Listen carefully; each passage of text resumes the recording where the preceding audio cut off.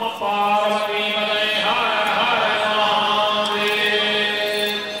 जो व्यवस्थापक हैं, व्यवस्थापकों से हमारा निवेदन है कि आप लोग आवाज नहीं करें, शांति से इशारे से अपना कार्य करते रहें, सामग्री पहुंचाते रहें। आप बीच में बात करते हैं तो पूजन में व्यवधान होता है, हमारे यजमानों का मन इधर उधर जाता है। इसलिए आप लोग आनो भद्राः वृतमो जन्तो विद्वतो तब्दासो अपरीतासो विदः समजर्जोयतां देवानां कुमरातिरविनो निबद्धतां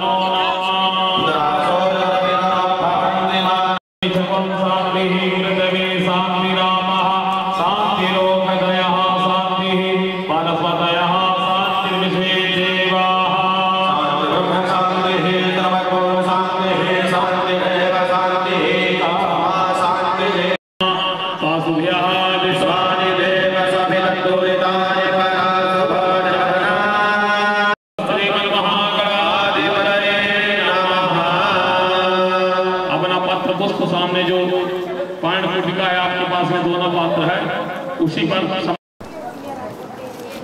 उल्टे हाथ में अक्षत लेंगे, सीधे हाथ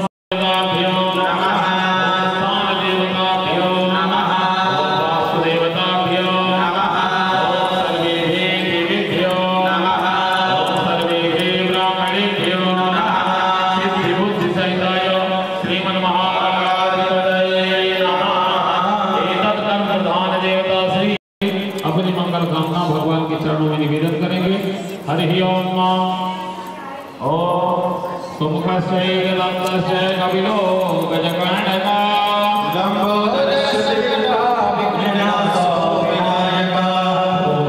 धूम्रकेतुनगणाध्यक्षो बालचन्द्रो गजानना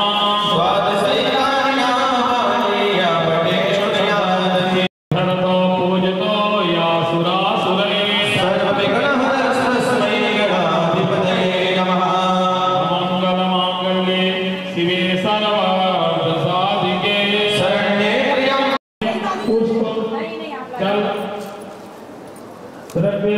अक्षर लेकर के संकल्प करेंगे। थाली में गुरुवा हो तो साथ में गुरुवा ले लेंगे। ओम भगवान का स्मरण करेंगे। ओम यस्य स्मरण मात्रेण जन्म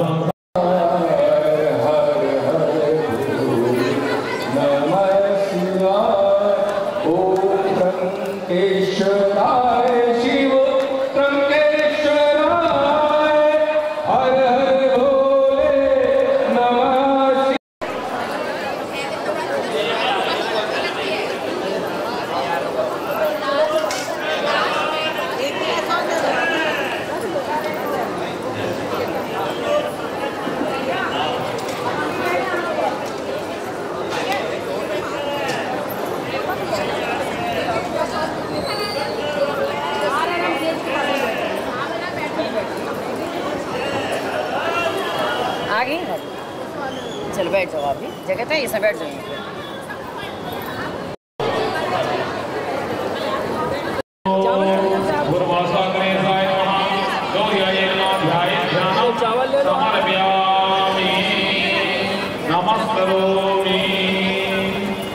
हाथ में जल, चावल, पुष्प और दक्षिणा लेकर के पूजन करने का संकल्प करेंगे। सभी लोग संकल्प करें, हाथ में कुशा, चावल, जल, दक्षिणा, पुष्प जो भी आपके कौन से वस्तु देंगे संकल्प करेंगे। 3 बार सभी लोग बोलेंगे ओम विष्णु विष्णु विष्णु हरि ओम विष्णु विष्णु विष्णु श्री भगवतो महामनोत्तय विष्णुराज्ञा प्रवर्तमान सिद्धि श्री ब्राह्मणों ही द्वितीय पारा देशे स्वीकारा कलगी मई वसंत मंदिर युगे कलियुगे कल्पचरणे जम्बूद्वीपे भूलोके भद्रंडे भारतवर्षे आर्यावर्त देशांतर्गत वर्षां क्षेत्रे दंडकारण्यवने अचल कृपा भक्ति प्राप्ति कामनीय प्रसन्नता कामनीय पार्थिवेश्वर महादेव आवाहन पूर्वक पूजन प्रतिष्ठा यथाशक्ति अभिषेक कर्माहम करिष्ये। अपना संकल्प भगवान के पास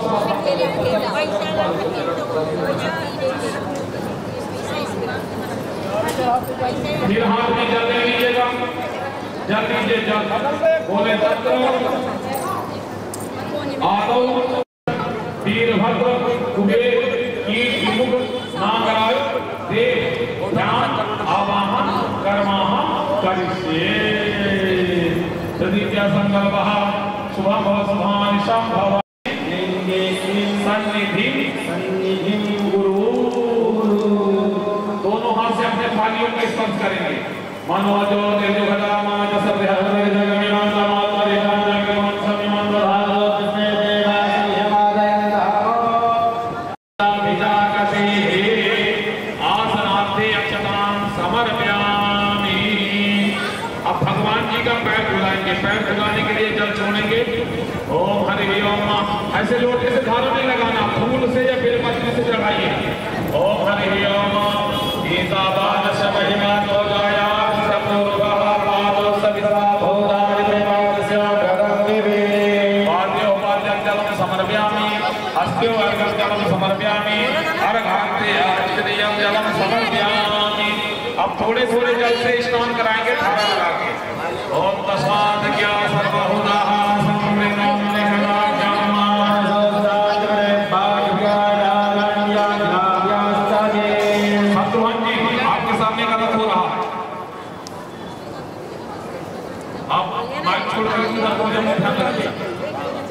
इसका हाल कैसे चल रहा है? अब जो है दूध का भाव करते हुए थोड़ा थोड़ा पंचामृत कराएंगे। भाव देंगे कि हम दूध से, या सबके पास दूध है, थोड़े थोड़े दूध से स्नान करा देंगे शिव जी को। ओम पयः प्रतिव्यां पयो हरि हो पयो दिव्यां नरिके पयो धः पयस्वतिः प्रदिशः दण्डमहितं पयः स्नानं समर्पयामि। पुनः शुद्ध जल से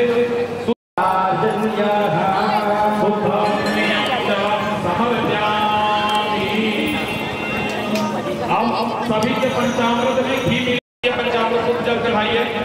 ओम शुद्धबालः सर्वशुद्धबालो मणिमालश्रेणाः श्वेताक्षराय पद्मपरे गंगाय।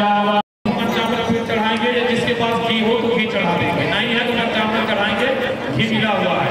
ओम घृतं निविच्य घृतमस्य घृते नमः पार्वती पतये हर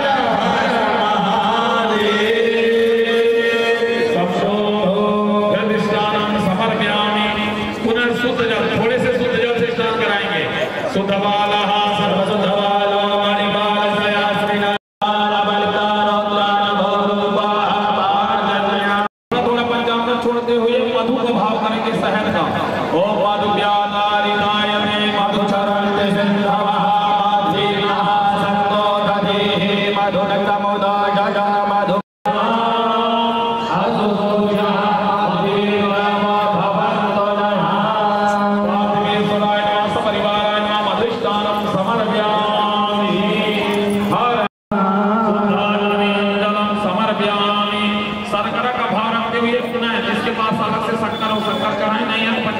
मिला हुआ है, पंचामृत चढ़ाएंगे। ओम अपाकुंद्र सप्तवय सकम सूर्य सकलकुम समाहितं मायवाकुं रसस्य रसस्तं मोघ्नामोदं मग्रहीता सिद्धाय पादुषं ग्रहणामि निर्देयो निर्दाय तानस्तमहं माहिरोमन्दधाते भवत्सरिता। पंचामृतिष्ठानं समर्पयामि। पंचामृतिष्ठानं में शुद्ध जल। ओम शुद्धबालः सर्वशुद्धबालो मणिपालतया श्रीनाः श्वेतः श्वेता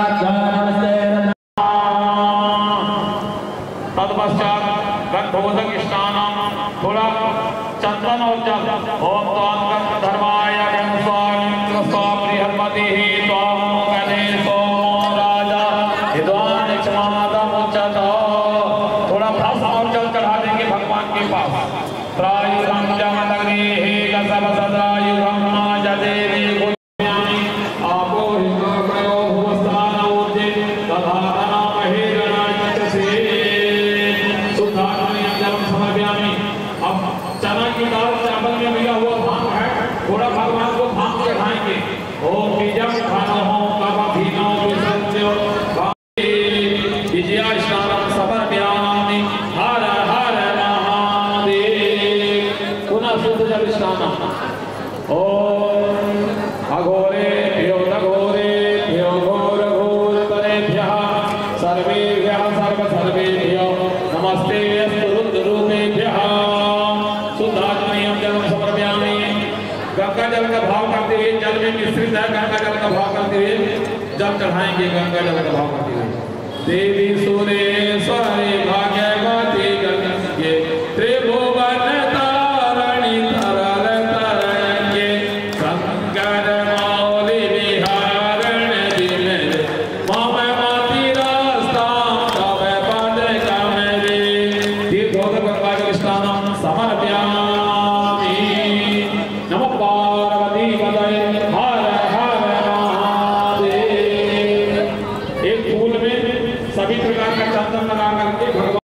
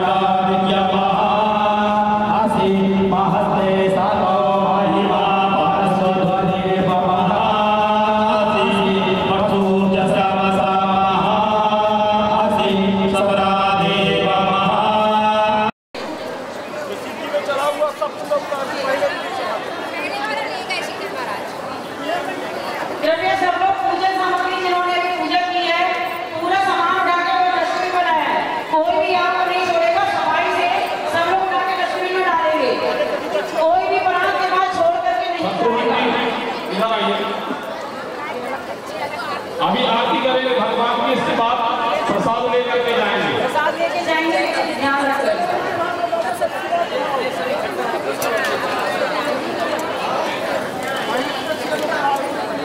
और बड़े शास्त्री जी सिकंदर पढ़िए।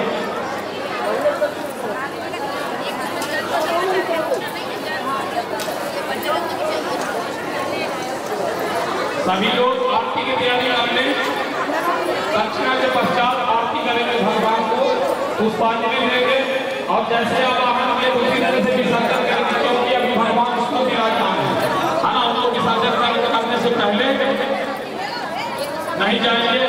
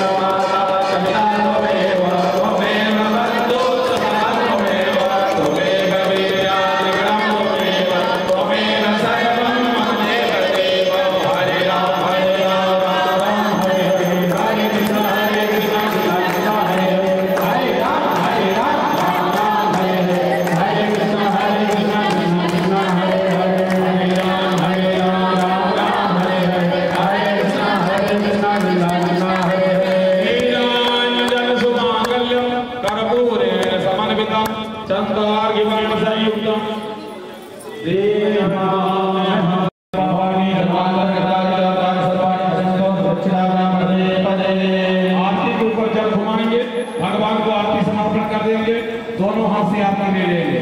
आरोग्यार्थे आत्माभिवंदना, थोड़ा चावल फूल देंगे, भगवान को पुष्पांजलि समर्पण करेंगे। चावल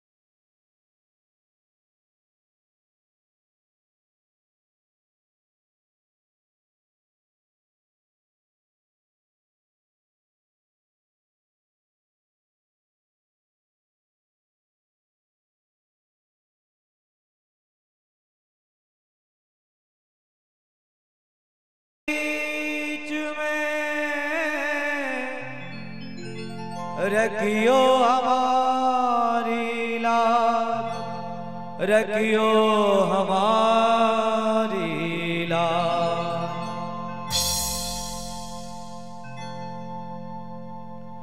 तुम हो गणेश बेमिसाल बेमिसाल, तुम हो गणेश बेमिसाल बेमिसाल, कहे गौरा रानी जुग जुग जियो मेरे लाल। गौरा रानी जुग जुग जियो मेरे लाल, कहे गौरा रानी जुग जुग जियो मेरे लाल। गौरा रानी जुग जुग जियो मेरे लाल। तुम हो गणेश बेमिसाल बेमिसाल, तुम हो गणेश बेमिसाल बेमिसाल, कहे गौरा रानी जियो मेरे लाल।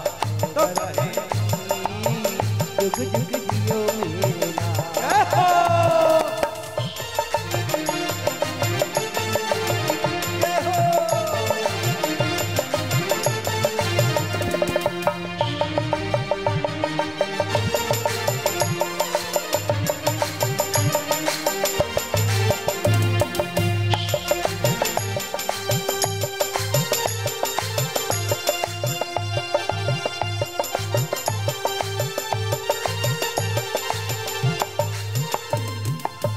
नजर न लागे लागे कजरे कटीका, नजर न लागे लागे कजरे कटीका।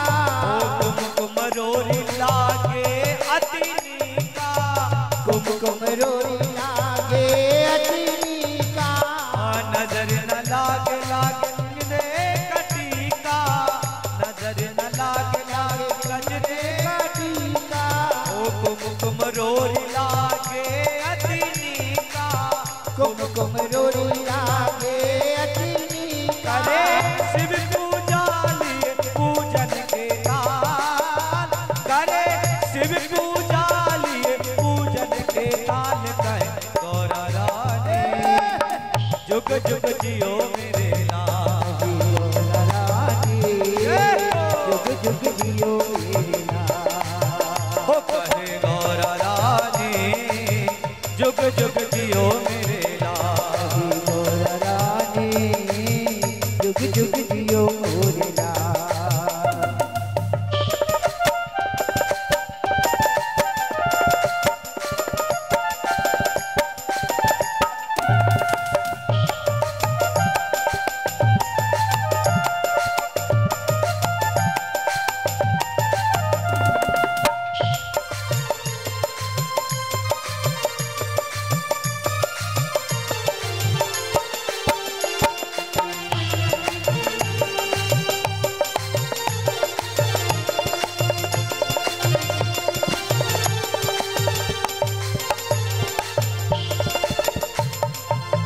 चंदन के पलना में झूले रे गणेशा, चंदन के पलना में झूले रे गणेशा।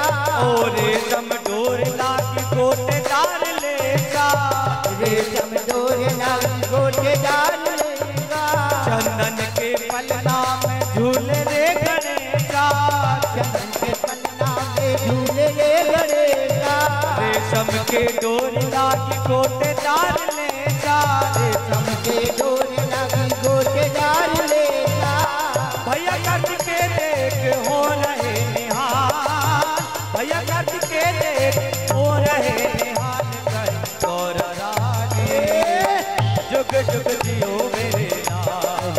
गौरा रानी जुग जुग जियो मेरे लाल, कहे गौरा रानी जुग जुग जियो मेरे लाल। गौरा रानी जुग जुग जियो मेरे लाल।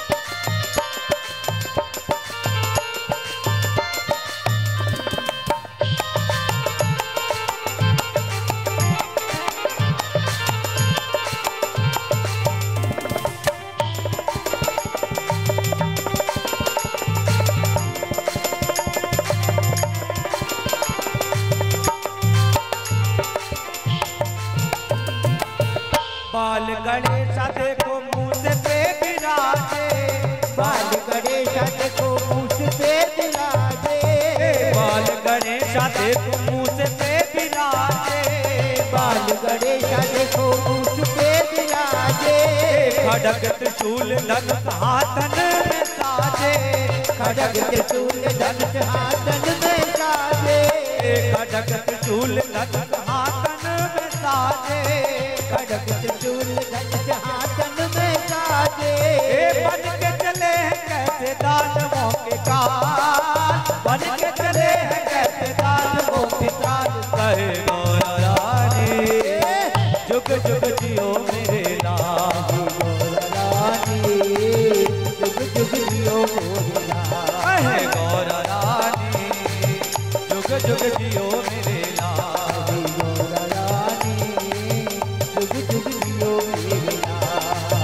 तुम हो गणेश बेमिसाल बेमिसाल, तुम हो गणेश बेमिसाल बेमिसाल, तुम हो गणेश बेमिसाल बेमिसाल, गौरा रानी जुग जुग जियो मेरे लाल, गौरा रानी जुग जुग जियो मेरे लाल, हे गौरा रानी जुग जुग जियो मेरे लाल, हे गौरा रानी जुग जुग जियो मेरे लाल, जुग जुग जियो मेरे लाल, जुग जुग जियो मेरे लाल, ओ जुग जुग जियो मेरे लाल, जुग जुग जियो मेरे लाल, जुग जुग जियो मेरे लाल, जुग जुग जियो मेरे लाल, जुग जुग जियो मेरे लाल।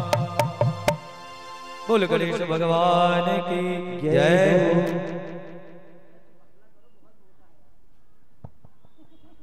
जय श्री राम।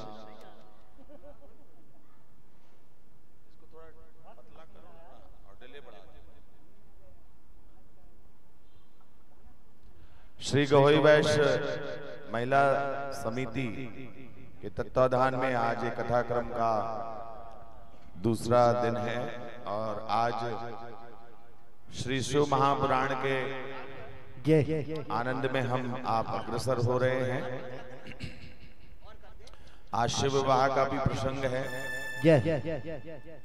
तो आइए हनुमान जी का ध्यान करने से सभी देवों की आराधना हो जाती है, क्योंकि हनुमान जी ही हैं जिनको श्री राम जी भी स्नेह करते हैं, कृष्ण जी भी स्नेह करते हैं। देवादि देव महाराज का, भोलेनाथ जी का वो खुद स्वरूप है, रुद्र रूप। तो एक हनुमान मात्र की आराधना करने से सभी देवों की वंदना हो जाती है। तो आइए चलते हैं, सभी यजमानों का स्वागत है। ये ऐसे गौरव के पल होते हैं जहां कोई एक संस्था आयोजन करती है और लाभ सबको मिलता है।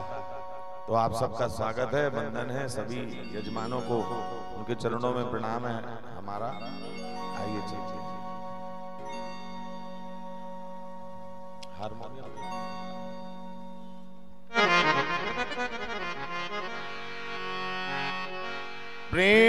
प्रेमामृत दातारं गौरांगं दयानिधिं श्रीमद् रामहर्षण देवाख्यं सद्गुरुं प्रणमाम्यहम्। ललाट पटले लसधूर्व तिलकम कल्याण लोकाखिलकारयन्तम सदा प्रसन्नम हृदयं वसन्तं गुरु राम कृष्णं शरणं प्रपद्ये। निश्चय प्रेम प्रतीत ते विनय करे सन्मान तेहि के कारज सकल शुभ सिद्ध करे हनुमान। सीताराम सीताराम सीताराम सीताराम सीताराम सीताराम सीताराम सीताराम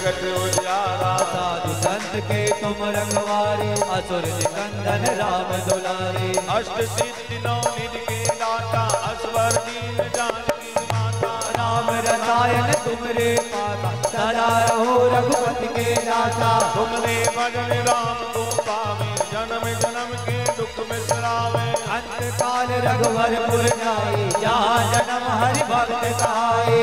और देवता चित्त न धरहि, हनुमत से सर्व सुख करहि। संकट कटे मिटे सब पीरा, जो सुमिरै हनुमत बलबीरा। जय जय जय हनुमान गोसाई, कृपा करहु गुरुदेव की नाई। जो सतबार पाठ कर सोई, छूटहि बंदी महासुख होई। जो यह पढ़े हनुमान चालीसा, होई सिद्ध साखी गौरी सा। तुलसीदास सदा हरि तेरा, कीजय नाथ हृदय मानेरा। तुलसीदास सदा हरि तेरा, कीजय नाथ हृदय मानेरा। तुलसीदास सदा हरि तेरा, कीजय नाथ हृदय मानेरा। पवन तनय संकट हरै, मंगल मूरति धूम। राम लखन सीता सहित, हृदय मथौ सुर भूप। सीताराम सीताराम सीताराम सीताराम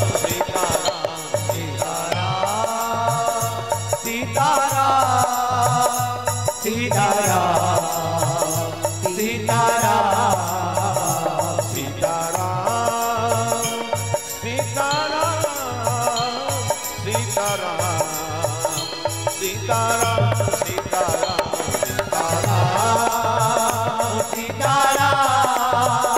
सीताराम दोनों हाथ आगे।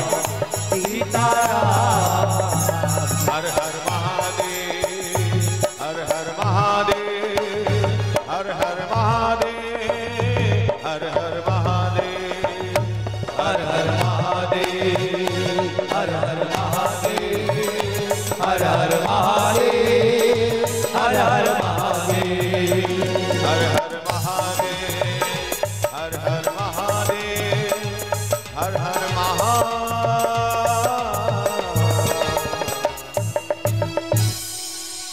बोलिए शंकर भगवान की जय जय। आज आप सबने पार्थिव शिवलिंग निर्माण किया होगा।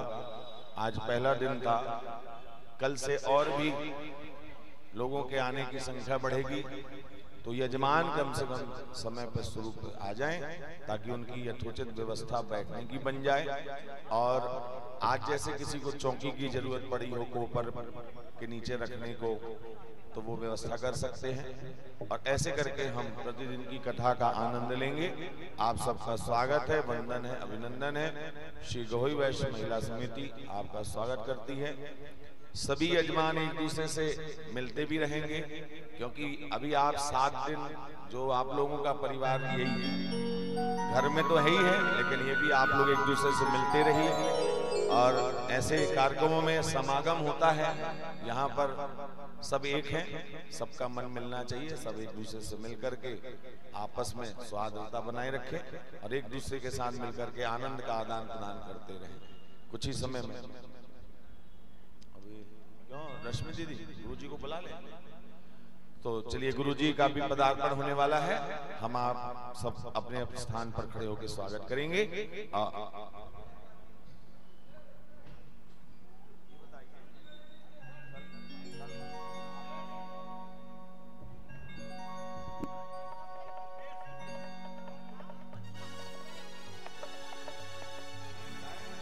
नरेन भैया, नरेन भैया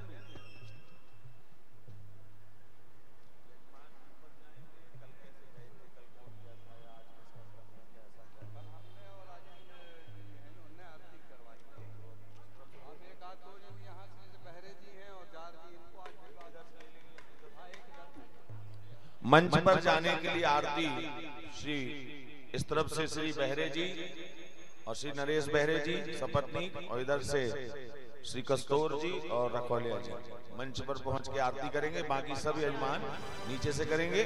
फिर कल कथा के क्रम में जो अन्य यजमान हैं उनको हम मंच पर भेजेंगे।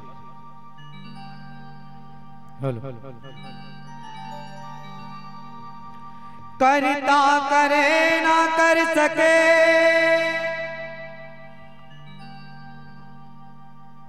गुरु करे सब हो।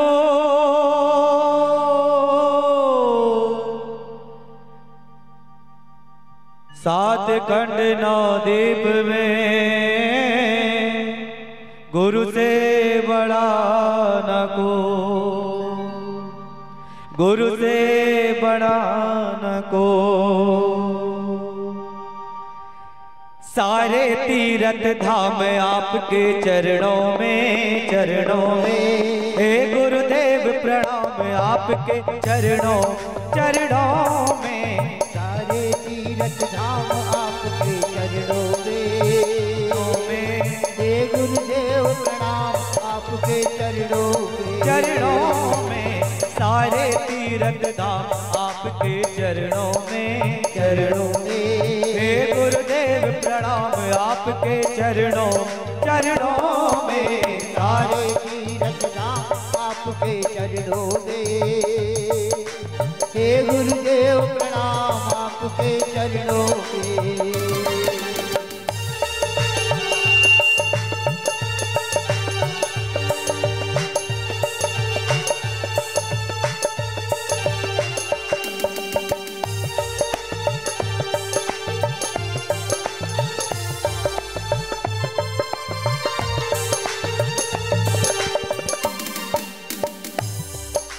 हृदय में माँ गौरी लक्ष्मी कंठ शारदा माता है, कंठ शारदा माता है, कंठ शारदा माता है। जो भी मुख से वचन कहे वो वचन सिद्ध हो जाता है, वचन सिद्ध हो जाता है, वो वचन सिद्ध हो जाता है। हृदय में माँ गौरी लक्ष्मी कंठ शारदा माता है, कंठ शारदा माता है, कंठ शारदा माता है। जो भी मुख से वचन कहे वो वचन सिद्ध हो जाता है, वो वचन सिद्ध हो जाता है, वो वचन सिद्ध हो जाता है। गुरु ब्रह्मा है गुरु विष्णु, है गुरु ब्रह्मा है गुरु विष्णु, है शंकर भगवान आपके चरणों में। हे गुरुदेव प्रणाम आपके चरणों, चरणों में। सारे तीर्थ धाम आपके चरणों में, चरणों में। हे गुरुदेव प्रणाम आपके चरणों में।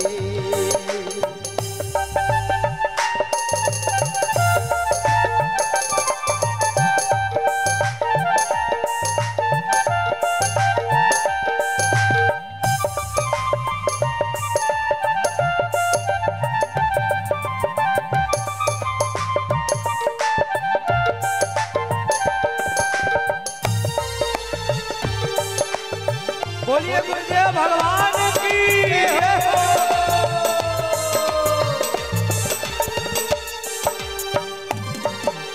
जन्म के दाता मात पिता है, आप कर्म के दाता हो, आप कर्म के दाता हो प्रभु, आप कर्म के दाता हो। आप मिलाते हैं ईश्वर से, आप ही भाग्य विधाता हो, आप ही भाग्य विधाता हो गुरु, आप ही भाग्य विधाता हो। जन्म के दाता मात पिता है, आप कर्म के दाता हो, आप कर्म के दाता हो, आप कर्म के दाता हो। आप मिलाते हैं ईश्वर से, आप ही भाग्य विधाता हो, आप ही भाग्य विधाता हो, आप ही भाग्य विधाता हो। दुखिया मन को रोगी तन को, दुखिया मन को रोगी तन को, मिलता है आराम आपके चरणों में। हे गुरुदेव प्रणाम आपके चरणों, चरणों में। सारे तीर्थ धाम आपके चरणों में, चरणों में। हे गुरुदेव प्रणाम आपके चरणों में, चरणों में। सारे तीर्थ धाम आपके चरणों में, चरणों में। हे गुरुदेव प्रणाम आपके चरणों में सारे तीर्थ धाम आपके चरणों में हे गुरुदेव प्रणाम आपके चरणों में सारे तीर्थ धाम आपके चरणों में हे गुरुदेव प्रणाम आपके चरणों में हे गुरुदेव प्रणाम आपके चरणों में हे गुरुदेव प्रणाम आपके चरणों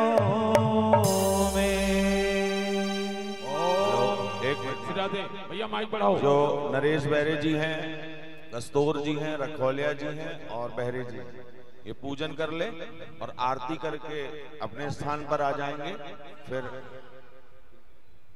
ओम अपवित्रः पवित्रो वा सर्वावस्थांगतो विवा यह स्मरेत् पुंडरीकाक्षौ सवायाभ्यन्तरासुचि पुंडरीकाक्ष पुनात्मां पुंडरीकाक्षः आचम्य ओम केशवाय नमः माधवाय नमः नारायणाय नमः ओम गोविंदाय नमः स्तव वृक्षाल्य ओम हरि ओम चंदनस्तु महत्पुण्यं पवित्रं पापनाशनम् आपदा हरते नित्यं लक्ष्मी वसतु सर्वदा। ओम व्यासाय विष्णुरूपाय व्यासरूपाय विष्णवे नमो वै ब्रह्मविदये वासिष्ठाय नमो नमः। भगवते श्री व्यासाय नमः। ध्यायेत् ध्यानं समर्पयामि। बालकृष्ण देव ध्यानं वंशे विभूषितकरा नवनीरदाभात् पीताम्बरादरुण बिम्बफलाधरोष्टात्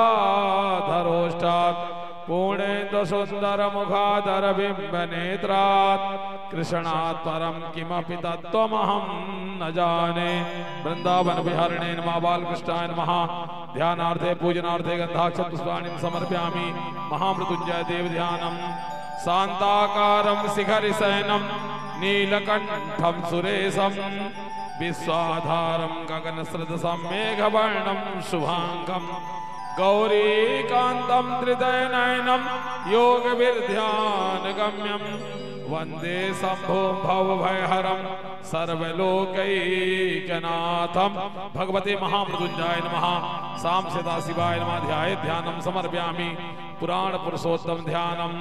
ओम या कुंदेन्दु तुषारहार धवला या सुप्रवस्तावृता या वीणा वरदंड मंडितकरा या श्वेत पद्मासना या ब्रह्माजुत शंकरा प्रभृतवै देवै सदा वंदितां सा मां पातु सरस्वतीं भगवतीं निःशेषजाड्यापहम्। नमः संभवाय च मयोद्भवाय च नमः शंकराय च मयस्कराय च नमः शिवाय च शिवतराय च श्री पुराण पुरुषोत्तमाय नमः। ध्यानार्थे पूजनार्थे गंधाक्षत पुष्पाणिं समर्पयामि। सद्गुरुदेवं पूजयेत।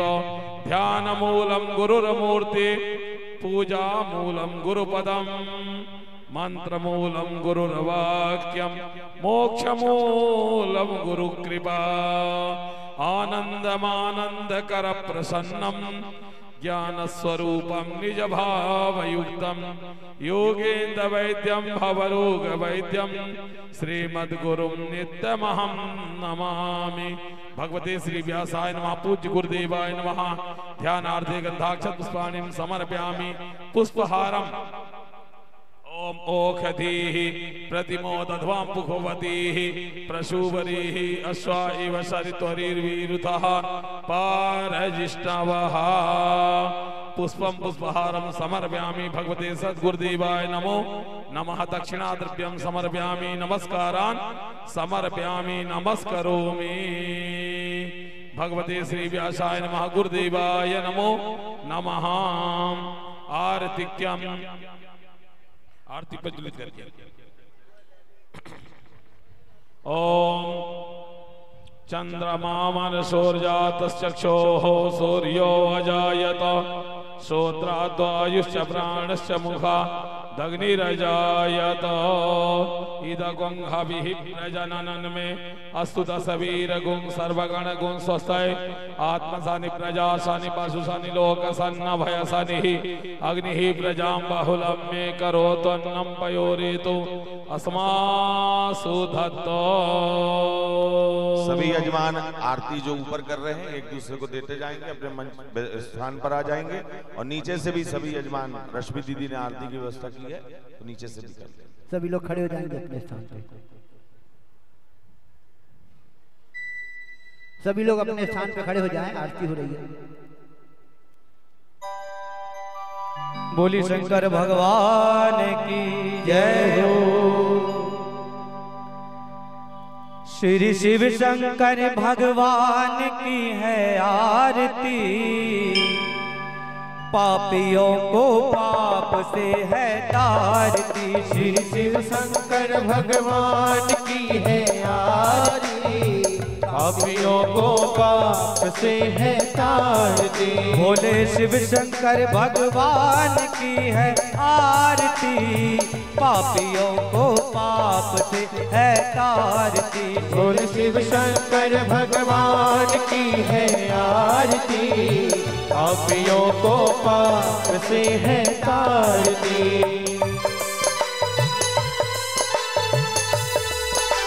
ताली बजा के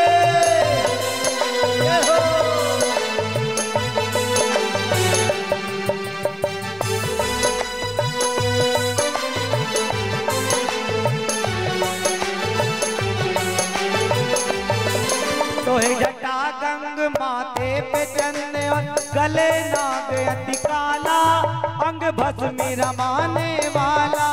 तो जटा गंग माथे पे चंद और गले नाग अति काला, अंग भस्मी रमाने वाला। तो जटा गंग माथे पे चंद और गले नाग अति काला, अंग भस्मी रमाने वाला। तो जटा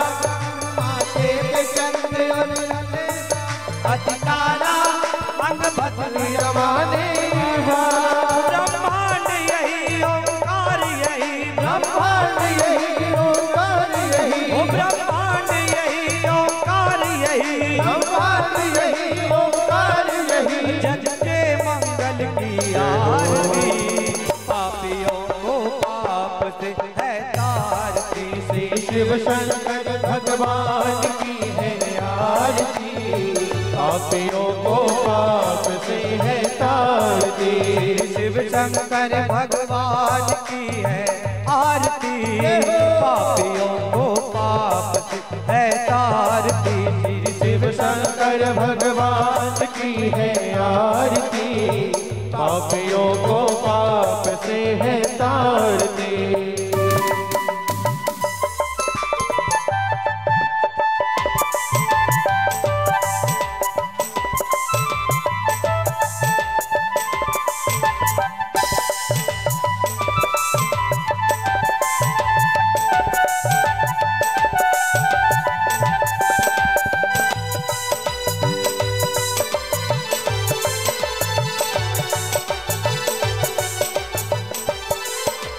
शांत चित पावन पुनीत, पापों को मिटाने वाला, डमरू को बजाने वाला। ये शांत चित पावन पुनीत, पापों को मिटाने वाला, डमरू को बजाने वाला। ये शांत चित पावन पुनीत, पापों को मिटाने वाला, डमरू को बजाने वाला। ये शांत चित पावन पुनीत, पापों को मिटाने वाला, डमरू को बजाने वाला। यही प्रलयंकर यही शिव शंकर, यही प्रलयंकर यही शिव शंकर, यही प्रलयंकर यही शिव शंकर, यही प्रलयंकर यही शिव शंकर। गौरी शंकर की आरती, पापियों को पाप से है तारती। शिव शंकर भगवान की है आरती, पापियों को पाप से है तारती। बोले शिव शंकर भगवान की है आरती, पापियों को पाप से है तारती। बोले शिव शंकर भगवान की है आरती, पापियों को पाप से है तारती।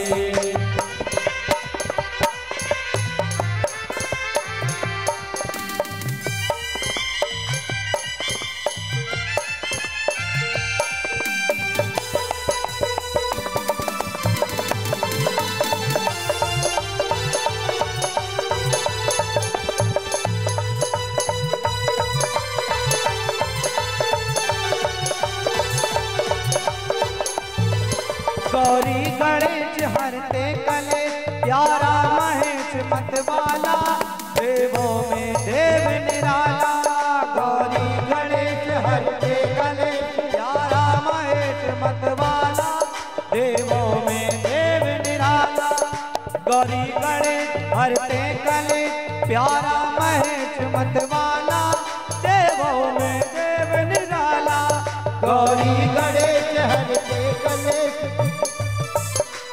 वाला देवों में देव निराला पहिरे भुजंग वो नीलकंठ भुजंग वो नीलकंठ ओ पहिरे भुजंग वो नीलकंठ भुजंग वो नीलकंठ ओ शिव के महिमा की आरती पापियों को पाप से है आरती शिव शंकर भगवान की है आरती पापियों को पाप से है तारती बोले शिव शंकर भगवान की है आरती पापियों को पाप से है तारती बोले शिव शंकर भगवान की है आरती पापियों को पाप से है तारती पापियों को पाप से है तारती पापियों को पाप से है तारती कर्पूर गौरम करुणावतारम संतार तारम भुजगेन्द्रार सदा वदन प्यार लेते अवम भवानी जटम नमामि मंदार माला गुलदाय गाय कपाल माला चिरते कराय दिव्यपराय जगदम्बराय नमः शिवाय नमः शिवाय त्वमेव माता च पिता त्वमेव त्वमेव बन्धो च सखा त्वमेव त्वमेव विद्या जगनं त्वमेव त्वमेव सर्वं मम देव देवा मनोजवं मारुततुल्यवेगं जितेन्द्रियं बुद्धिमतां परेशं वातात्मजं वानरयोगमुख्यं श्रीरामदूतं शरणं प्रपद्ये गुरुर्ब्रह्मा गुरुर्विष्णु गुरुर्देवो महेश्वरा गुरुर्साक्षात् परब्रह्म तस्मै श्री गुरुवे नमः हरे राम राम राम हरे हरे हरे कृष्णा कृष्ण कृष्णा हरे हरे कृष्ण राधे की जय राधे कृष्णा की जय कृष्ण राधे की जय राधे कृष्णा की जय बोलो बाके बिहारी की जय जय जय बोलो बाके बिहारी की जय जय जय बोले भोले भंडारी की जय जय जय बोलो भोले भंडारी की जय जय जय बोलो भोले भंडारी की जय जय जय बोलो भोले भंडारी की जय जय जय बोलो भोले भंडारी की जय जय जय बोलो भोले भंडारी की जय जय जय बोलिए शंकर भगवान की जय हो जलेन शीतलीकरणं पुष्पैः देवाभिवन्दनम् आरोग्यार्थे आत्माभिवन्दनम् हस्तप्रक्षाल्य मन्त्रपुष्पाञ्जलिः नानासुगन्धपुष्पाणि यथा कालोद्भवानि च पुष्पाञ्जलिर्मया दत्त गृहाण परमेश्वर सुमन सुगंधित सुमनलय सुमन सुगंधि अपार पुष्पांजलि अर्पण करो सब देव करो स्वीकार संगाय सपरिवाराय सहिताय संगाय क्षमा प्रार्थना पूर्वक मंत्र पुष्पांजलि समर्पयामि श्री पुराण पुरुषोत्तमाय नमः। बोले पुराण पुरुषोत्तम भगवान की, श्री शिव महापुराण की, शंकर भगवान की, वृंदावन बिहारी लाल की जय, पूज्य व्यासी महाराज की जय। नमः पार्वती पतये हर हर महादेव शंभो। जय श्री राम। बोलो लक्ष्मीनारायण भगवान की हर हर महादेव। कथाक दिवस के दूसरे दिवस पर कथाक्रम के आयोजन में आप सबका स्वागत है। व्यासपीठ पर सुशोभित पूज्य महाराज जी और सभी विप्रगण, उनको भी हम सबका प्रणाम है। आइए कथा में हम प्रवेश करते हैं और श्री गौड़ वैश्य महिला समिति का ये श्रावण के महीने में अनुपम प्रयास भगवान श्री लक्ष्मीनारायण जी के चरणों में बैठ करके हम सब कथा का आनंद रसपान कर रहे हैं। एक बार दोनों भुजा उठा करके बोलिए हर हर महादेव। आइए चलते हैं कथा में। सभी लोग यथोचित स्थान लेकर के कथा का आनंद लें। जय सिया राम, जय श्री कृष्ण। शिव जी की बारात का आज प्रसंग है। जैसा मुझे बताया गया है तो जो यजमान है पुरुष वर्ग, उनको बारात में शामिल होना है। महिलाएं यहीं रहेंगी और आप लोगों को शिव जी की बारात में बाराती बनना है। तो वैसे तो भूत प्रेत सब आए रहे, तो आज जो जिसको जैसा बनना हो तो वो स्वरूप बना सकते हैं। वैसे तो देखो ना, अलग अलग टोपी लगाए हैं सब यजमान, सब मतलब अलग अलग स्वरूप के हैं। नरेंद्र भैया की अलग टोपी है, कस्तूर जी की अलग है, रखौलिया जी की अलग है, सुहाने जी की अलग है, और के नहीं है तो उनकी लग जाएगी। सीमू दीदी ने व्यवस्था की है ना दीदी? सबके टोपी लगी है, सब यजमानों की टोपी लगी है, और जिनकी नहीं लगी है उनकी टोपी लग जाएगी, जो बाराती बनेंगे, है ना? तो चलिए सभी लोग पढ़ते हैं। एक बार व्यास जी के चरणों में प्रणाम करते हैं। बोलिए व्यास जी महाराज की जय हो। जय श्री राम।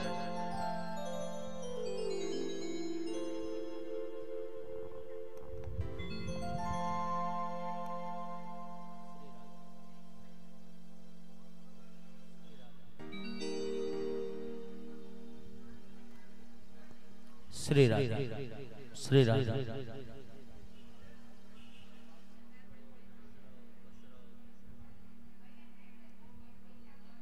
श्री राधे।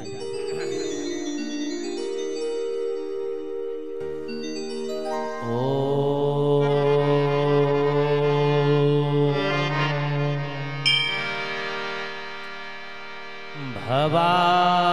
भवानी शंकरो वंदे श्रद्धा विश्वास रूपिणो याभ्यां विना न पश्यन्ति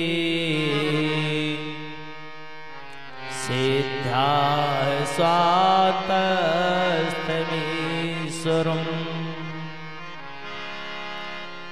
शिवेति द्वयक्षरं नाम व्याहरे सन्ति ये जना तेषां स्वर्गश्च मोक्षश्च भविष्यति न चान्यथा। नमस्ते नीलकंठाय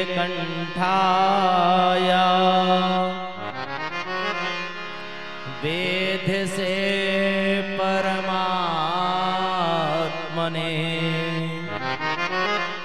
शिवाय विश्वबीजाय जगदानंद हेतवे नारायणं नमस्कृत्य नरं चैव नरोत्तमं देवीं सरस्वती व्यासं ततो जयमुदीरे। वंदे महेशं सुरसिद्धसेवितं भक्तैः सदा पूजितपादपद्मं ब्रह्मेन्द्र विष्णुप्रभुतैश्च वन्दितैः ध्याये सदा कामदुघं प्रसन्नम्।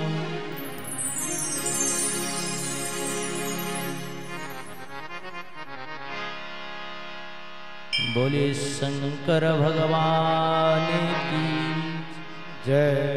श्री शिव महापुराण की, श्री लक्ष्मी नारायण भगवान की जय, श्री सद्गुरुदेव भगवान की जय, यज्ञ नारायण भगवान की जय हो, आज के आनंद की जय हो, जय जय श्री राधे श्याम। परम परात्पर जगदाधार भूतनाथ भोलेनाथ उमानाथ सतीनाथ भक्त वत्सल भगवान भूत बावन भोलेनाथ जी के चरणों में कोटि कोटि नमन है। परम संत बलवंत हनुमतलाल जी के चरणों में कोटि कोटि नमन। श्री लक्ष्मी नारायण भगवान के चरणों में सत सत नमन। श्री सद्गुरुदेव भगवान के चरणों में नमन। यज्ञ मंडप पर आवाहित स्थापित 33 कोटि देवताओं के चरणों में कोटि कोटि नमन। हमारे इस सुंदर कथा में दूर दूर से आए हुए विद्युत आचार्य वृंद, परिचित स्वरूप हमारे सभी श्रोतागण, सती सीता अनुसुईया जैसे देवियों के पद चिन्हों पे चलने वाली देवमयी ममतामयी माताएं बहनें, हमारे संगीतकार भैया और इस कथा को जन जन तक पहुंचाने का जो प्रयास कर रहे हैं तो हमारे वैभव भैया, इस कथा को सुंदर स्वरूप देने वाली हमारी गहोई वैश्य महिला समिति की मातृशक्ति, और इस कथा को और सुंदर रसमय बनाने के लिए हमारे बीच में जो भगवान के अनंत भक्त और गुरु चरणों का नित्य आश्रय लेने वाले नंदू भैया है, प्रेम से जो उनका नाम है, भगवान के प्रति बड़ा समर्पण है, गुरु जी के प्रति बड़ा समर्पण है। उनसे हमें कुछ सीखना चाहिए कि भगवान के प्रति प्रेम कैसे हो। जब प्रेम हो जाता है तो प्रेम पराकाष्ठा में जब पहुंचते हैं तो ठीक यही गति होती है कि ठाकुर जी खींच करके ले आते हैं। इतनी व्यस्तताओं के बीच में भी चाहे 10 मिनट का समय हो निकाल करके पहुंच जाते हैं। ये बड़ा गौरव का विषय है। और जहां पहुंच जाते हैं तो देखो, गुलाब का पुष्प किसी भी तरह से कहीं भी हो उसकी सुगंध अलग आएगी कि नहीं। तो वो पहुंच जाते हैं, पहुंचने से ही मन गदगद हो जाता है, सबके मन की ऊर्जा अलग हो जाती है। भगवान उनके ऊपर कृपा करें, सभी के ऊपर कृपा करें। कल हम आप सब लोगों ने बहुत सुंदर भगवान की कथा को श्रवण किए। भूत भावन भोलेनाथ जी की दयालुता देखें, भगवान की कृपा कैसे बरसती है। बिंदुक नामक ब्राह्मण कर्महीन हो जाता है, लेकिन भगवान कितने दयालु हैं कि सद्गति को प्रदान करते हैं। देवराज भी अनेकानेक पाप किया, लेकिन भगवान उसे भी सद्गति प्रदान किए। और यहाँ तक कि भगवान ब्रह्मा जी और विष्णु जी में भी विवाद हो गया। सब लोग कहते हैं कि नास्तिकों में विवाद होता, असुरों में विवाद होता, तो कभी कभी आस्तिक में भी विवाद हो जाता है। कोई जरूरी नहीं कि जिनका कब कौन सी बात पर विवाद हो जाए। ब्रह्मा और विष्णु जी में विवाद हुआ। भगवान भोलेनाथ जी अग्निश्वर शिवलिंग के रूप में प्रकट हुए, जो अरुणाचल में है। आज भी वहां पर यदि जाकर के देखते हैं तो दर्शन करने में, हम तो गए नहीं पर ऐसा कहते हैं कि आधे घंटे भी उस शिवलिंग के पास आप खड़े नहीं हो सकते, इतना तेज है। प्रथम भगवान भोलेनाथ जी का अग्निश्वर लिंग के रूप में प्राकट हुआ, जो ब्रह्मा विष्णु के दोनों के विवाद को समाप्त किया। ये सब कथा कल हम आप सब लोगों ने श्रवण करी है। आइए आज की कथा को अपने हृदय में विराजमान करने के लिए अपने मन के विकार को दूर करें, मन को निर्मल करें और भगवान से प्रार्थना करें कि प्रभु हमारे मन में ऐसी बुद्धि प्रवेश कराएं, ऐसा ज्ञान भर दें कि हमारा मन आपके चरणों में लगा रहे। कर से कर्म करहि विधि नाना, अब मन राखो जहां कृपा निधाना। आपका काम है, आपने जो सेवा दी है वो तो करना पड़ेगा, लेकिन हमारा मन आपके चरणों से लगा रहे, और जब मन आपके चरणों में रहेगा तो हमारा कल्याण हो जाएगा, क्योंकि आप बड़े दयालु। आइए अपने मनवाणी को पवित्र करें। ओम शिव परात्परा शिव, ओंकारा शिव तव शरणम। ओम शिव परात्परा शिव, शिव शिव शिव शिव तव शरणम। ओम शिव परात्परा शिव, ओंकारा शिव तव शरणम। ओम शिव परात्परा शिव, ओंकारा शिव तव शरणम। जय हो।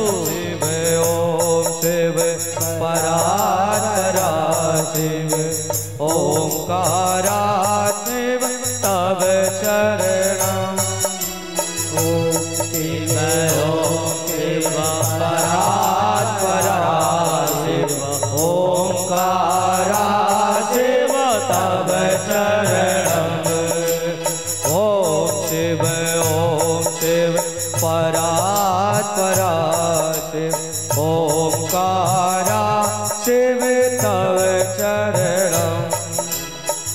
ओम शिव परात्परा शिव, ओंकारा शिव तव शरणम। ओम शिव परात्परा शिव, ओंकारा शिव तव शरणम। ओम शिव परात्परा शिव, ओंकारा शिव तव शरणम। ओम शिव परात्परा शिव, ओंकारा शिव तव शरणम।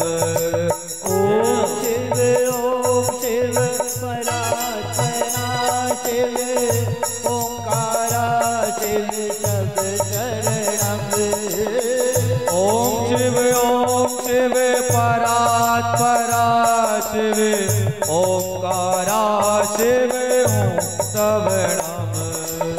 ओम शिव परात्परा शिव, ओंकारा शिव तव शरणम। ओम शिव परात्परा शिव, ओंकारा शिव तव शरणम। ओम शिव परात्परा शिव, ओंकारा शिव तव शरणम।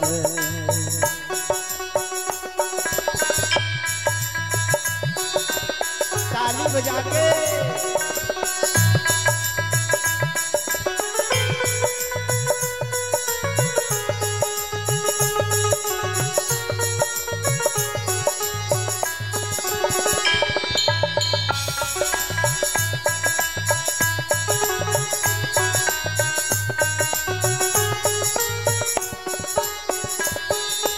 ओम शिव परात्परा शिव, ओंकारा शिव तव शरणम।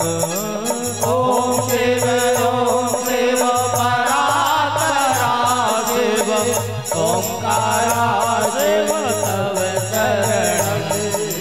ओम शिव परात्परा शिव, ओंकारा शिव तव शरणम।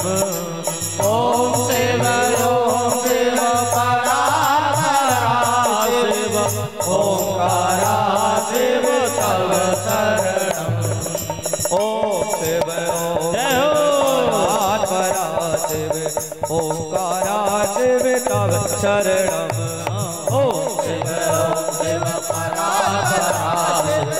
ओंकारा शिव तव शरणम ओम शिव परा शिव ओंकारा शिव तव शरणम ओम शिव परा शिव ओंकारा शिव तव शरणम ओंकारा शिव तव शरणम ओंकारा शिव तव शरणम ओंकारा शिव तव शरणम।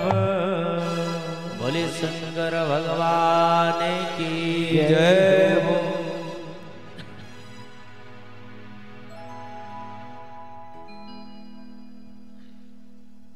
श्री सूत जी महाराज से शौनकादिक ऋषियों ने प्रश्न किया, महाराज भगवान को प्राप्त करने के लिए बहुत सारे साधन हैं और भगवान को प्राप्त नहीं करना तो कोई भी साधन नहीं। भगवान इतने सरल नहीं कि सबको मिल जाए और भगवान इतने कठिन नहीं कि किसी को ना मिले। यदि भगवान इतने सरल होते तो दुर्योधन, रावण, कंस आदि को भी मिल जाते, और इतने कठिन होते तो 5 वर्ष की अवस्था में ध्रुव जी को नहीं मिलते, प्रहलाद जी को नहीं मिलते, त्रिवका को नहीं मिलते। बोले भगवान बड़े सरल हैं, उनके लिए आपके मन बुद्धि निर्मल होना चाहिए। कैसे होगी महाराज? बोले उसके लिए आपको अपने आचरण को पवित्र करना पड़ेगा। जब तक आपके आचरण पवित्र नहीं होंगे, चित्र की पूजा नहीं चरित्र की पूजा होती है। आपका चरित्र निर्मल होना चाहिए, देखने में बहुत सुंदर हो, दशानन हो, लेकिन चरित्र अच्छा ना होने के कारण रावण आज भी जलाया जाता है।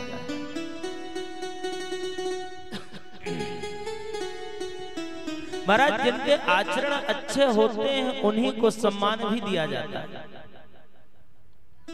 इसी बात पे तो एक बार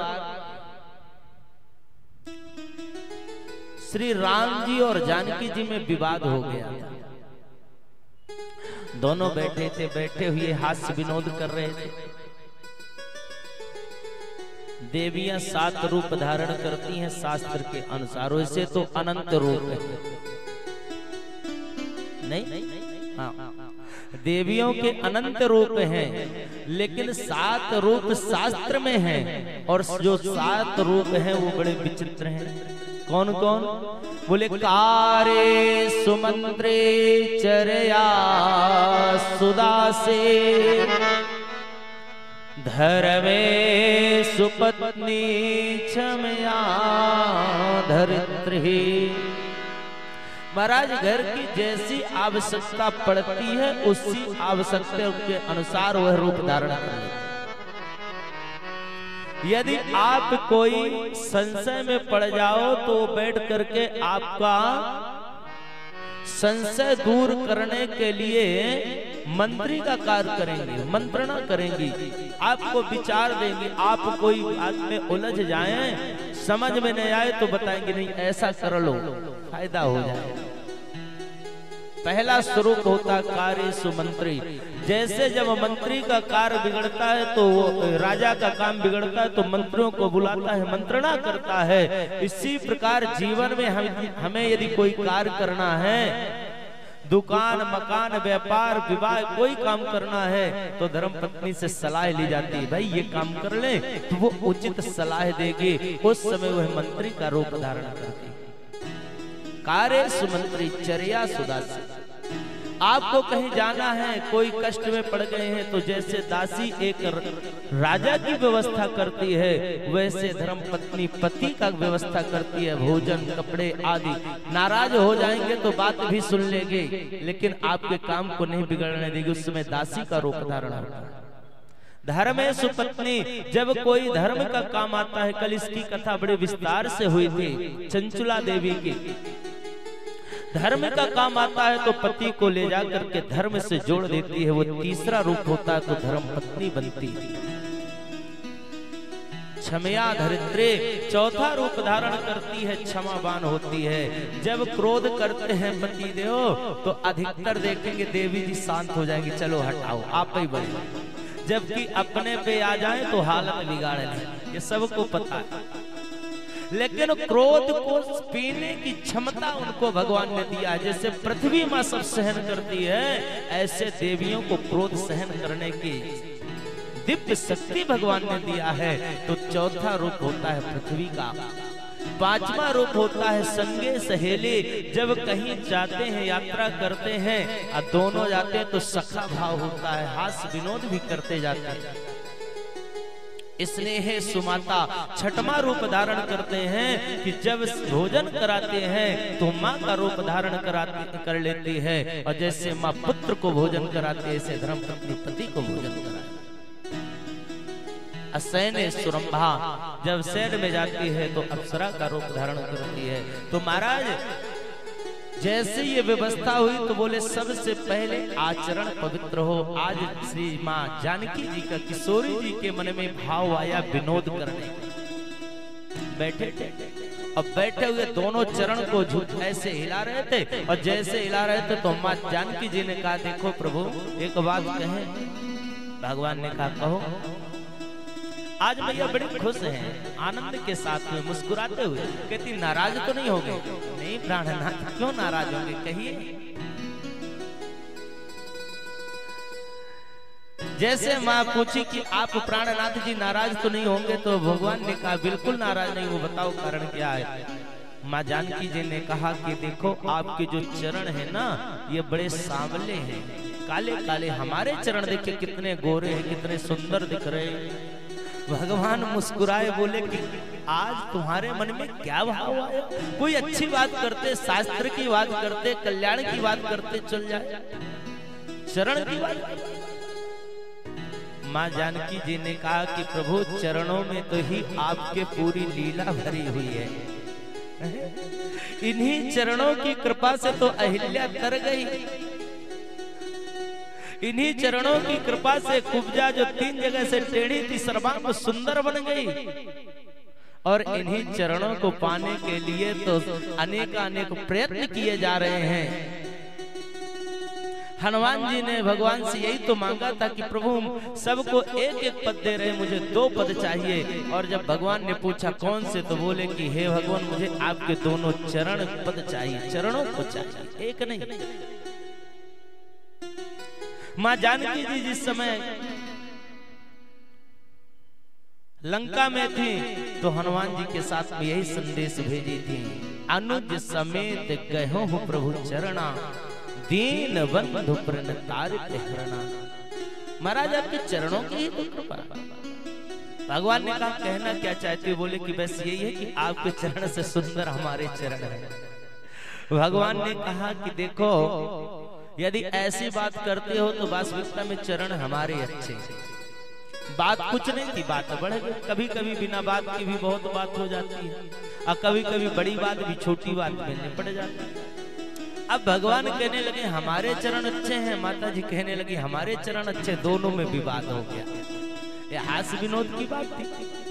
उसी बीच में लक्ष्मण जी आ गए। जानकी जी देख करके कहती है लक्ष्मण अच्छे समय पे आए हो, कहो भैया क्या बात है?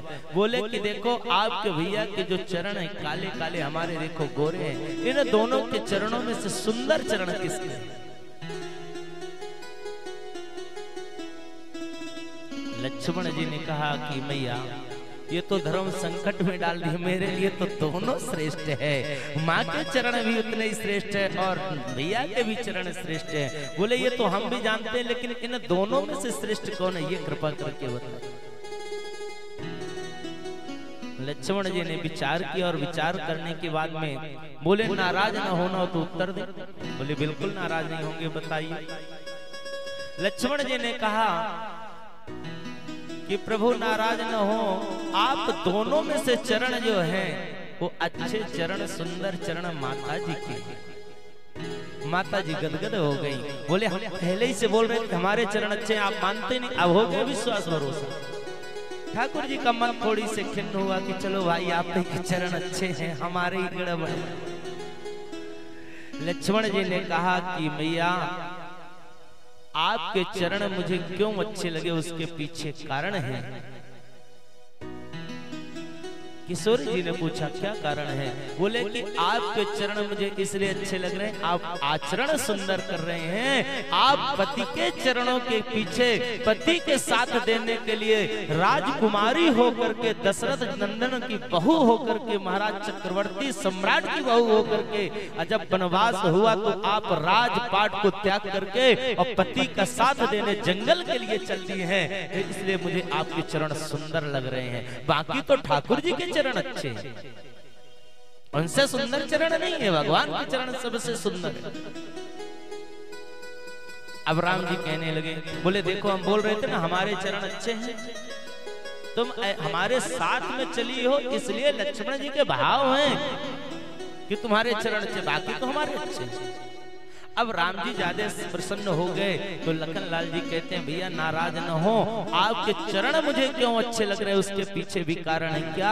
बोले कि इसलिए मुझे आपके चरण अच्छे लग रहे हैं कि आप पिता के वचन का पालन करने के लिए, जिसको राजगद्दी मिलने वाली थी और उनके एक वचन में, एक बार कहने में, एक क्षण में छोड़ करके जंगल चल दिए और वनवास स्वीकार कर लिए, संतों की सेवा करने लगे, इसलिए आपके चरण मुझे प्रिय लग रहे हैं, सुंदर लग रहे हैं। हमें तो चित्र की नहीं चरित्र की, जिसका चरित्र अच्छा हो वो सबसे श्रेष्ठ है, और जिसका चरित्र बिगड़ गया है उसकी कहीं देवता भी स्वीकार नहीं करते। इसमें लिखा हुआ विभाग शिव पुराण में भी है, अपूज्यन्ते यत्र पूज्यते, जो जिसका आचरण अच्छा न हो उसकी आप पूजा करें, और जिसका आचरण अच्छा हो उसका अपमान करें, तो वहां पर दुर्भिक्षम मरणम भयम, वहां दुर्भिक्षता आती है, मृत्यु के समान भय बना रहता है, और वहां अनेक प्रकार की विपत्तियां आती हैं।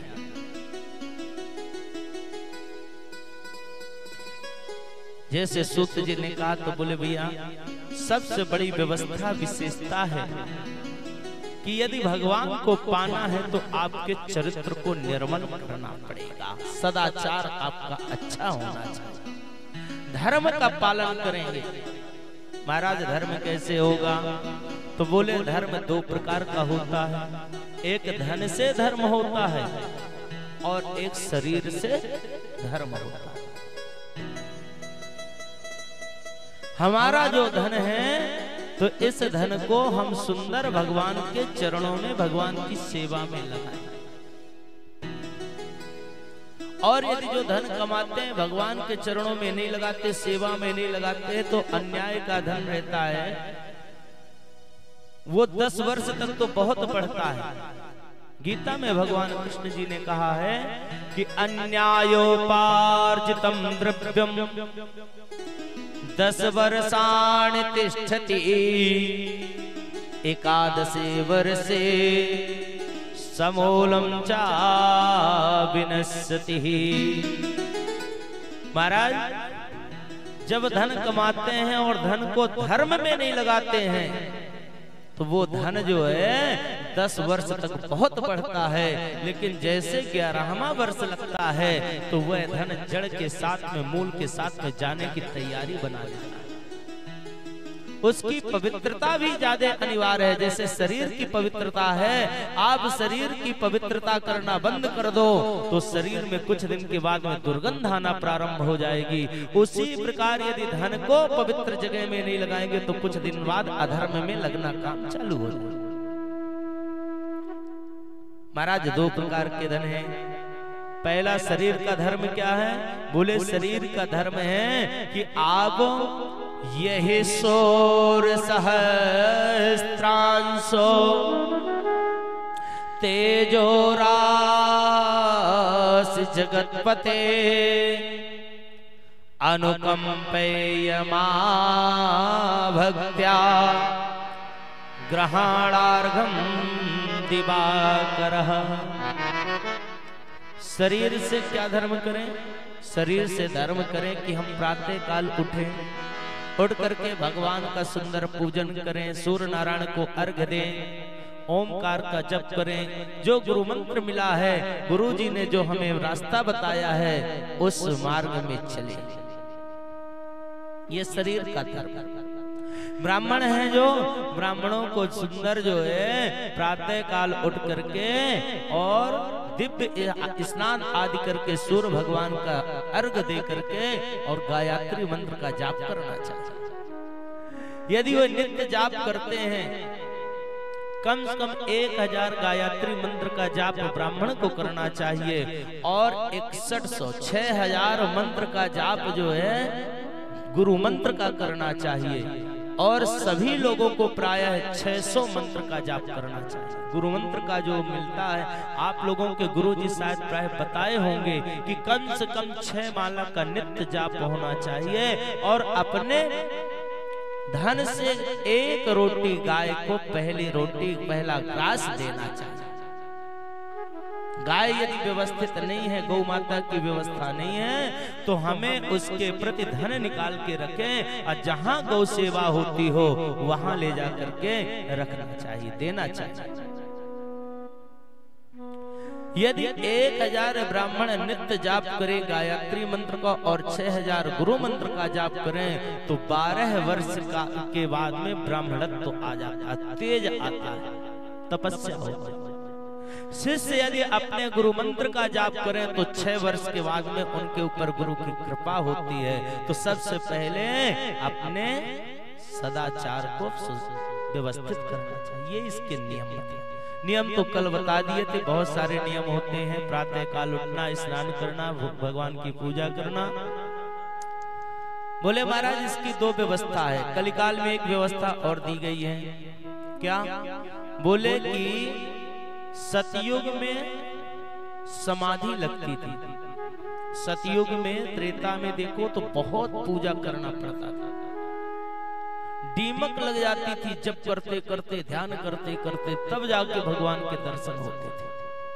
लेकिन जैसे द्वापर आता है तो द्वापर में यज्ञ होना हुआ, त्रेता में यज्ञ हुआ, द्वापर में दान हुआ और कलयुग में केवल नाम का आधार मिल गया और केवल नाम के आधार से भी मानव तर सकता है। कृते ध्यानांज ज्ञान सिद्धि त्रेतायाम तपसा तथा द्वापरे यजना ज्ञानम प्रतिमा पूजया कलो। महाराज अब नाम लेंगे तो नाम से कैसे मन नहीं लगेगा, तो बोले कलिकाल में प्रतिमा का पूजन करें, ठाकुर जी को बैठा लें और उनके प्रति 2 भाव हो। एक भाव तो हो कि ये भगवान साक्षात हैं, ऐसा नहीं कि मूर्ति माने। जैसे हम उनकी सेवा करते हैं वैसे हमें ठाकुर जी स्वीकार भी करते हैं। महाराज ये ज्ञान कहाँ से आएगा? बोले ये ज्ञान आएगा सत्संग से। जब कहीं मन ना लगे तो सत्संग में चले जाओ और बड़े बड़े संत महात्मा अमलात्मा बिमलात्मा जितने हैं अपने ज्ञान को सत्संग में क्षण भर में आपको दे देंगे।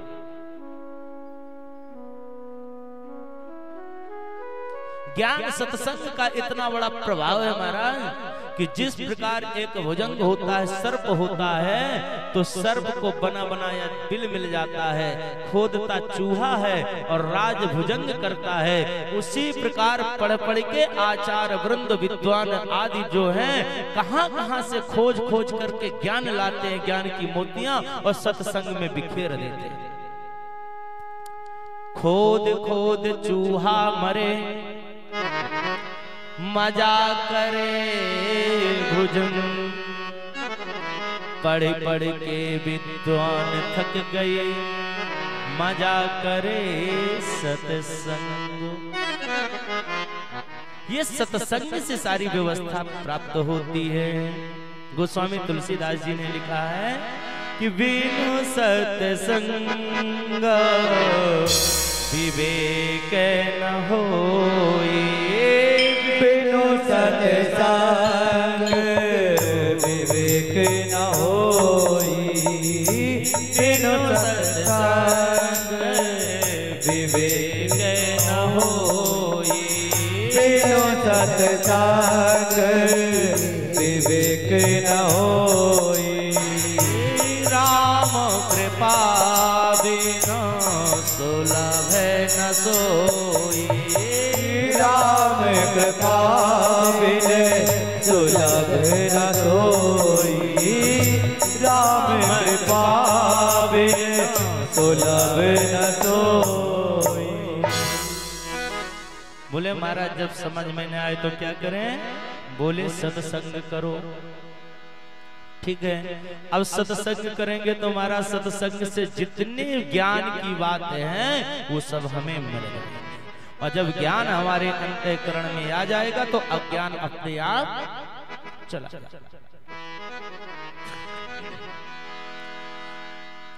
महाराज ये ज्ञान कब आएगा? बोले इसमें कोई जरूरी नहीं कि 200-400 वर्ष लगे। आपके मन में जिस समय ज्ञान आया अंधकार दूर हुआ, वर्षों से कमरा बंद हो, अंधकार भरा हो, अब मन में भाव आए कि अब इसमें प्रकाश करना, तो बोले भैया 1 साल से अंधकार है तो 2-4 दिन लगेंगे प्रकाश होने में। नहीं, जैसे आपने वहां दीपक जलाया, अज्ञान जैसे दीपक जला अंधकार दूर और प्रकाश हो जाता है, तो सत्संग रूपी जब ज्ञान आता है अंधकार भाग जाते हैं। महाराज इसके लिए और क्या है? तो श्री नंदिकेश्वर महाराज बता रहे हैं कि ने सनकादिक ऋषियों को, बोले हे ऋषियों अलग अलग व्यवस्था दी गई है। जो यज्ञ होते हैं तो यज्ञ भी 3 प्रकार के होते हैं, अग्नि यज्ञ, देव यज्ञ, ब्रह्म यज्ञ, और चौथा होता है गुरु पूजा। यदि यज्ञ आदि हम नहीं कर सकते हैं तो क्या करें? बोले गुरु की पूजा कर लें। यज्ञ करें तो कैसे करें? तो बोले महाराज जो द्रव्य अग्नि में हवन किया जाता है उसे द्रव्य यज्ञ कहा जाता है। जो सुंदर सुंदर संविधाओं को ला करके रखते हैं और ब्रह्मचर्य का पालन करते हुए जो हवन करते हैं उसे कहा जाता है देव यज्ञ।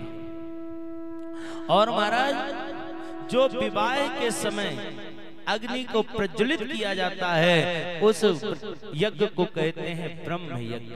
अलग अलग व्यवस्थाएं होती हैं और इन्हीं के अनुसार जो है अलग अलग व्यवस्था होती है।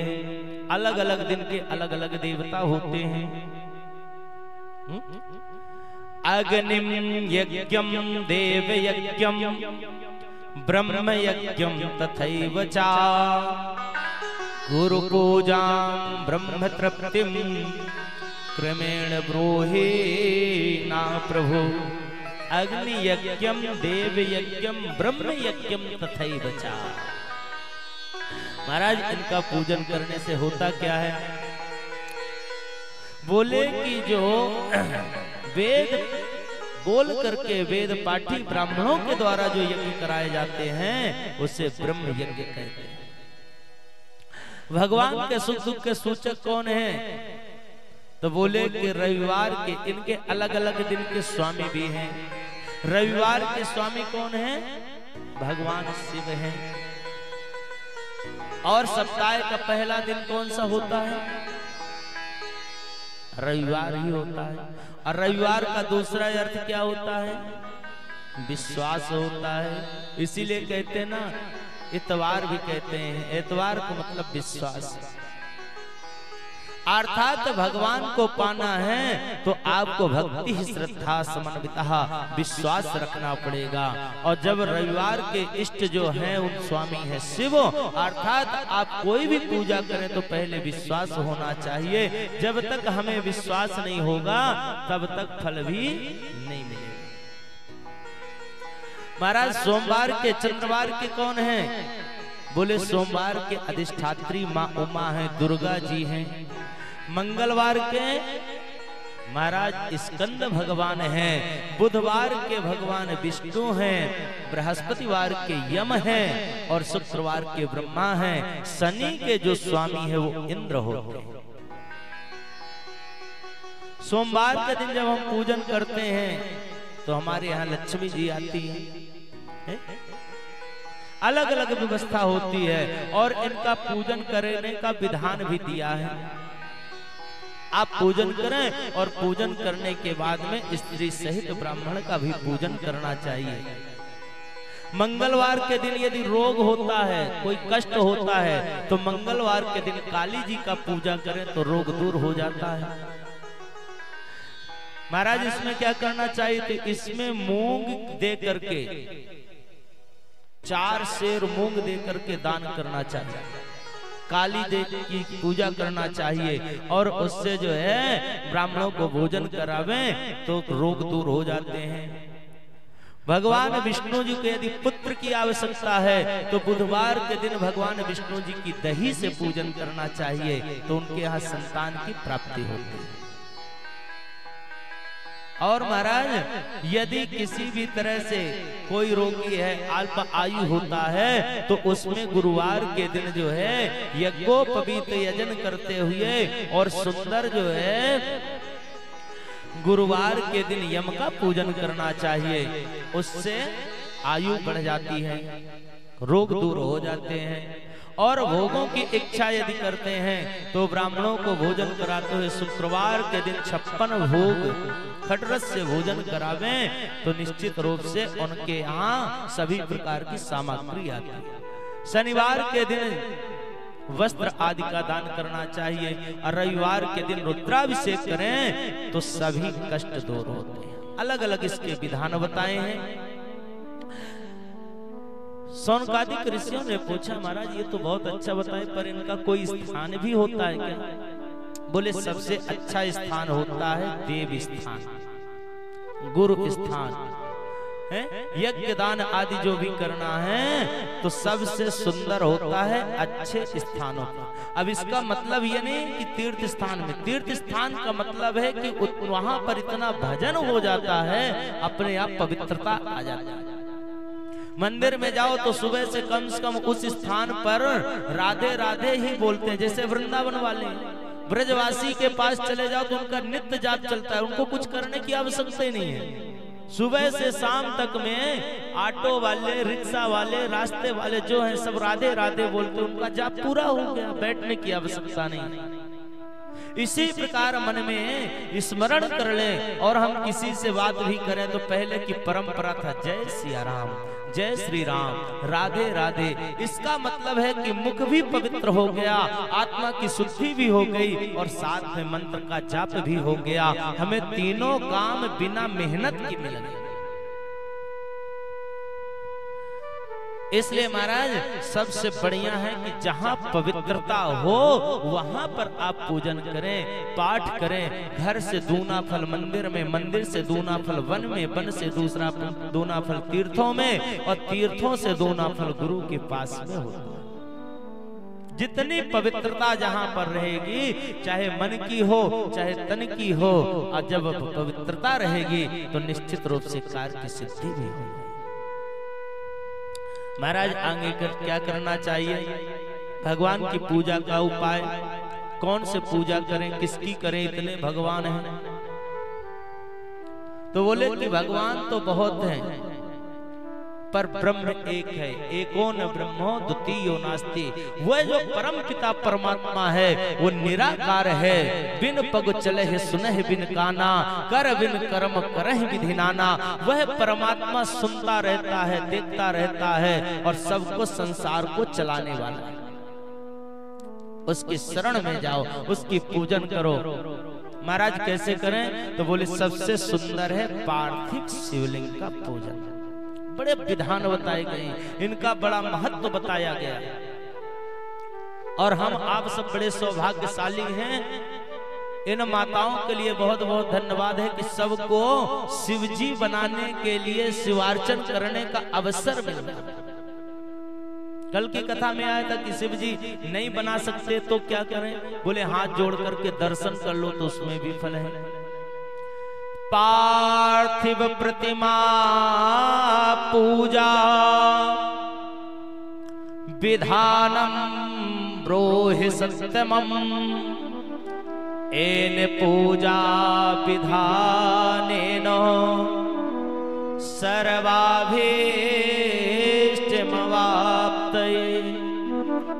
ऋषि कहते हैं कि हे साधु शिरोमणे, अब आप पार्थिव पूजा के विधान बताइए कैसे कैसे। बोले इसके लिए सबसे पहले हे ऋषियों, ये 4 प्रकार की पूजा होती है, और 4 प्रकार के जब पूजा होते हैं तो 4 प्रकार की पूजा की व्यवस्था क्या है? बोले एक तुच्छ, दूसरा कनिष्ठ, तीसरा मध्यम और चौथा उत्तम। हम जो पूजा करते हैं ना तो भगवान शिव जी की, इसकी ऐसे नहीं है कि केवल मिट्टी लाएं। सबसे पहले मिट्टी के स्थान को चयन करें कि ये मिट्टी पवित्र स्थान की होनी चाहिए। किसी सरोवर की हो तो सबसे अच्छी है, तालाब की होवे, किसी तीर्थ की होवे, और उस मिट्टी को लाएं तो पहले उसको छाने, कोट करके, कोई कंकड़ आदि ना रहे, और इसके बाद में व्यवस्था अनुसार उसमें जल डालें, भस्मी डालें, और भस्मी डालते हुए जब शिव जी का निर्माण करें तो ओम नमः शिवाय का उच्चारण भी करते रहे। ऐसा नहीं कि भगवान का शिव जी का तैयार कर रहे हैं, निर्माण कर रहे हैं, बात कहीं की चल रही है। जब ओम नमः शिवाय का हम उच्चारण करते तो भगवान को सुनाई दिया हमको कोई बुला रहा, तो उस मिट्टी के तरफ में उनका ध्यान पहुंच गया। इसीलिए पूजा में महाराज जी हमारे पहले संकल्प कराते हैं, और संकल्प कराने के बाद जब तक संकल्प छूटता नहीं तो बोलते यहाँ से उठ के जाना नहीं। जाने का दोष नहीं, पर इसलिए नहीं जाने देते कि कहीं गए और पूजा करते समय संकल्पित हो, अब बाहर जाकर के मन बुद्धि विकार कहीं आ गया, चित्त में विकार आ गया तो पूजा खंडित हो जाएगी। इसलिए आप यहीं बैठे रहो, सामने रहोगे, बाहर जाओगे नहीं तो अपवित्रता नहीं।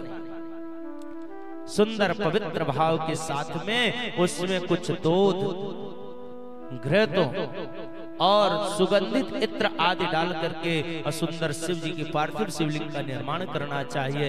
और निर्माण करने के बाद में ज्यादा से ज्यादा जो बड़ी मूर्ति होती है वह 10 अंगुल की होनी चाहिए।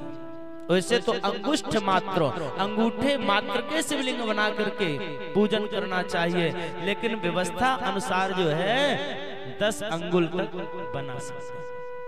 अब बना करके सुंदर उनका 1604 से पूजन करना चाहिए। हरि ओम तत्सतो श्री परमात्मने नमः। श्री गुरु चरण कमलेभ्यो नमः। रामाय रामभद्राय रामचंद्राय वेधसे, रघुनाथाय नाथाय सीताया पतये नमः। महाराज जब इनका पूजन करेंगे तो ये शिवलिंग एक ही रहते कि इनमें भी अंतर होता है? सोनकादिक ऋषियों ने ऐसे ऐसे प्रश्न किए, बोले कि मिट्टी ही बस के बनते किया। सूत जी कहते हैं कि भगवान भोलेनाथ जी के शिवलिंग 5 प्रकार के होते हैं। कितने प्रकार के? 5 प्रकार।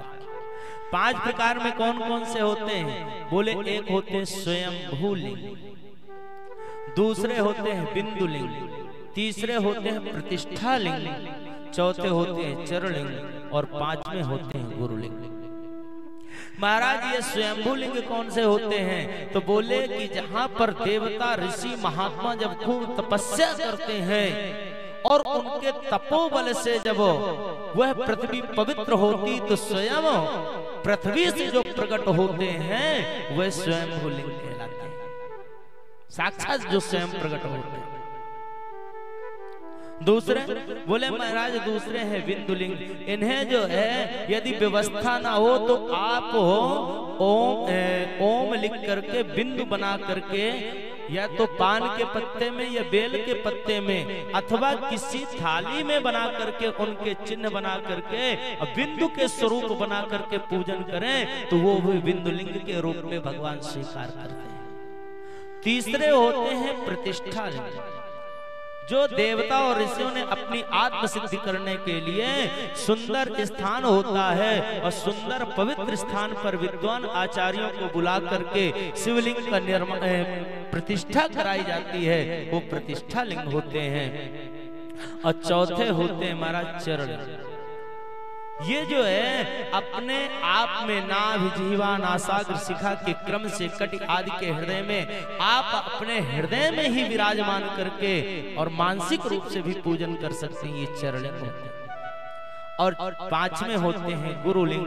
गुरु माने होता है गु माने गुणों को, और शिष्य में जो रहते हैं रु माने होते हैं आरोपण करना, जो शिष्य के कान के द्वारा श्रवण पुट के द्वारा मंत्र मान करके और अंदर प्रवेश करा के और भगवान के बीज को प्रकट कर देते हैं, ये गुरुलिंग होते हैं। ऐसे भगवान का जो पूजन करते हैं उनके सभी कार्य सिद्ध होते हैं। स्वयंभो बिंदु प्रतिष्ठा च गुरुलिंग जगत में होते हैं। शिव भक्ति करे पूजा इनकी यहाँ निर्भर हो कर रहते हैं। इस प्रकार जो महाराज पूजन करते हैं उनके सभी व्यवस्थाएं अच्छी हो जाती है, अनुकूल हो। महाराज ऐसे में तो बहुत विचित्र बात हो। शौनकादिक ऋषियों ने कहा इतने सारे नियम बताते कौन कौन से याद रहेगी। हमें तो जो सामने मिल जाए, जो सरलता से मिल जाए, ऐसी व्यवस्था हो, क्योंकि कलिकाल के जो जीव होते हैं ये कोई परिश्रम नहीं करना चाहते।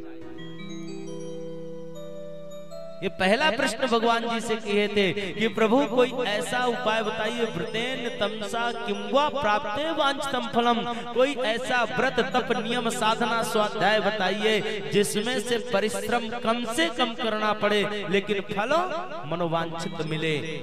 वही आज की स्थिति में हम आप सब लोग करते हैं। भगवान की ना तो पूजा करना चाहते हैं, ना पाठ करना चाहते हैं, ना बैठना चाहते, पर चाहिए सब कुछ। माता पिता को लगता है जो नए बहू आएंगे, आते हैं सब नहीं, कुछ जो है उन्हें लगता है इन्हें हमें एक गिलास जल भी ना दें लेकिन इनकी प्रॉपर्टी हमारी हो जाए। परिश्रम नहीं करना चाहिए। अब पहले के लोग काम करते थे, जितना परिश्रम था उतना ही धन लेते थे। हरि ओम। बोले महाराज इसी प्रकार जो है तो भस्म प्रकरण में बताया गया है, जो भस्मी चढ़ाई जाती है भगवान को वह भस्मी भी पवित्र होनी चाहिए। जो मृत्तिका में भस्मी आदि बनाई जाती थी इसके अलग अलग व्यवस्था है। विभूते त्रिविधा प्रोक्ता लोक वेद शिवाग्नि भी। एक लौकिकाग्नि भस्म होती है, एक गार्ह पत्र भस्म होती है, एक शिवाग्नि भस्मी होती है। ये महाराज कैसे होती है? बोले लौकिकाग्नि भस्म जो होती है वो सिंपल साधारण लकड़ी की जो भस्म होती है वह है महाराज। दूसरी बोले कि जो अग्नि की भस्म होती है तो मंत्र के क्रियाओं के द्वारा उत्पन्न करके कर्माग्नि की जो भस्म बनती है वह श्रेष्ठ भस्म। और तीसरी भस्मी होती है शिवाग्नि भस्मी। वह भस्मी में क्या अंतर है? बोले महाराज जो कपिला गाय हो और उस गाय के कंडे के उपबल जो कंडे होते, कंडे की जो भस्मी बनाई जाती है वो शिवाग्नि भस्म होती है। उन भस्म को चढ़ाने से भगवान प्रसन्न होते हैं। हरि ओम। महाराज इस प्रकार जब पूजन करते हैं तो इनके सुंदर पार्थिव शिवलिंग बना करके और ये विधान के साथ पूजन करें। नंदिकेश्वर भगवान कहते हैं और इसी को सूत जी शौनकादिक ऋषियों से कहते हैं कि हे ऋषियों, पार्थिव लिंग की श्रद्धा से जो प्राणी पूजा करता है दैहिक दैविक भौतिक तीनों तापों से ऊपर उठता है। महाराज जो ये भगवान की पूजा करते थे इनके सभी दैहिक दैविक ताप जो होते हैं ये नष्ट हो जाते हैं। इसलिए भगवान का पूजन बड़े श्रद्धा और भक्ति के साथ करना चाहिए। फिर बताए बोले महाराज,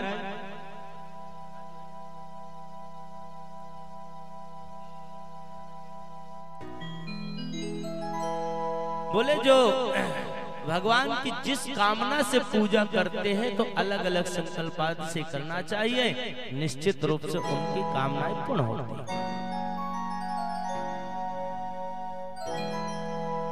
महाराज इसके लिए और क्या बोले, सबसे बढ़िया उपाय है कलिकाल में भगवान के नामों का नित्य उच्चारण।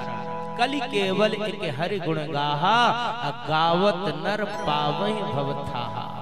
ये जो भाव है ना, ये सागर समुद्र के समान है, लेकिन राम नाम का सहारा मिल जाता है तो थाह मिल जाती है। इसलिए भगवान का नाम नित्य स्मरण करते रहना चाहिए, ठाकुर जी का नाम लेते रहना चाहिए।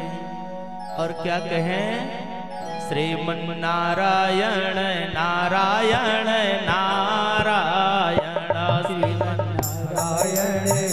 नारायण नारायण नारायण, श्रीमन नारायण नारायण नारायण, श्रीमन नारायण नारायण नारायण, श्रीमन नारायण नारायण नारायण, श्रीमन नारायण नारायण नारायण, श्रीमन नारायण नारायण नारायण, श्रीमन नारायण नारायण नारायण, लक्ष्मी नारायण नारायण नारायण,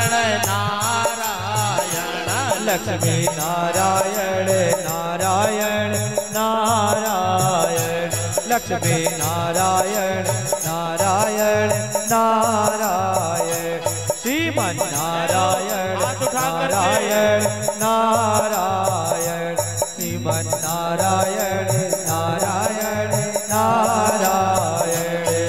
और जरा दोनों हाथ उठा के ताली बजाते प्रभु का गुणगान करना है, और करने से ही प्रभु प्राप्त होते हैं।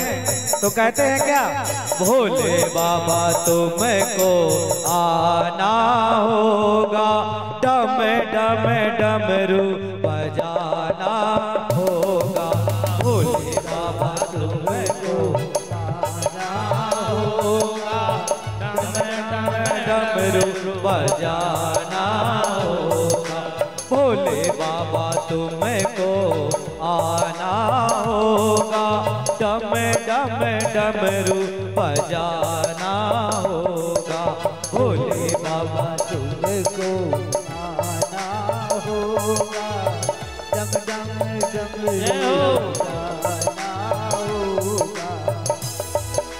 गौरा संग गणपति जी को लाना होगा, डम डम डमरू बजाना होगा, डम डम डमरू बजाना होगा, भोले बाबा तुमको आना होगा, डम डम डमरू बजाना होगा।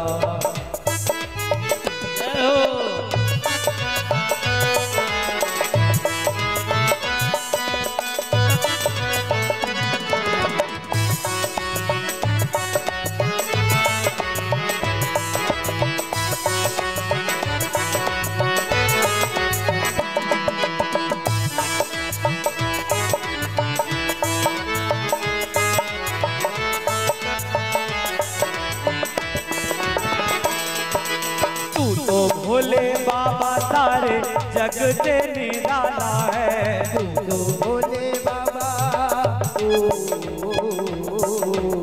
तो भोले बाबा सारे जग से निराला है, केसरिया चंदन से तुझको निराला है। ऐसे ने जरा दोनों हाथ उठा के और कहते हैं भोले बाबा के चरणों में जो एक बार पहुंच जाता है मुक्ति को प्राप्त कर लेता है। भोले तोले तू तो भोले बाबा सारे जग से निराला है, तू तो भोले बाबा सारे जग से निराला है। हाथों पे त्रिशूल गले सर्पों की माला है। हाथों पे त्रिशूल गले सर्पों की माला है। नंदी पे चढ़ के आना होगा, डम डम डमरू बजाना होगा। नंदी पे चढ़ के आना होगा, डम डम डमरू बजाना होगा। अरे भोले बाबा तुमको आना होगा, डम डम डमरू बजाना होगा। भोले बाबा तुमको आना होगा, डम डम डमरू बजाना होगा।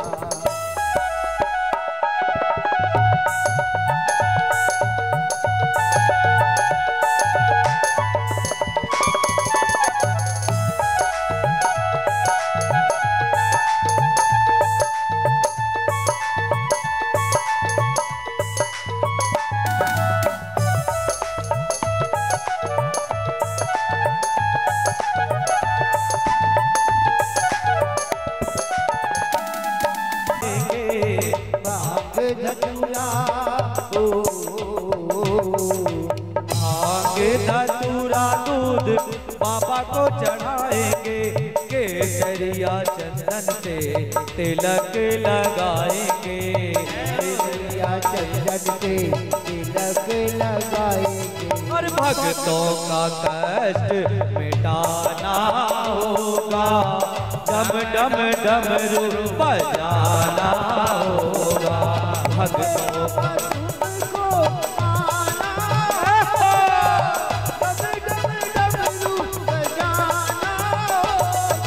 भोले बाबा तुमको आना होगा, डम डम डमरू बजाना होगा। भोले बाबा तुमको आना होगा, डम डम डमरू बजाना होगा। गौरा संग गणपति को लाना होगा, गौरा संग गणपति को लाना होगा।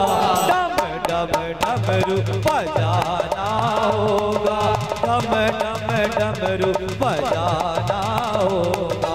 भोले बाबा तुमको आना होगा, डम डम डमरू बजाना होगा।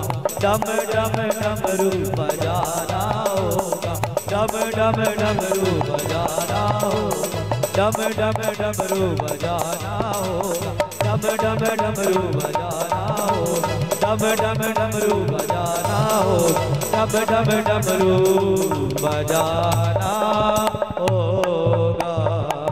बोले शंकर भगवान की जय हो। बोले महाराज की व्यवस्था क्या? बोले जब भक्त बुलाएंगे तो भगवान दौड़े दौड़े आएंगे। अहम भक्तो पराधीन, भक्त कहते मैं स्वतंत्र नहीं, मैं तो भक्तों के अधीन हूं।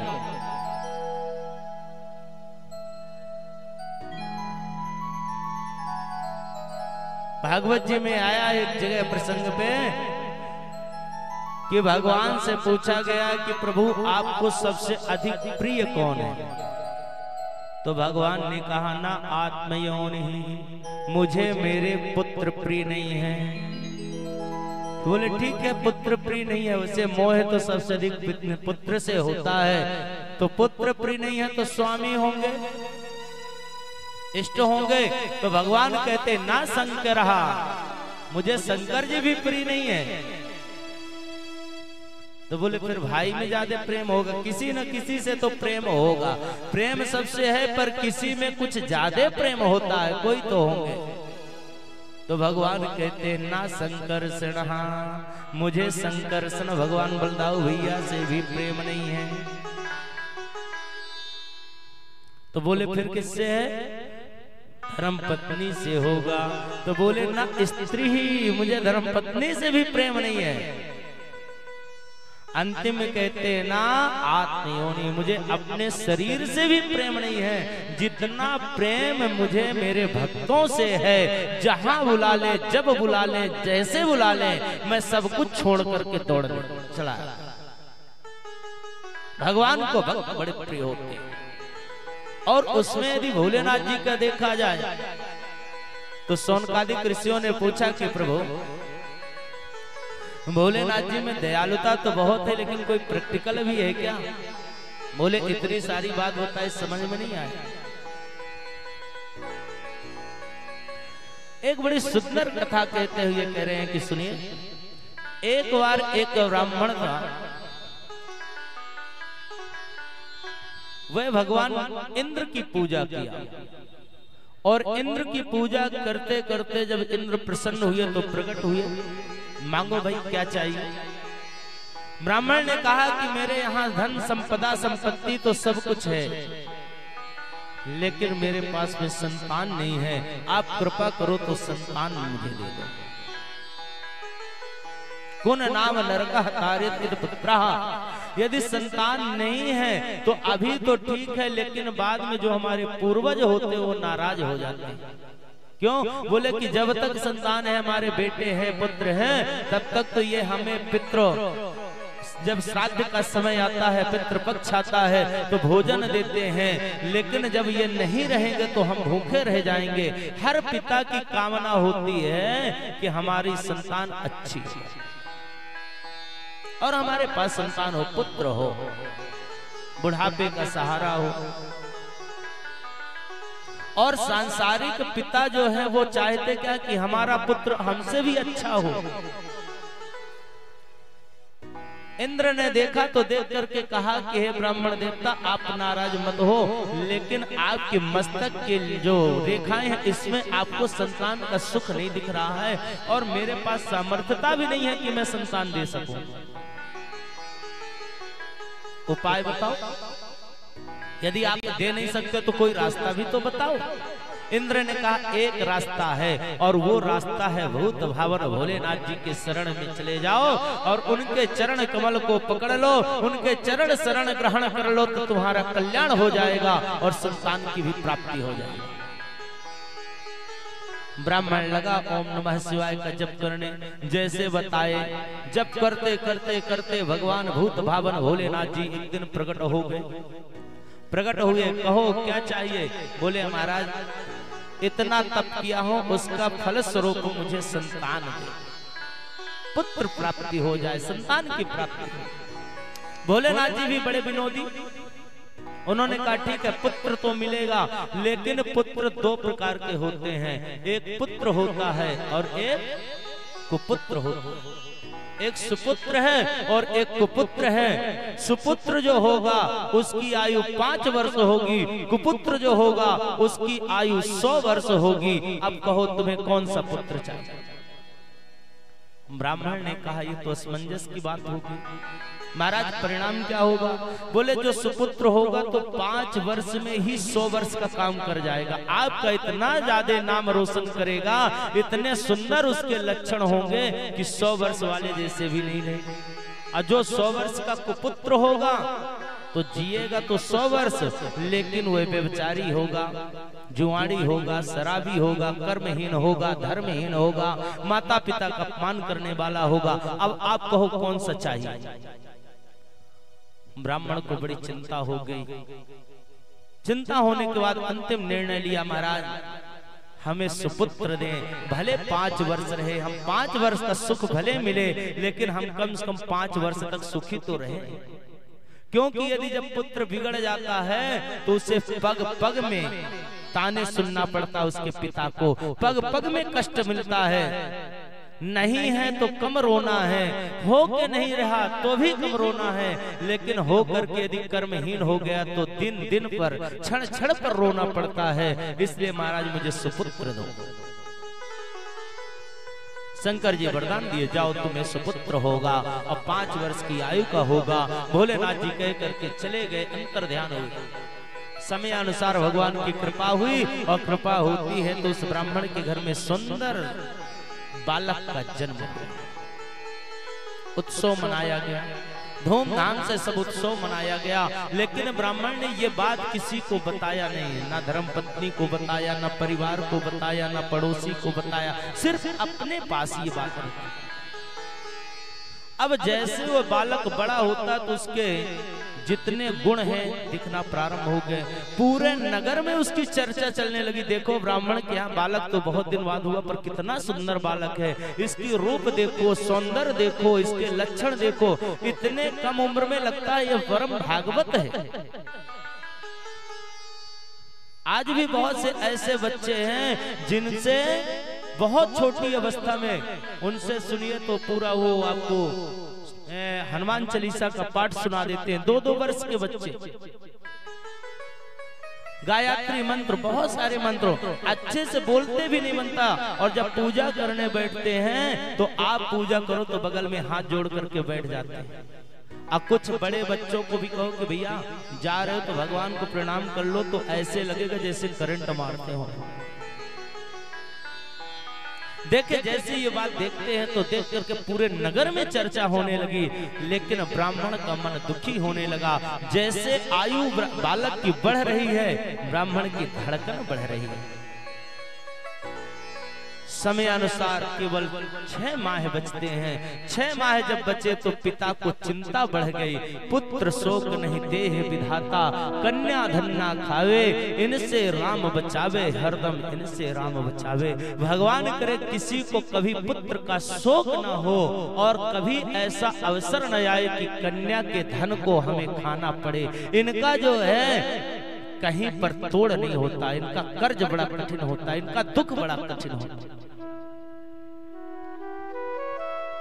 ब्राह्मण के पास में 6 महीने की अवधि बची, बड़ी चिंता में हो गए।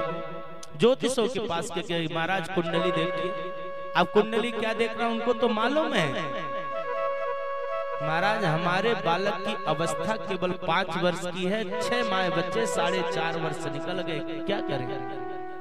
विद्वानों ने कहा कि इसके लिए एक ही उपाय है कि जो भी मिले उन्हीं से इनको प्रणाम करवाओ, और जब प्रणाम करवाओगे तो ये पैर जब पड़ेंगे, स्पर्श करेंगे तो सबका आशीर्वाद लगेगा। आशीर्वाद की कृपा से शायद है कि इसकी आयु बढ़ जाए। ब्राह्मण से पूछा गया, महाराज इसको पैर पड़वाएं तो कौन अच्छा ब्राह्मण मिलेगा, कौन कहाँ मिलेगा, कैसे मिलेगा, हम कैसे जान पहचान पाएंगे। विद्वान ब्राह्मण ने कहा एक काम करो, इस झंझट में पड़ते ही क्यों हो, कौन अच्छा कौन बुरा, जो मिले उसी के पैर पड़वाओ। अभिवादन शील सो नित्य वृद्धोप सेविना ते चत्वारः वर्धन्ति आयुर्विद्या यशो बलम, जो मिले उसी के पैर पड़वाओ। महाराज ये बात अच्छी कही। ये बात करते करते 3 महीने और निकल गए, बच्चे 3 माह, और जब 3 माह बचते हैं तो वह ब्राह्मण गया और सुंदर जाकर के प्रयागराज में, काशी में गंगा जी के तट पर एक झोपड़ी बना लिया। अपने संतान के लिए, अपने पुत्र के लिए पिता सब कुछ करने के लिए तैयार हो जाता है। यदि कभी झुकता है और झुकना पड़ता है तो वह संतान के कारण ही झुकता है, दुनिया नहीं तोड़ सकती उसको, अपने ही तोड़। क्यों? क्योंकि पिता को लगता है कि मेरे रहते मेरे पुत्र को, मेरे परिवार को कष्ट ना हो। शास्त्रों में बहुत सारे उदाहरण हैं कि जब पिता पुत्र बिगड़ता है तो पिता छिप छिप करके रो लेते हैं, कह नहीं सकते किसी से, लेकिन इसके बाद भी कल्याण की कामना करते हैं। गए, एक झोपड़ी बनाया और झोपड़ी बना करके बैठ गया, और बैठने के बाद में पुत्र को ले गया, जो निकले उसी को प्रणाम कराना चालू किया। महाराज अंतिम क्षण तो ये हो गया कि नर नारी निकसे जिते, युवा वृद्ध अरुबाल, गौ गजबाज अनेक पशु सूकर स्वान श्रृगाल। वो तो इंसान को छोड़ो, युवा वृद्ध बालक जो भी मिले सबको सिर रख रख करके प्रणाम करे।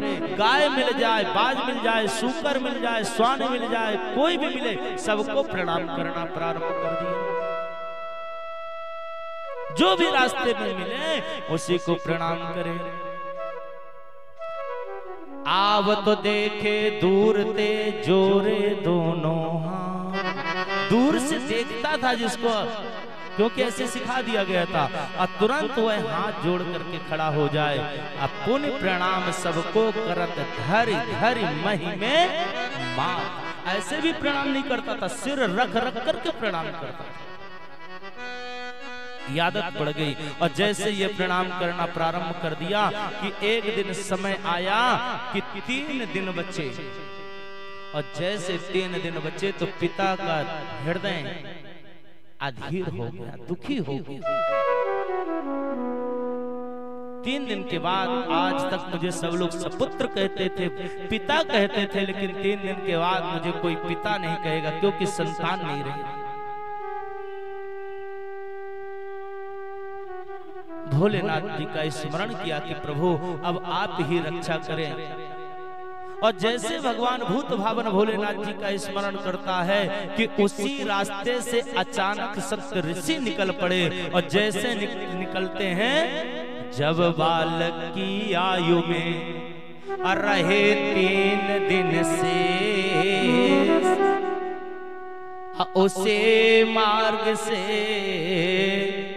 सप्त ऋषि किए प्रवेश। जब 3 दिन बचे तो भगवान की ऐसी चक्र चली, लीला चली कि वहां से सप्त ऋषि निकल पड़े। और जैसे सप्त ऋषि निकलते हैं तो देख करके उसकी आदत थी, तुरंत दंडाकार पड़ गया। और जैसे वह पैर पड़ता है, प्रणाम करता है, उसकी सुंदर स्वरूपता, 5 वर्ष की अवस्था के सुंदर सुंदर गाल कपोल, सुंदर मुखमंडल का तेज। और जैसे देखते हैं तो देखते ही तुरंत सप्त ऋषियों ने उठा लिया और उठा करके आशीर्वाद दे दिया कि मुनि मंडल को यही झड़के द्विज बालक ने प्रणाम किया। चिरजीवी भव चिरजीवी भव, सत ऋषियों ने आशीर्वाद दिया। सत ऋषियों ने आशीर्वाद दे दिया, चिरजीवी भव चिरजीवी भव। संतों का स्वभाव है, उसके स्वरूप के, उसके चरित्र को देख करके ऋषियों का मन भर गया। और जैसे दोनों हाथ उठा करके आशीर्वाद दिए, पिता के नेत्र से झरझर आंसू बहे। जैसे आंसू बहने लगे तो ऋषियों ने पूछा कि हे ब्राह्मण देवता, इतना सुंदर बालक पाकर के, इतने सुंदर संस्कार पाकर के, और इस बालक को देख करके और इतना सुंदर व्यवस्था के बाद तुम रो क्यों रहे हो? पिता ने हाथ जोड़ करके कहा कि हे ऋषियों, ये तो मेरा दुर्भाग्य है। सौभाग्य था जो इतना सुंदर बालक मिला, लेकिन दुर्भाग्य ये है कि इसकी अवस्था केवल 3 दिन बची है। 3 दिन बाद ये हम सबको छोड़ के चला जाएगा। सप्त ऋषियों ने कहा, तुम्हें पता था कि 3 दिन के बाद इसकी मृत्यु हो जाएगी? बोले हाँ। क्यों? क्योंकि ये तो वरदान ही दे करके गए थे शिव जी ने।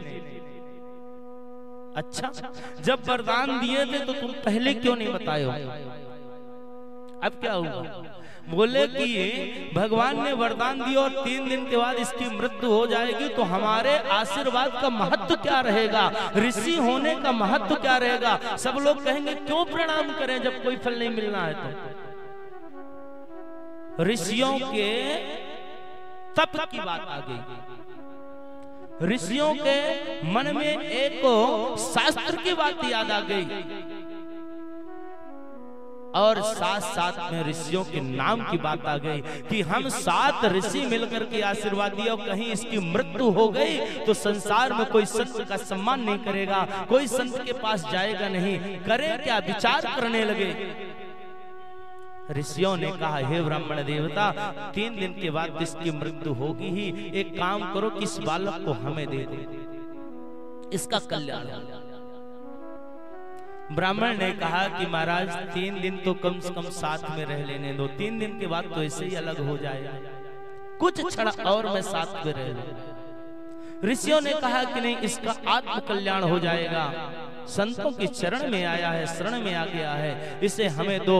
और उस बालक को ऋषियों ने लिया और लेकर के विचार किए, करें क्या, सीधे ब्रह्मलोक पहुंच गए। अब ब्रह्मलोक में पहुंच के ब्रह्मा जी को प्रणाम की, ये तो विधाता हैं और यही लिखते हैं। जैसे आगे सप्तऋषियों ने प्रणाम किया और पीछे से वह बालक ने भी प्रणाम किया। उसकी सुंदरता देख करके ब्रह्मा जी भी चारों मुख से कह दिया, चिरंजीवी भो, चिरंजीवी भो, चिरंजीवी। ऋषियों ने कहा, महाराज जय हो। क्या बात है? बोले इसकी अवस्था 2 दिन बची है, 2 दिन बाद इसकी मृत्यु है। बोले पहले क्यों नहीं बताए थे? तो बोले पहले हमने आशीर्वाद दे के फंस गए थे, अब आपने दिया है। अब आपका यदि बात झूठी होगी तो हमें कोई कहेंगे ऋषि झूठे, तो हम कहेंगे ब्रह्मा जी झूठे, सो हम झूठे। एक गलत होते तो दूसरे को लपेट लेते ना। आप बड़ों का आदेश हो गया, कोई काम बिगड़ता, अरे भैया वो देखो, वो संभाले, हमें क्या। अब ब्रह्मा जी की भी बात आ गई। आशीर्वाद का बड़ा महत्व पहले रहता था। महाभारत में देखें तो गांधारी जी के पास में दुर्योधन बार बार जाकर के और एक आशीर्वाद मांगा था कि मुझे विजय होने का आशीर्वाद दो, पर पूरे महाभारत में गांधारी जी ने कहीं भी आशीर्वाद नहीं दिया। इसलिए नहीं दिया कि माँ के ममता और जो वचन है, मृषा न होए देव ऋषिवाणी, देवताओं की, ऋषियों की, माता की, पिता की, गुरु की वाणी कभी झूठी नहीं होती है। ब्रह्मा जी भी फंस गए, अब क्या करें? बोले एक उपाय है। क्या? बोले अब तो हमारे साथ चलो। कहाँ चले? बोले कि अब भावी हुमेट सके त्रिपुरारी, भोलेनाथ जी के पास चलो। अब ब्रह्मा जी आगे से गए, पीछे से जो है तो ऋषि गए, उनके पीछे बालक गया। और जैसे जाते हैं तो जाकर के ब्रह्मा जी के जाकर के प्रणाम किया भोलेनाथ जी को। भोलेनाथ जी बड़े प्रसन्न होकर के आशीर्वाद दिया। क्या बात है भाई, सब लोग आए। पीछे से ऋषियों ने प्रणाम किया और उसके पीछे छोटा सा बालक, नन्हा सा बालक 5 वर्ष की अवस्था में, उसका तो स्वभाव तो गया तो डंडाकार मही में माथ रख करके प्रणाम किया। और जैसे प्रणाम किया तो तुरंत शिव जी ने उठा लिया और उठा करके अपने वक्ष स्थल से लगा लिया और सुंदर विनीत वचनों से 5 मुख से कह दिया, चिरंजीवी भो, चिरंजीवी भो, चिरंजीवी। ब्रह्मा जी ने ताली हो जाए, बोले कि हमारी बलाई टल गई। क्या हुआ? बोले कि प्रभु इसकी आयु में 1 दिन बचा है, आज बस का समय है, कल इसकी मृत्यु हो जाए। शंकर जी ने कहा कल मृत्यु होगी? बोले हाँ। तो इसे लेके क्यों आए हो? तो हमारी भी प्रतिष्ठा की बात आ गई। बोले इसी चक्कर में हम फंसे थे, अब मृत्यु होगी तो सब कोई कहेंगे कि सप्तऋषि झूठे, तो सप्तऋषि कहते, हम कहेंगे ब्रह्मा जी झूठे, सो हम झूठे। अब ब्रह्मा जी बोले अब मृत्यु होगी तो हम कहेंगे भोलेनाथ जी झूठे, सो हम झूठे। भोलेनाथ जी ने कहा एक काम करो, इसको यही छोड़ दो, इसका कल्याण होगा। सबको भेज दिए और जैसे भेज देते हैं ठीक उसी समय जब समय आया, जो विधिना ने लिख दिया। ब्रह्मा जी की लेखनी ना एक घड़ी आगे होती, न घटती है, न बढ़ती है। जो विधिना ने लिख दियो अछठे राज के अंग, अराई घटे न तिल बढ़े, रहो जियरा निःसंग। अरे महाराज न राई घटना है और न तिल बढ़ना है। क्यों? बोले कि जो लिखा है वह तो होकर के रहेगा। ब्रह्मा जी की बात को सुन करके भगवान ने कहा जाओ तुम लोग, अब जो होगा देखा जाएगा, अब हम तो फंसे ही गए। बालक को बोले जाओ तुम ओम नमः शिवाय का जाप करो और मन से करना। एक सुंदर भगवान शिव जी की पार्थिव शिवलिंग थी और उसी के सामने बैठ करके बेलपत्र चढ़ाते हुए बालक ओम नमः शिवाय कह रहा। एक बेलपत्र चढ़ाए, त्रिदलम त्रिगुणाकारम त्रिनेत्रम चा त्रिधाइदम त्रिजन्म पाप संहारम बिल्वपत्रो समर्पणम। इसी मंत्र का कहते हुए और बेलपत्र चढ़ा रहा। जैसे ओम नमः शिवाय का जाप कर रहा था, वह घड़ी वह समय आया, यम के दूत पहुंच गए और नाक पास डाल करके जैसे खींचना चालू किए, वह विकराल स्वरूप को देखता है तो बालक इतना डर गया, वो कुछ नहीं देखा, तुरंत उसी पिंडी से लपट गया। हे शिव शंकर बचाओ, नमः शिवाय, नमः शिवाय। और जैसे उसमें लपटता है, वो पिंडी से ही चटक जाती है पिंडी और उसे साक्षात भगवान भोलेनाथ जी प्रकट हो गए। जैसे भोलेनाथ जी प्रकट हुए, यम के दूतों ने कहा महाराज आप यहाँ अचानक, बोले कि ये बताओ इसके प्राण क्यों ले रहे हो? बोले इसका समय आ गया, ये तो आप ही का विभाग है ना, दंड देना संहार करना तो आपका विभाग है ना, इसका समय पूरा होगा इसलिए लेने आए। बोले इसे वरदान किसने दिया? तो बोले आप ही तो दिए हैं। तो बोले कि हम वरदान दिए तो हमारे हिसाब से गिनती करो। शिव पुराण में इसका वर्णन है, आपने अच्छी तरह से पढ़ा। शिव जी ब्रह्मा जी का दिन कितना होता है? सतयुग, त्रेता, द्वापर, कलयुग। जब 71 बार बदलते हैं तो एक मनवंतर बदलता है, और जब 71 मनवंतर बदलते हैं तो एक कल्प होता है? तो महाराज इसमें बोले कि ब्रह्मा जी के आयु में बीतत कल्प अनेक, इतने जो तो अनेक कल्प बीतते हैं। और 10 ब्रह्मा बने, 10 ब्रह्मा बने और बीते, तब शंकर जी का दिन एक। शंकर जी का दिन कितना बड़ा होता है? अब ब्रह्मा जी कितना बड़ा दिन है तो सोच लो शंकर जी का कितना। तो शंकर जी कहते हैं देखो, ब्रह्मा जी के एक दिन में कई कल्प बीत जाते हैं, और 10 ब्रह्मा जब बनते और मिटते हैं तब शंकर जी का एक दिन होता है। ऐसे दिनों के तुम महीने बनाओ, ऐसे दिनों के महीने बनाओ, ऐसे दिन के मास गिन, मासों में पुनि वर्ष, और इतने महीने के फिर एक वर्ष बनाओ, और उन वर्षों में से ये 5 वर्ष तक बालक की आयु है, यह सुंदर जो बालक है, ऐसे 5 वर्ष रहे बालक सुखी सहर्ष। ऐसे दिनों में ये 5 वर्ष तक बालक जीवित रहेगा। यम के दूतों ने कहा कि प्रभु आपके एक दिन में जब ब्रह्मा जी कई बदल जाते हैं तो यम तो पता नहीं हम लोग नौकरी करने वाले कितने बार बदले होंगे।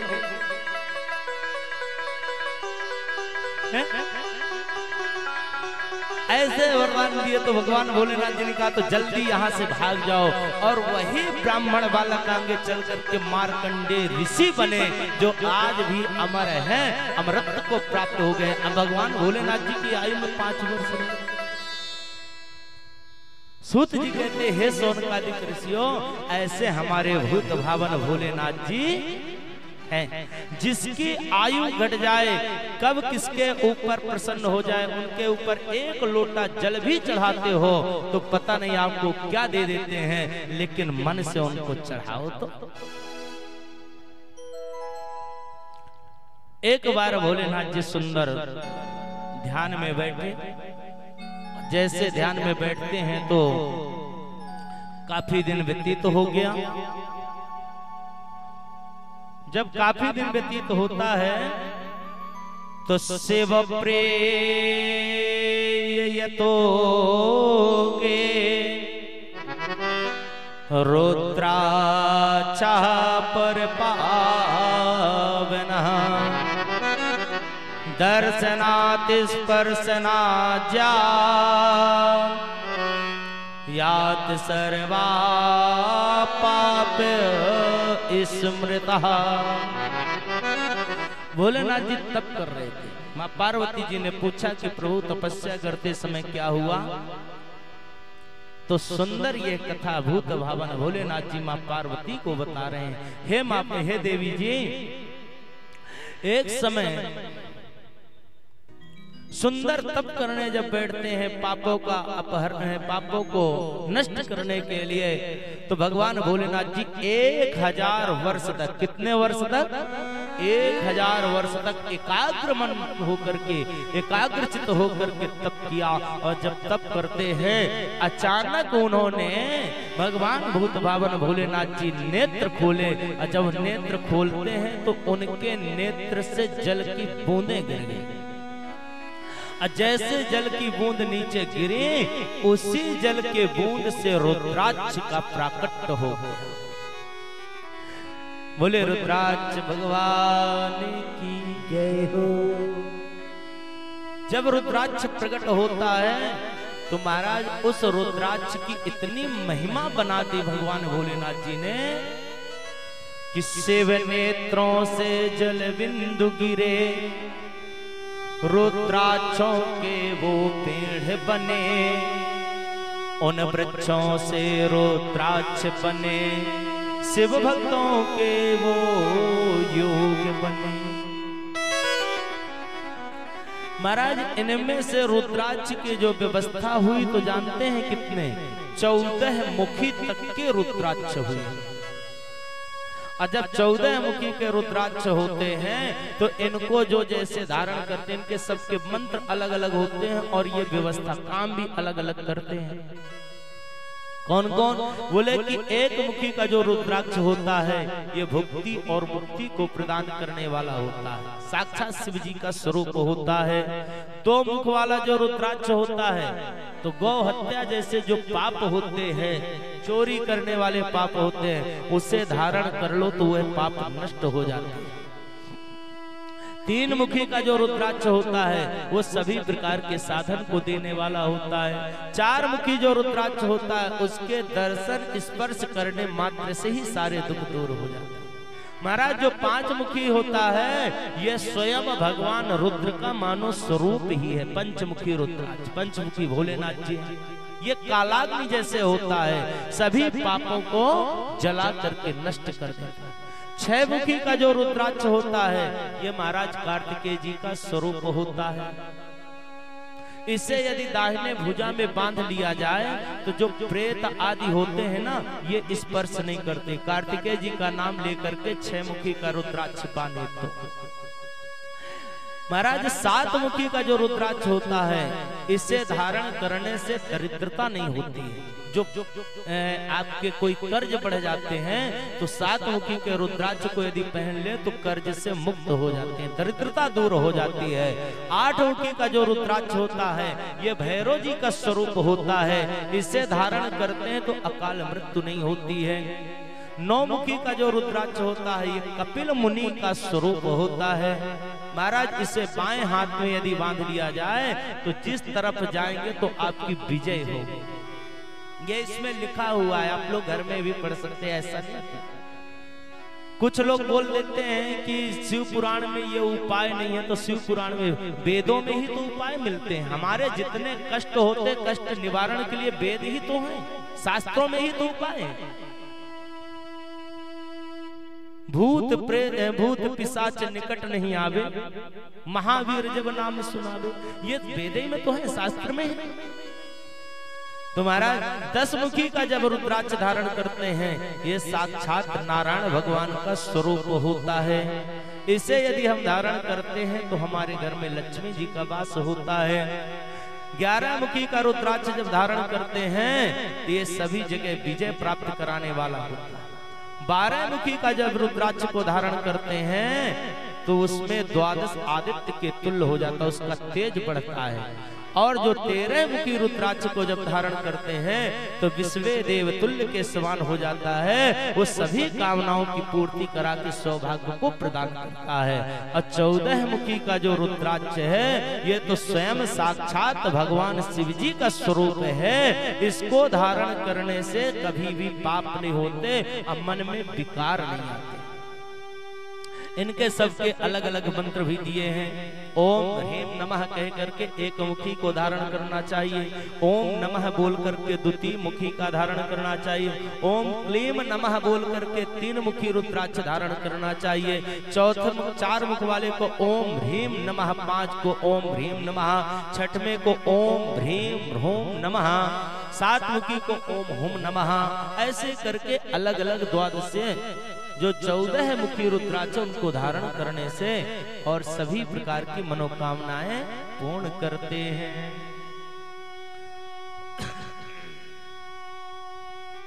बोले महाराज ये तो बहुत अच्छी बात है, पर ये बताइए भगवान का हम पूजन करते हैं, दोनों का पूजन करना भी चाहिए, लेकिन श्रेष्ठ कौन है? भगवान शिव जी। आप कहते हैं शिव जी का पूजन करें और इसी शास्त्र में कहते हैं विष्णु भगवान का भी पूजन करें।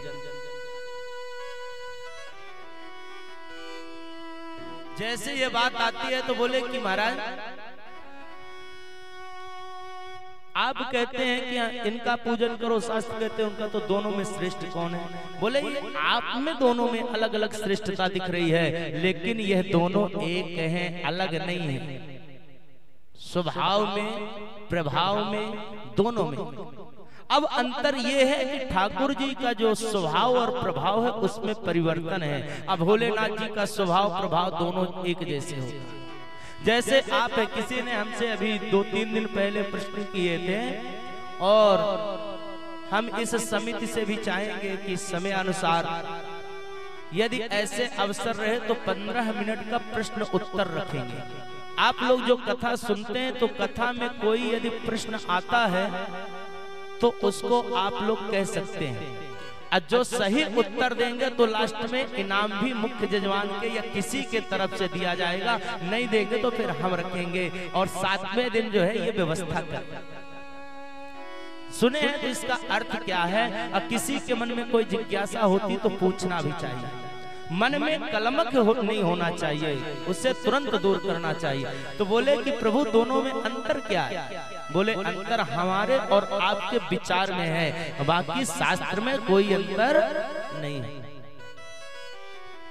गीतकार कहते हैं आइए थोड़ी सी देख के दोनों के में विचार करें कि स्वभाव क्या है। तो कहते हैं हरि हर एक हैं दोनों, ना ये कम है ना वो कम है। हरि हर एक है दोनों, ना ये कम है ना वो कम है। हरि हर एक है दोनों, ना ये कम है ना वो कम है। हरि हर एक है दोनों, ना ये कम है ना वो कम है। जय हो। हरि हर एक है दोनों, ना ये कम है ना वो कम है।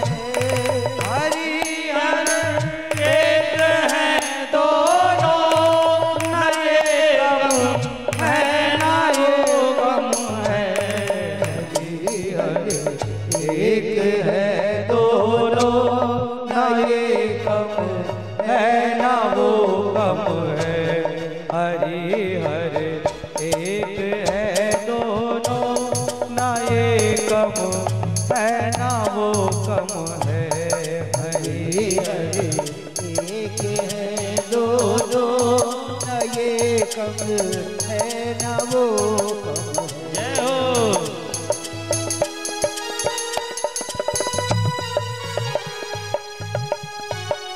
जय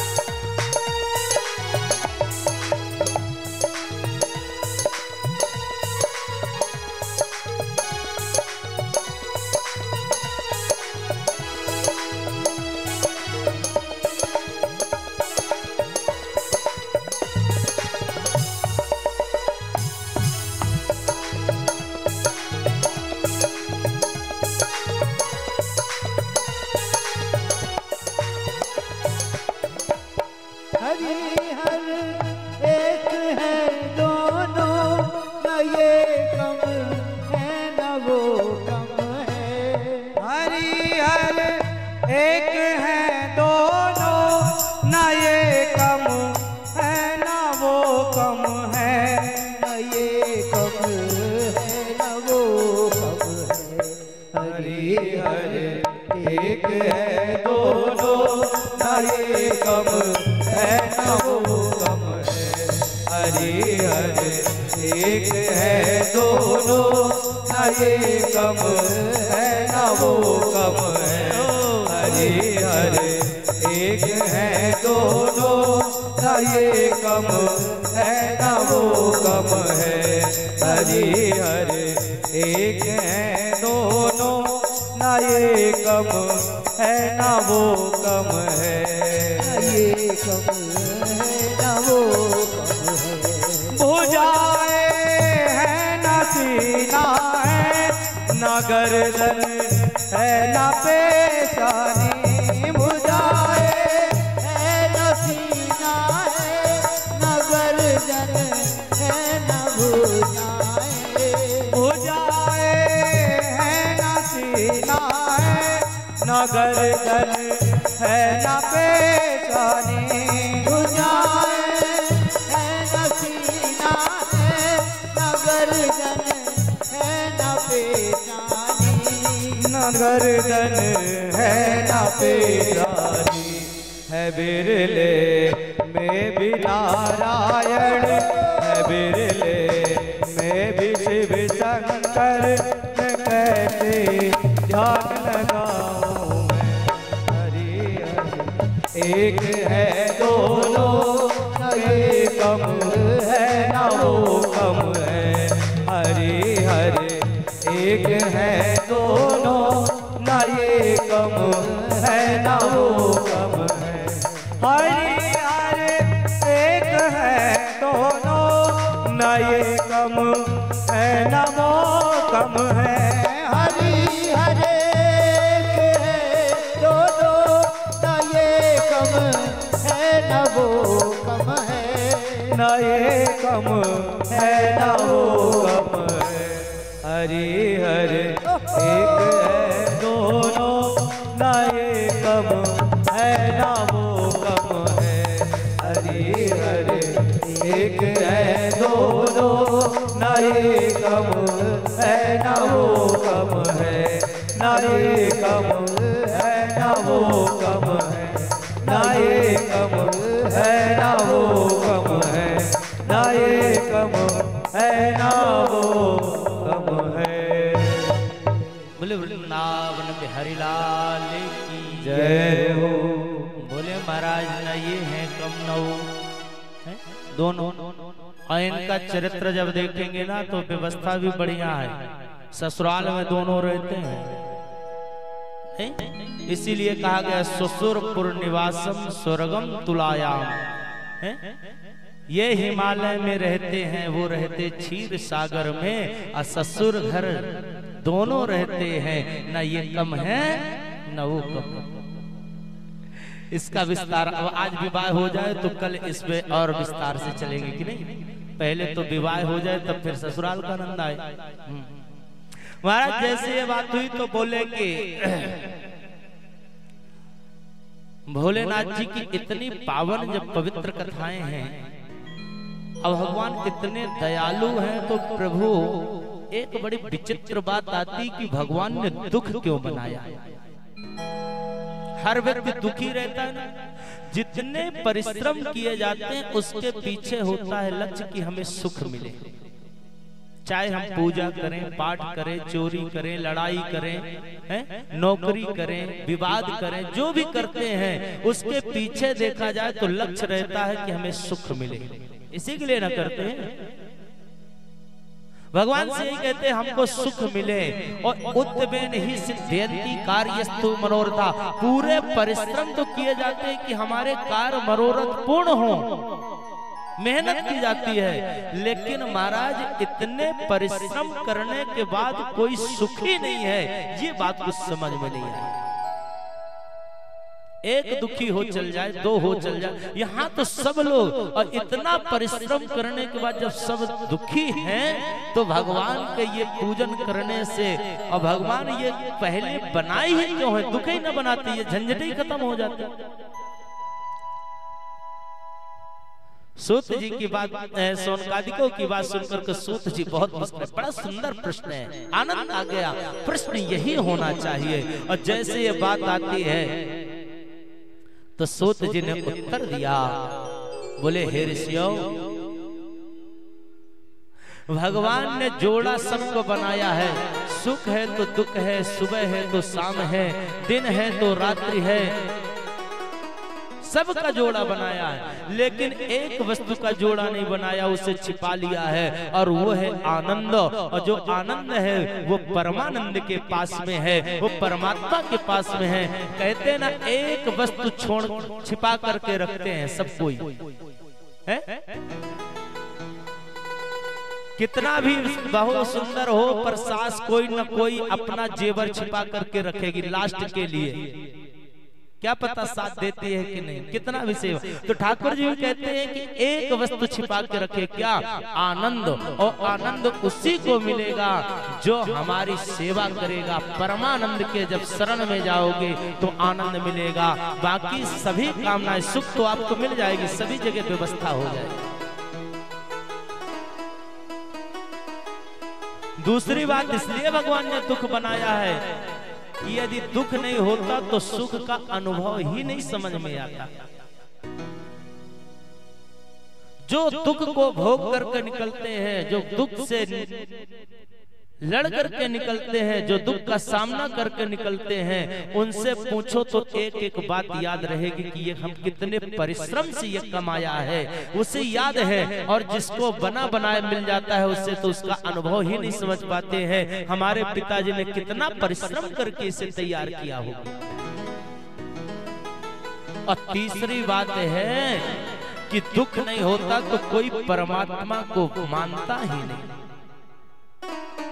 राजत द्वारे स्मशाने चा नौकायाम संकटे तटे, जब संकट आता है, संकट के तट पर खड़ा होता है जीवात्मा, तब उसे परमात्मा की याद आती है और वो खुले मन से, हृदय से अश्रु की धारा बहते हुए अपने दुख को भगवान के सामने प्रकट करता है।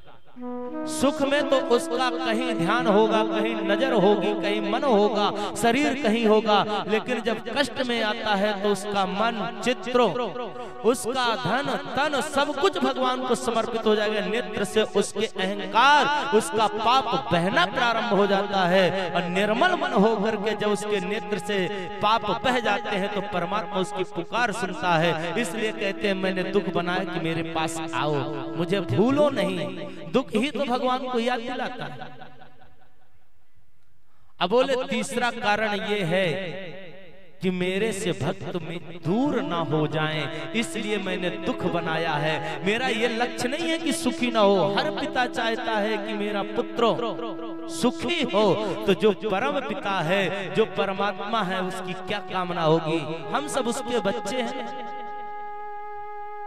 वो तो सबका पिता है, सबका पति है। हम नित्य शाम के आरती में गाते हैं कि तुम हो के अगोचर सबके प्राणपति, स्वामी सबके प्राणपति, किस विध मिलो दया मैं, किस विध मिलो दया मैं, तुमको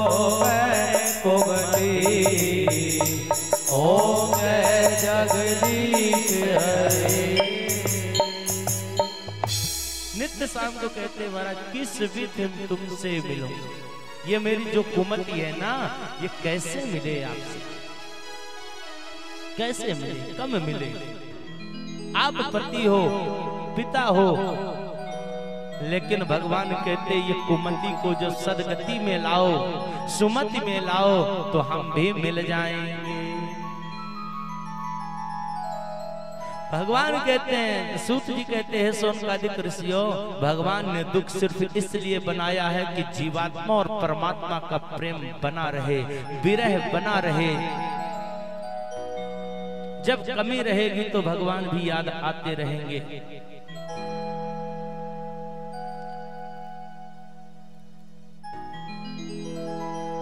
जैसे ये बात हुई तो बोले महाराज,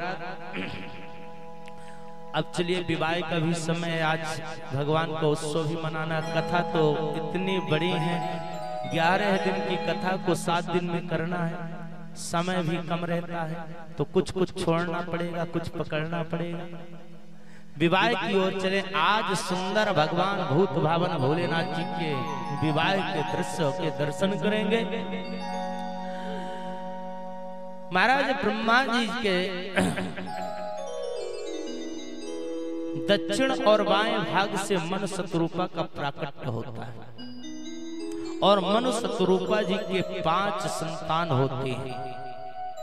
5 संतान जब होती हैं तो प्रिय व्रतोत्तान पादो शतरूपा पते सुतो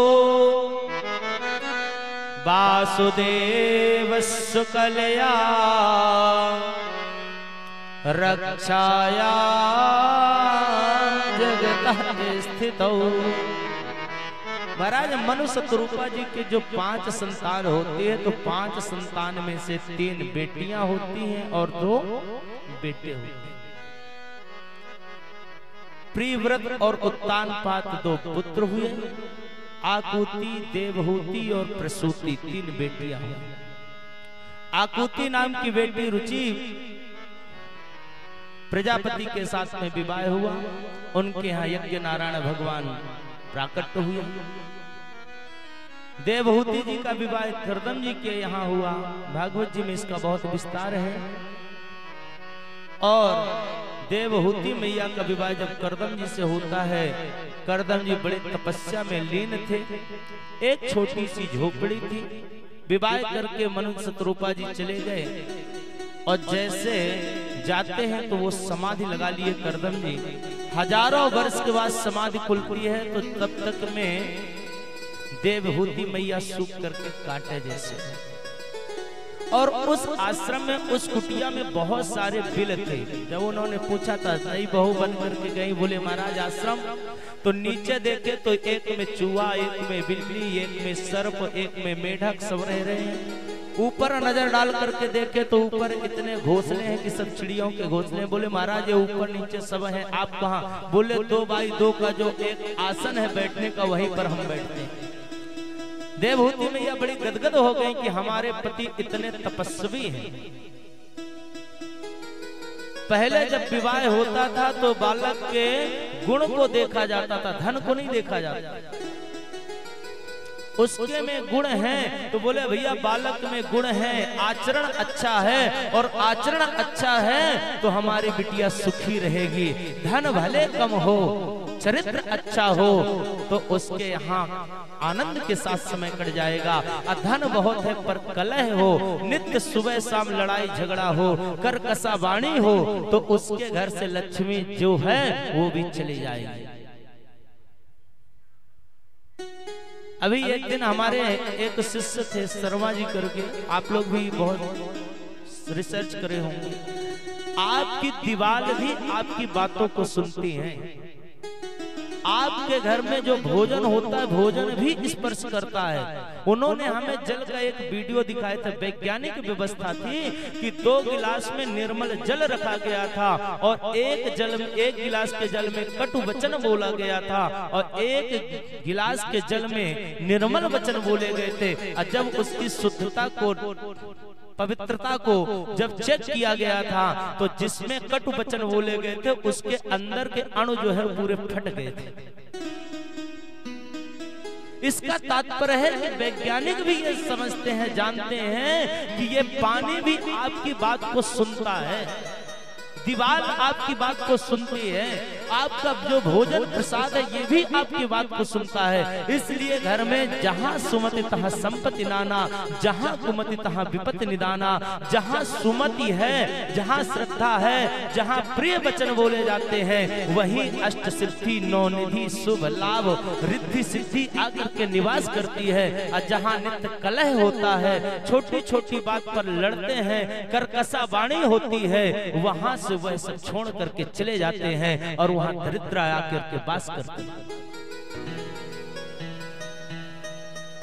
माँ देवहूति गदगद हो गई, मेरा पति इतना सुंदर, इतना तपस्वी, जिसके तप के कारण एक बिल में सर्प और मेढक रह रहे हैं, जिसके तप के बल में गाय और सिंह एक घाट में जल पी रहे हैं। प्रसन्न हो गई और प्रसन्न होकर के जब सेवा करती है और कई वर्षों के बाद जब समाधि खुली करदम जी की तो पूछी, तुम कौन हो?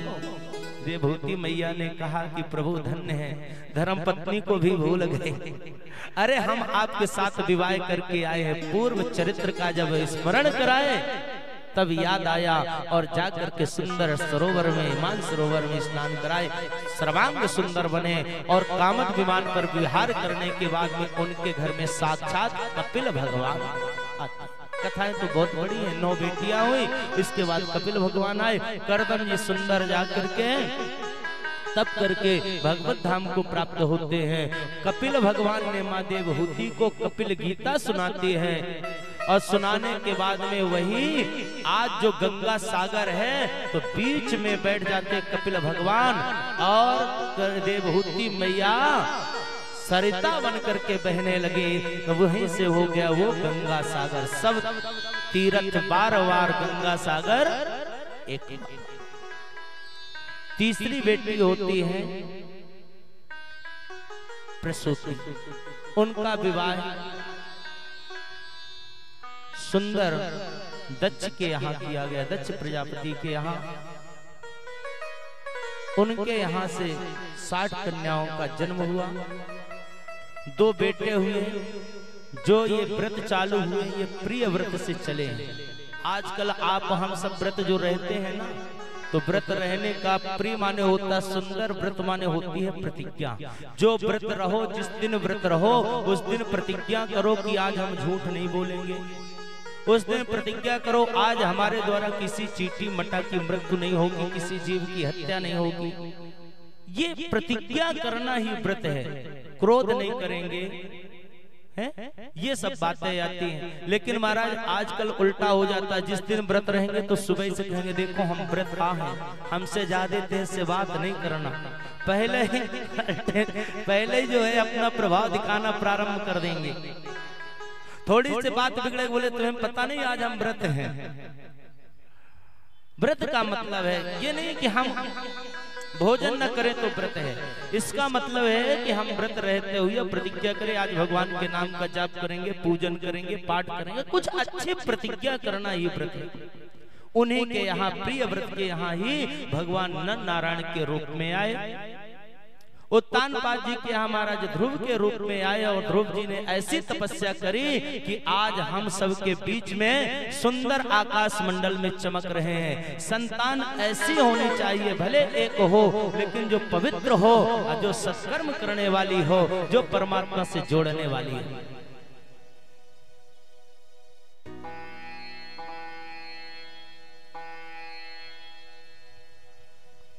हरि ओम श्री परमात्मने नमः। आगे चल करके दक्ष ने विवाह जो है अलग अलग व्यवस्थाओं के अनुसार करते हैं।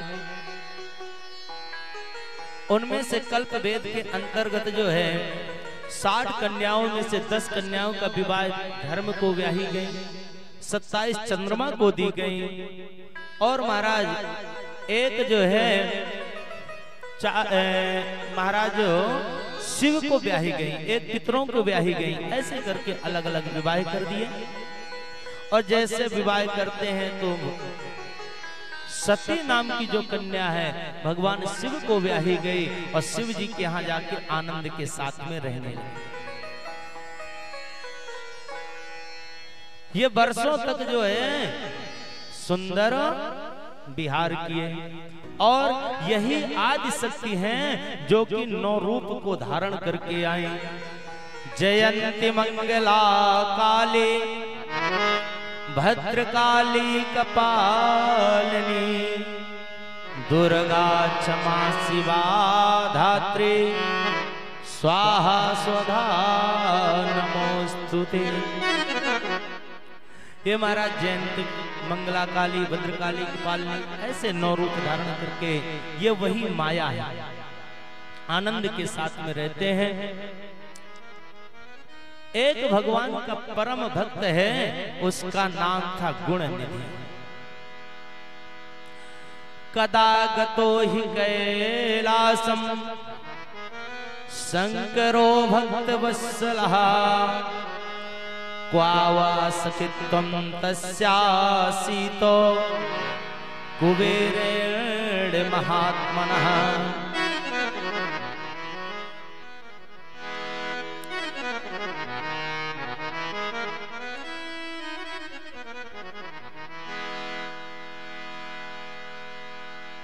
अभी समय है, हमसे पूछ करके बारात निकालेंगे, ठीक है ना? थोड़ी सी इशारा करेंगे। हाँ, हम जल्दी प्रयास करेंगे कि 7:30 बजे जयमाल करा दें। ऐसे कथा उसी भाग पे चल रही है।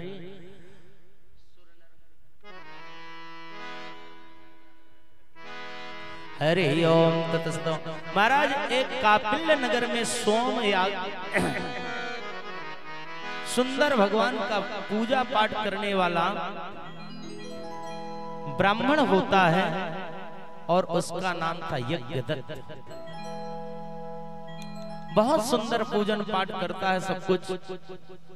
और उसके एक पुत्र हुआ यज्ञदत्त के, तो यज्ञदत्त ने अपने पुत्र का नाम रखा गुणनिधि। अच्छे गुणों वाला हो, है बढ़िया हो। आसेत काम्पिल्य नगरे सोमयाज कुलोद्भवः दीक्षितो यज्ञदत्ताख्यो यज्ञ विद्या विशारदः। यज्ञदत्त के यहाँ जब बालक होता है तो वह बालक को कहाँ रखा? नाम क्या रखा? सुंदर रखा, गुणनिधि। गुणों में अच्छा होगा। बोले कि बच्चे बिगड़ न जाए तो बच्चों को कहाँ भेज दिया? पढ़ने के लिए बाहर। बच्चों की व्यवस्था भी शास्त्रों में बताई गई। इतनी सुंदर व्यवस्था है शास्त्र में कि लालेत 5 वर्षाणि 10 वर्षाणि ताड़यते प्राप्ते तो खोड़ से वर्षे पुत्रम मित्र वदाचरे। महाराज, बालक की जो व्यवस्था है तो लाड़ प्यार कितने वर्ष करो? तो शास्त्रों में दिया कि 5 वर्ष तक बहुत प्रेम करो। जैसे 5 वर्ष से 15 वर्ष की अवस्था होती है, वो बीच की अवस्था 10 वर्ष है, उस समय उसे सद्मार्ग से जोड़ दो। विद्या धन पढ़ने में जिस मार्ग में वो जाना चाहे भेज दो। और जैसे वह 16 वर्ष का हो जाए तो मित्र मान करके सलाह लेना प्रारंभ कर। यज्ञदत्त नामक जो ब्राह्मण था, मन में विचार किया कि बच्चा बिगड़ न जाए, तो 8 वर्ष की अवस्था में पढ़ने को भेज दिया। विद्यालय बढ़िया था। अब जाता है, लेकिन जाने के बाद में वह कर्महीन हो गया। कुछ तो सत्संग से सुधर जाते हैं, लेकिन जो दुष्टात्मा होते हैं वो कोई असर नहीं पड़ता है। जिसका स्वभाव बन जाता है, जिसका चरित्र ही हो जाता है, उसके तो महाराज पूरे शरीर में विष चढ़ जाता है। दुष्ट न छोड़े दुष्टता कितनहु करहु उपाय अजो जल बीच मीन रहे धोए गंधे न जाए। बहुत प्रयत्न किया और गया तो वो संस्कारहीन हो गया। और जैसे संस्कारहीन होता तो जाकर के अब वो चोरी करना प्रारंभ कर दिया। घर आते हैं तो पिताजी पूछते हैं, बोले क्यों? गुणनिधि अच्छा है पढ़ने लिखने में? तो इसमें माँ की गलती हो जाती है। माँ कहती है हाँ ठीक है, माँ बचाव करती है। यदि बच्चे बिगड़ते हैं तो उसमें 80% भूमिका माँ की होती है। एक तो माँ के चरित्र का भी असर पड़ता है, माँ के स्वभाव का। आप आदि शक्ति है अपने पर मत लेना, लेकिन शास्त्र का विधान है कि माँ की प्रथम गुरु होती है। माँ चाहे ले तो पुत्र को सदमार्ग में जोड़ दे, और माँ चाहे ले तो चाहे जिस रास्ते पर भेज दे, ये उसके ऊपर निर्भर होता है। सबसे अधिक माँ यदि बच्चे रहते तो माँ के पास में रहते। सुनीति मैया ने 5 वर्ष में ध्रुव को जंगल भेज करके भगवान से जोड़ने का काम करे थे। जैसे वो आता है गुणनिधि नाम का बालक, तो यज्ञदत्त नामक ब्राह्मण ने पूछा माँ से, क्यों बालक कैसे? बोले आज बढ़िया होमवर्क किया, बहुत अच्छा पढ़ा। अच्छा ठीक है, स्कूल जाता है, हाँ अच्छे अच्छे मित्र हैं। हमेशा बचाव करती रही और धीरे धीरे वो धन को चुरा चुरा करके ले जाने लगा। और जैसे धन को चुरा चुरा करके ले जाता है और ले जा करके बेचने लगा, जुआड़ी हो गया, शराबी हो गया, कर्महीन हो जाता है।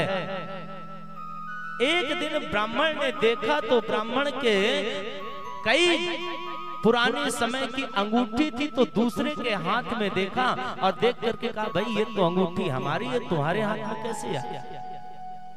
बोले ये आपका बेटा लाया।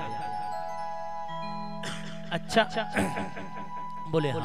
अब क्या करें? घर में आया तो पहले डांटा और डांट लगा करके कहा ये बिगड़ता जा रहा, उपाय क्या है?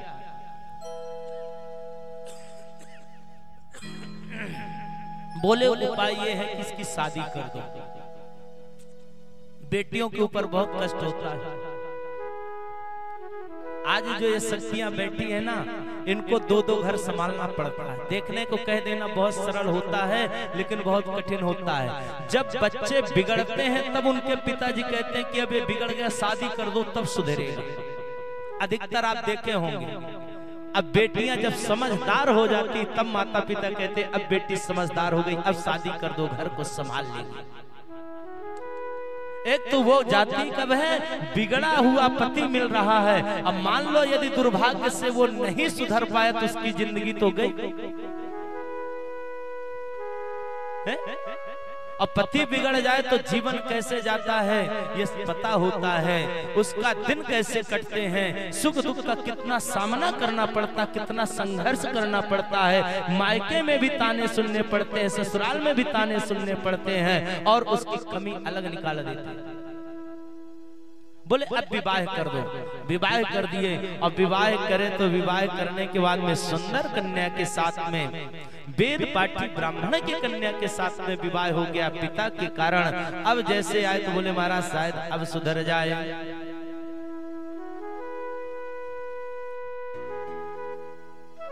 अब जब विवाह हो गया तो क्या करता है, सुंदर कन्या से कर विवाह फिर भी संतोष न पाता है। अचोरी चुगली मदिरा पीकर नित वेश्या घर में जाता है। महाराज इतनी सुंदर कन्या आने के बाद भी कर्म से हीन हो गया, नहीं छोड़ा। पिताजी एक दिन तेजी से डांटे और माँ को भी डांटे। डांट करके बोले देखो इससे अच्छा अपुत्रत्वम ब्रह्मणाम कुपुत्रायाम कुलपासनात्, इससे अच्छा तो कुपुत्र से अच्छा न होता तो अच्छा है। ये कुपुत्र होने से आज इतना सुंदर हमारा समाज में जो सम्मान बना सब नष्ट हो गया। किसी के सामने हम बात नहीं कर सकते। कोई पुत्र बिगड़ जाए तो माता पिता किसी को मुंह दिखाने लायक नहीं होते। आजकल जो है अंतर विवाह, अंतर जाति विवाह, वर्ण संकरी की व्यवस्था हो रही है। कल इसकी कथा बड़ी विस्तार से अपन चर्चा किए थे कि बच्चे बाहर जाते तो विचार नहीं करते कि हमारे माता पिता क्या विचार करके, कितना परिश्रम करके हमको क्या करने के लिए भेजे हैं। आज हम अपने मन के अनुसार विवाह कर लेते हैं, ना उसमें किसी का आशीर्वाद होता, ना किसी का संरक्षण होता है और बाद में वही विवाह अधिकतर टूटते हैं और वो न गली के रहते ना घाट के। अधिकतर प्रेम विवाह आज भी टूटते हैं। क्यों? क्योंकि उसमें किसी का ना आशीर्वाद है और अपने सामाजिक स्तर में जब होती तो वर्ण संकरी नहीं होती है, उसमें समाज का, कुल का और हमारे इष्ट का कृपा होती है। इसलिए बच्चों को जो माता पिता जीवन भर पाले हैं उनका धर्म, उनका सम्मान का यदि हमने रक्षा नहीं करी तो क्या मतलब। ब्राह्मण बड़ा दुखी हो गया और दुखी होकर के मन में भाव करता है कि इससे अच्छा तो मुझे मर जाना चाहिए। मन में भाव रखा और इसके बाद में बोले मर जाएंगे तो इसमें भी तो कष्ट है। सब लोग कह देते हैं मर जाएं तो अच्छा रहेगा। अरे 84 लाख योनियों को भोग करके कुकर, सूकर, मछली, गाय क्या क्या बन करके नहीं आए हो। 9 लाख जलचर जाति, जब सबसे पहले जीवात्मा बनता तो जल में रहने वाला जीव बनता है, बुदबुदा, कीड़ा मकोड़ा। और वहां जब बनता है तो वो भगवान से प्रार्थना करता है प्रभु रक्षा करो। भगवान पूछते हैं क्या चाहिए, बोले जल से निकाल करके हमें उड़ने वाला जीव बनाओ, हम संसार को देखना चाहते हैं। भगवान ने कृपा करी तो 10 लाख पक्षी को विस्तारा, 10 लाख पक्षी बना दिए। जाओ उड़ करके देखो संसार। 10 लाख पक्षी बनने के बाद में फिर आता है महाराज संसार में कुछ नहीं है, क्या करने। बनना तो पड़ेगा कुछ, क्या बनाए, जो कहो वो बनाए। तो जीवात्मा कहता हमको कीड़े ही मकोड़े बना दो, पर अब उड़ते उड़ते थक गए। भगवान ने कीड़ा मकोड़ा बना दिया तो 11 लाख तक कीड़े मकोड़े बन करके रहे, उसी के ऊपर मलमूत्र करते हैं। जब वो उससे दुखी होता तो फिर भगवान की शरण में गया, प्रभु रक्षा करो। क्या बोले, अब हम खड़े होकर के संसार को देखना चाहते हैं, तो 20 लाख वर्ष तक पेड़ पौधे बना दिए। फिर गया भगवान के पास में, महाराज कुछ दूसरा बनाओ, तो 30 लाख पशु योनि ही जानो, 30 लाख पशु बना दिए 4 पैर वाले। अब फिर जाता है परमात्मा के पास, प्रभु कुछ कृपा करो, मुक्ति चाहिए, इससे थक चुके हैं। तब भगवान अनुग्रह करते हैं, कृपा करते हैं, गुरु का आश्रय मिलता है, गुरु सिफारिश करते हैं, तब जाकर उससे मानव बनाए। और जब मानव बनता है तो वो भूल जाता है, पेट में कुछ वादा करके आता है, बाहर कुछ करता है और उसी 84 के चक्कर में पड़ जाता है। ब्राह्मण समझदार था, पढ़ा लिखा था, बोले मरेंगे तो हमें प्रेत बनना पड़ेगा। मानव तन सबसे श्रेष्ठ है, बाकी इसमें कुछ भी नहीं है, तो श्रेष्ठ किस बात पे है। एक बार तो सब मिलकर के जाते हैं और जाकर के ब्रह्मा जी से शिकायत करते हैं, प्रभु आपने इन मानवों को श्रेष्ठ बना दिए, इनमें श्रेष्ठता कुछ दिखती नहीं है, किस लिए श्रेष्ठ बना दिए। ये तो सबसे ज्यादा अन्याय करते हैं, अत्याचार ही करते हैं मानव। ब्रह्मा जी ने कहा, भाई तुम किस बात पे दुखी, जब कोई दुखी होता है ना तो अगले व्यक्ति की कमी बहुत निकाल देता है।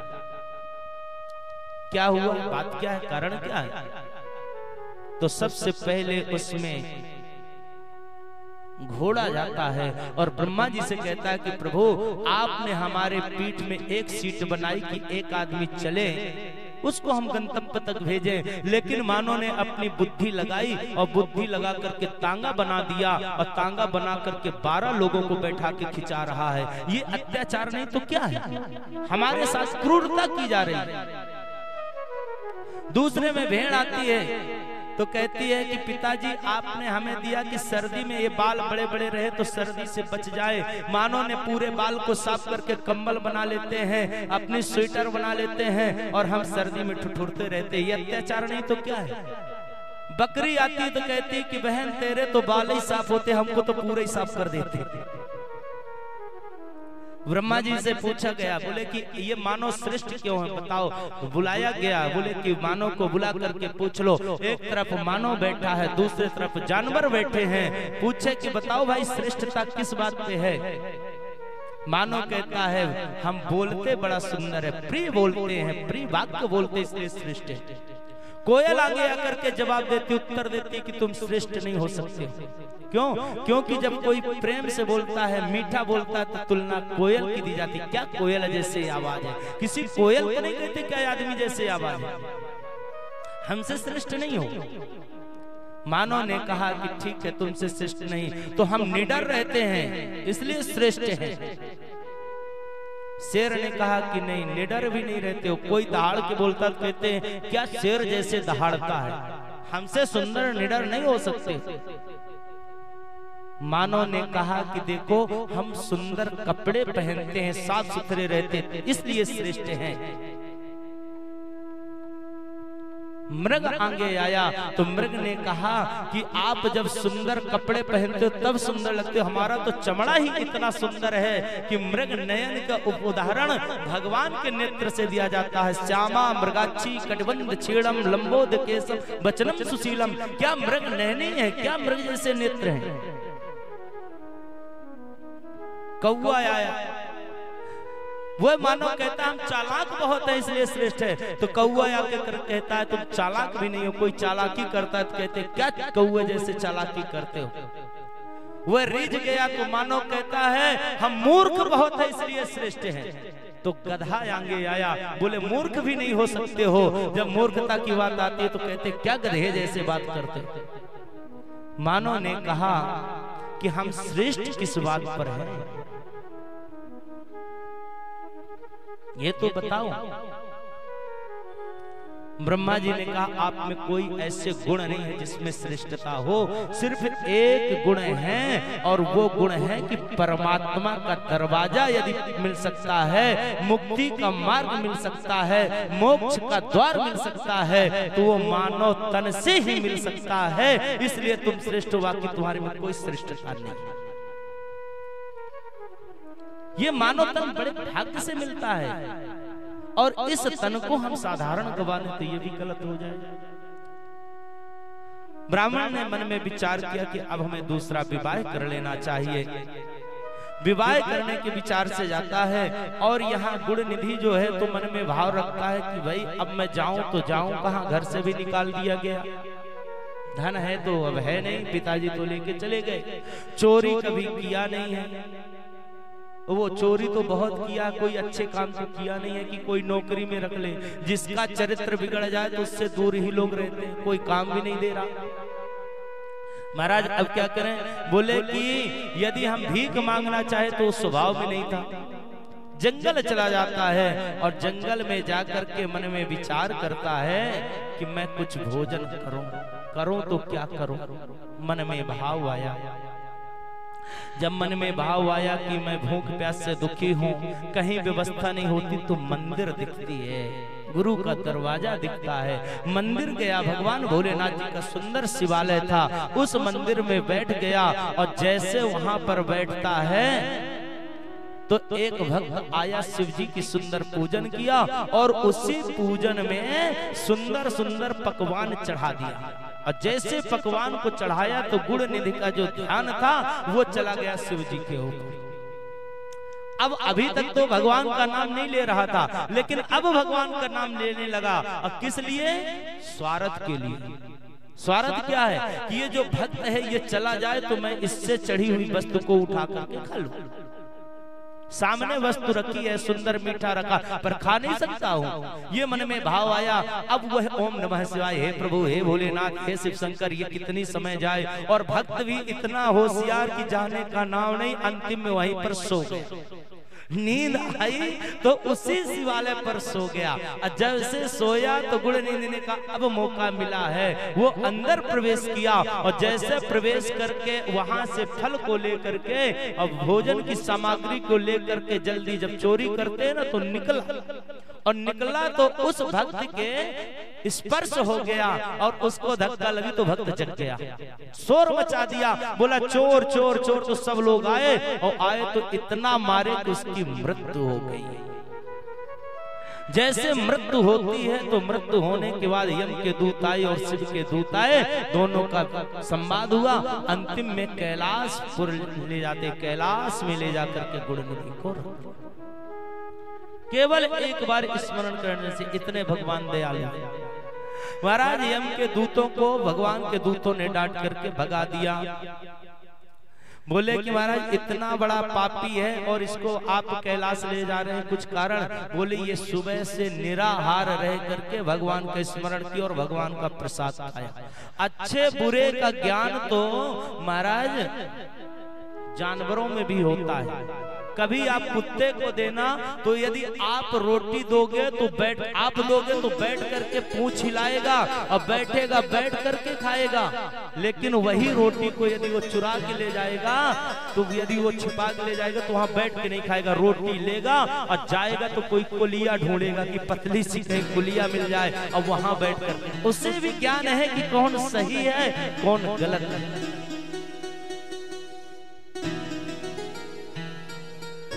आगे चल करके भगवान का सुंदर सती जी के साथ में विवाह होता है। विवाह होने के बाद में आनंद के साथ में सती मैया भगवान शिव जी के साथ में रह रही हैं। एक दिन भगवान भूत भावन भोलेनाथ जी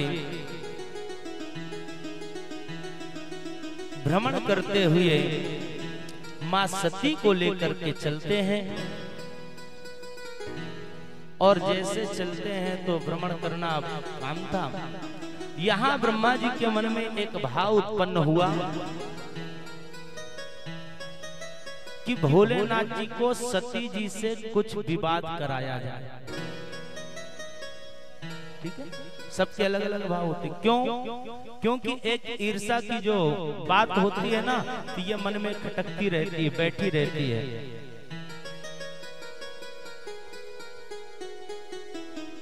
बात क्या थी? पूर्व में ब्रह्मा जी ने अपनी पुत्री संध्या के ऊपर आकर्षित हो गए थे कामदेव के कारण, और उसी बात को लेकर के शंकर जी ने बहुत डांट लगाई। बोले कि देखो ये सब अच्छी बात नहीं है, और उसी का परिणाम था। तो कामदेव को मिलकर के कथा बहुत बड़ी है पर समय बहुत कम है, इसलिए साथ के चले। तो जैसे ये बात आती है तो उसी बात को लेकर के,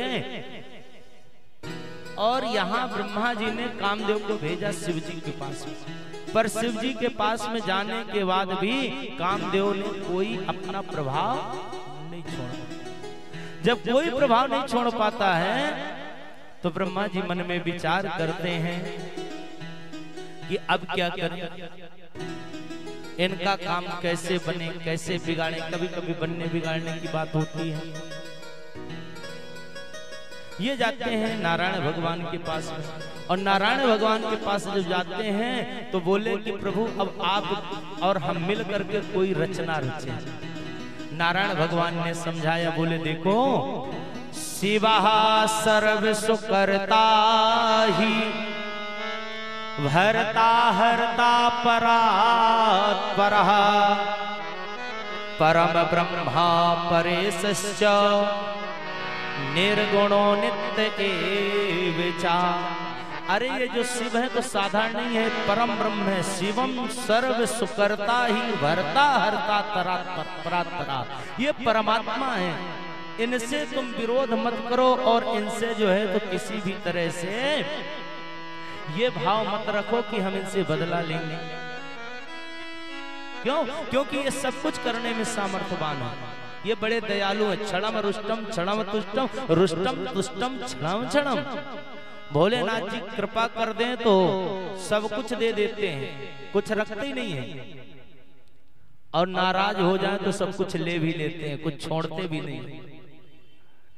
इसलिए ये बैर भाव छोड़ो। समझाए, जब समझाए तो ब्रह्मा जी जा करके और सुंदर भगवान से स्तुति करे कि प्रभु आप प्रसन्न रहें। और यहाँ जो है अब भाव आया कि हमारा भी विवाह हो गया है, इनका भी विवाह हो गया, विष्णु भगवान का भी, ब्रह्मा जी का। अब इनके पास में जो है तो काम है नहीं, भोलेनाथ जी के पास में कामदेव को भेजे तो पराजित होकर के आ गए। अब क्या करें?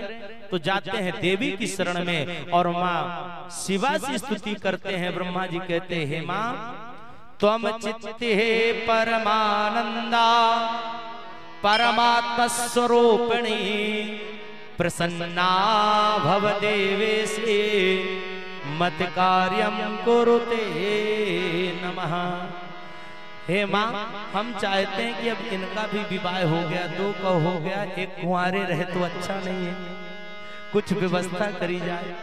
माँ ने कहा चिंता मत करो, हम दक्ष के यहाँ जाएंगे और सती के रूप में प्रकट। यहाँ दक्ष के यहाँ जो है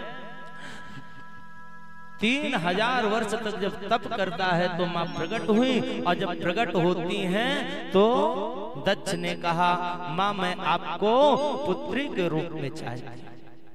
माँ भी कहती, अहम तब सुता दक्षो त्वजायायाम महेश्वरी भविष्यामि न संदेहस्तो भक्ति वस्वर्धनी। तुमने जो भक्ति करी है तो मैं अहम तब सुता दक्षो, हे दक्ष मैं तुम्हारी सुता बन करके आऊंगी, पुत्री बन करके आऊंगी, और ऐसा वरदान दे करके चली गई। समय अनुसार सुंदर दक्ष के यहाँ कन्या के रूप में जन्म ली, और भगवान शिव के साथ में उनका विवाह हुआ। विवाह के बाद में आनंद के साथ में रहने। एक दिन भगवान के मन में भाव आया, हरि ओम तत्सत श्री परमात्मने नमः, कि अब हम जो है चल करके भ्रमण करे, देखे नगर भ्रमण। आदि दंडकारण्य वन में गए और वहां पर राम जी की सुंदर लीला को देखे। जैसे लीला को देखते हैं तो ये कथा आप लोग सब अच्छी तरह से जानते हैं। उस लीला में भगवान जो है तो जानकी जी का जब हरण हुआ था, भगवान ने तो लीला करी थी दशरथ जी के यहाँ जन्म लेकर के। और रामायण में बहुत अच्छी बात है, उनमें प्रवेश करेंगे तो फिर सब भूल जाएंगे। रामायण की 4 बात बड़ी महत्वपूर्ण है, जिसके पीछे हम भागते रहते तो 4 बात महत्वपूर्ण। पहली बात है कि भगवान राम जी का कल राज्याभिषेक होना है, और राज्याभिषेक यहाँ होना है, और पता चले कि उन्हें वनवास मिल गया। ये मानो लीला करके भगवान ने कहा कि आप जो चाहते वो नहीं होगा, जो भगवान ने चाहा है, जो लिखा वो होगा। आप यहाँ चाहते हैं जो कथा हो रही है, इसमें भी कुछ लोग कहते हैं हम आ नहीं पाए हैं, प्राय सब लोग कहते हैं बड़ी व्यस्तता, आप आ नहीं पाए हो, भगवान ने बुलाया नहीं है। शंकर की कथा को शंकर ही सजाते हैं, शंकर की कथा को शंकर ही सजाते हैं, और यहाँ वही आते हैं जिन्हें शंकर बुलाते हैं। यहाँ तो जिसे बुलाएंगे ठाकुर जी शंकर जी वो आएंगे, सब थोड़ी आएंगे। बाहर बैठने वाले बाहर बैठे रहेंगे, जिसने तप किया उसे योग्य समझा उसी को ठाकुर जी प्रवेश देते हैं, शिव जी प्रवेश देते हैं। हमें लगता है हम जा रहे हैं, हम सुन रहे हैं, आप नहीं सुन रहे। सुनाने वाला शिव है, सुनने वाला शिव है, कथा कराने वाला शिव है, करने वाले शिव है। वो परम ब्रह्म की सत्ता सब में व्याप्त है, वही चल रही है। भगवान सुंदर सबसे मिलते रहे हैं, और मिलते हुए सबको जिन जिन को बताए थे कि हम मिलने आएंगे, वृक्षों से मिल रहे थे, गले लग रहे थे। ये वृक्ष कोई साधारण नहीं, ये संत थे। भगवान के स्वरूप में जब भगवान आते हैं, विप्रधेनु सुर संत हित लीन मनुज अवतार, जब भगवान अवतार धारण करते हैं तो सब भाग भाग करके आते हैं। भगवान ने कहा देखो हम आपको इस रूप में गले से नहीं लगा सकते, तो कोई वृक्ष बन जाता है, कोई पत्थर बन जाता है, और भगवान जाकर के उन सिद्ध ऋषियों को गले में लगाते हैं। वो साधारण वृक्ष नहीं, वो साक्षात महात्मा है, संत है।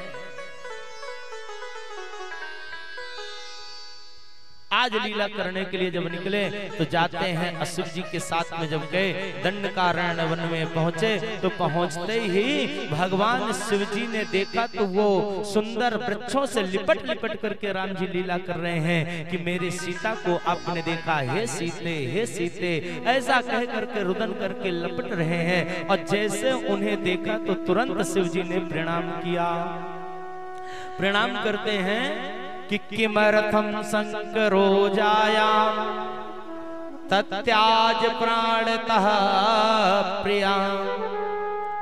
ये जो प्रिया है माँ सती है, तो सती माँ के मन में एक शंका उत्पन्न हो गई, और जब शंका उत्पन्न हुई तो बोले कि प्रभु आप किसको प्रणाम कर रहे हो? तो बोले ये ठाकुर जी है, ये जगदीश्वर है। बोले जगदीश्वर है, रोते भाग रहे हैं, ये कहां से जगदीश्वर हो गए? तो भगवान शिव जी ने क्या बताया? बोले ये जगदीश्वर है। कैसे हैं? बोले गौर वर्णो लघुर बंधु, जो गौर वर्ण के हैं ये इनके भाई लक्ष्मण हैं। पर लक्ष्मण नहीं है, कौन है? बोले शेषो लक्षणमा विधा, ये शेष है, लक्ष्मण की भूमिका निभा रहे हैं, लेकिन ये शेष है। ज्येष्ठो रामाभिधो विष्णु पूर्णासो निरोपद्रवः, ये जो ज्येष्ठ है, बड़े हैं, ये साक्षात विष्णु जी का स्वरूप है, अंश स्वरूप है। जैसे ये बात हुए माँ पार्वती सती मैया ने कहा आपके लिए लग रहे हैं, लेकिन कोई ब्रह्म वृक्षों से लिपट करके रोएगा, नंगे पैर चलेगा। अरे तो ये बैठे बैठे सब कुछ करने में सामर्थ्यवान है। माँ के मन में संशय हुआ। जैसे संशय हुआ तो भोलेनाथ जी ने कहा एक काम करो, तुम्हें यदि संशय है तो जाकर के परीक्षा ले लो। परीक्षा लोगे तब तो समझ में आ जाएगा। बहुत समझाए भोलेनाथ जी, लेकिन जब समझ में नहीं आया तो भोलेनाथ जी के समझ में आ गया। माँ सती के समझ में नहीं आया, पर भोलेनाथ जी के समझ में आ गया कि अब इनको समझाने से कोई फायदा नहीं है। जिनको समझना ही नहीं है तो समझाने से कोई फायदा भी नहीं है। तो भगवान ने कहा, भोलेनाथ जी ने कहा कि होई है सोई जो राम रच राखा, हो कर तर्क बढ़ावई साखा। होई है सोई जो राम रच राखा, हो कर तर्क बढ़ावई साखा। को कर तर्क बढ़ावई साखा। महाराज जी इससे तर्क बढ़ाने से काम नहीं चढ़ेगा। क्यों? क्योंकि इनको हम समझा चुके, समझ में नहीं आ रहा। भगवान चले गए और यहाँ माँ सती ने परीक्षा लिया, और परीक्षा में क्या करें कि बीच रास्ते पर माँ जानकी का रूप धारण करके बैठ गए, और जैसे ठाकुर जी आए तो आकर के दूर ही से प्रणाम किया। हे माँ, इतने घनघोर जंगल में अकेले बिना शिव जी के साथ, कारण क्या है? कोई लड़ाई झगड़ा हो गया क्या? माँ कांप गई। आपको कैसे पता? समझ गई ये जगदीश्वर है। हे नाथ, मेरे से गलती हो गई, और सारी बात करके गई। अब मन उनका खिन्न हो गया। राम और रावण में यही अंतर भी होता है। जिस समय रावण की मृत्यु हुई थी, राम जी ने मारा था, तो मंदोदरी जो 5 कन्याओं में श्रेष्ठ कन्या थी, वह रावण के पास में थी। और मंदोदरी ने सोचा कि मेरे पति के पास में ऐसी कौन सी वस्तु नहीं थी जिसके कारण मृत्यु हुई, और राम के पास में क्या है जो मार दिए। वह जब रावण का वध होता है तो मंदोदरी रावण के पास नहीं अपितु राम के पास जाती है, और जाकर के पूछना चाहती कारण क्या है, इसको मारने वाला कौन है। मेरे पति के यहाँ लंका में एक से एक देवता, ब्रह्मादिक देवता आकर के वेद पढ़ते हैं, इंद्रादिक देवता पानी भरते हैं, वरुण देवता झाड़ू लगाते हैं, नवग्रह देवता सब कार्य करते हैं, ऐसी कमी क्या रह गई। और जैसे जाती है मंदोदरी, तो मंदोदरी माँ की छाया पड़ी, तुरंत राम जी खड़े होकर के प्रणाम किया। माँ आओ। अकेले कैसे आई?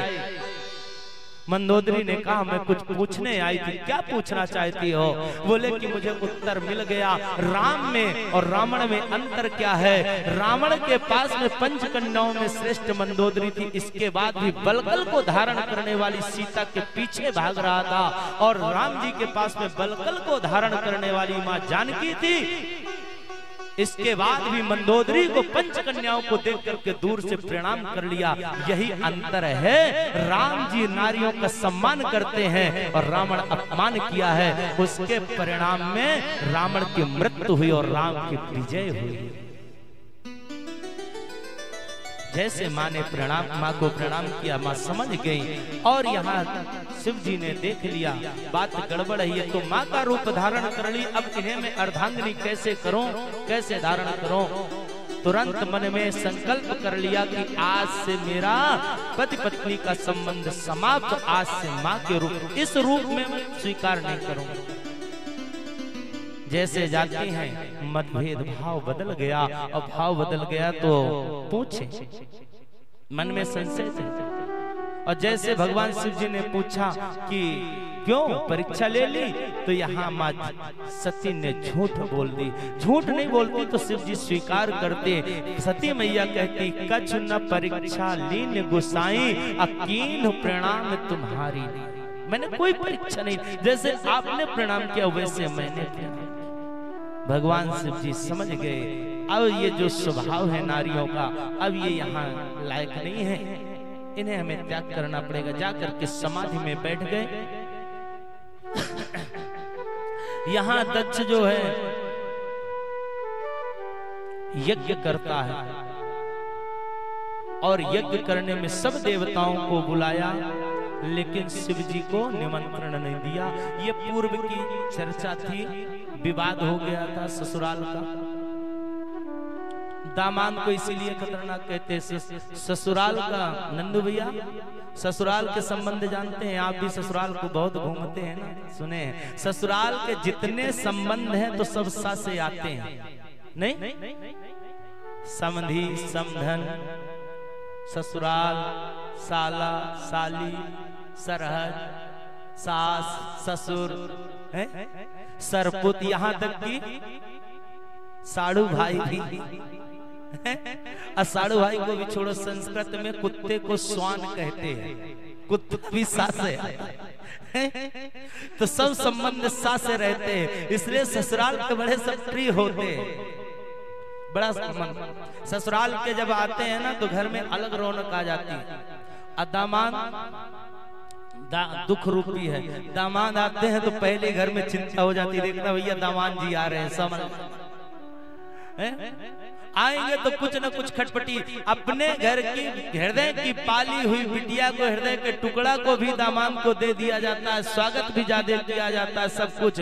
बिटिया से प्रिय कुछ भी नहीं होता, पर दामाद जाएगा तो इसके बाद भी नखरा ससुराल में कुछ न कुछ दिखाएगा, और चुटकी भी कुछ लोग बजाएंगे, चलो 5 बजे तैयार हो जाना, चलना है, ऐसे ही ऑर्डर देंगे। सब कुछ देने के बाद भी सबसे अधिक शासन चलता है तो ससुरालय में, और कहीं नहीं चलता। इसलिए जब ये बात आती है तो उसी में जब दामाद जी कभी धोखे से बोले कि हमें जाना है, अब तो खैर साधारण बात हो गई, तो पहले जैसे दामाद जी बोलते थे कि जाना है तो जल्दी सास जी तिलक लेके आती थी, विदाई करती थी। दुख कितनी जल्दी जाए, यहाँ जब तक रहेगा तो कुछ न कुछ परेशानी रहेगी। तिलक किए, कुछ विदाई भी ले लो भैया, दक्षिणा भी ले लो, और वही परंपरा चल गई। पर भोलेनाथ जी हमारे ऐसे नहीं थे, उनको जितनी बातें सुनाई गई सब दिमाग में बैठा करके रखे, कुछ भी नहीं बोले थे। और समयानुसार जब दक्ष ने ईर्षावश नहीं बुलाया, सती मैया को यज्ञ में सब देवियां जाती हैं, परिक्रमा कर करके जाती हैं, घूमने जाती हैं। सती माँ को आकर के कहती हैं, क्यों बहन तुम नहीं जा रही? देखो पिताजी ने कितना बड़ा यज्ञ किया है। जैसे बात होती है और वहां एक से एक सब जाते हैं। आगस्तः कश्यपोस्तिष्ठो वामदेवस्तथा भृगु दधीचेर भगवान व्यासो भारद्वाजो गौतमः। सब ऋषि महात्मा सुंदर यज्ञ कर रहे हैं, चलो दर्शन करें। सब लोगों ने कहा चलो दर्शन करें। तो सती मैया ने कहा कि बहन चलना तो चाहिए, लेकिन एक बात है। क्या?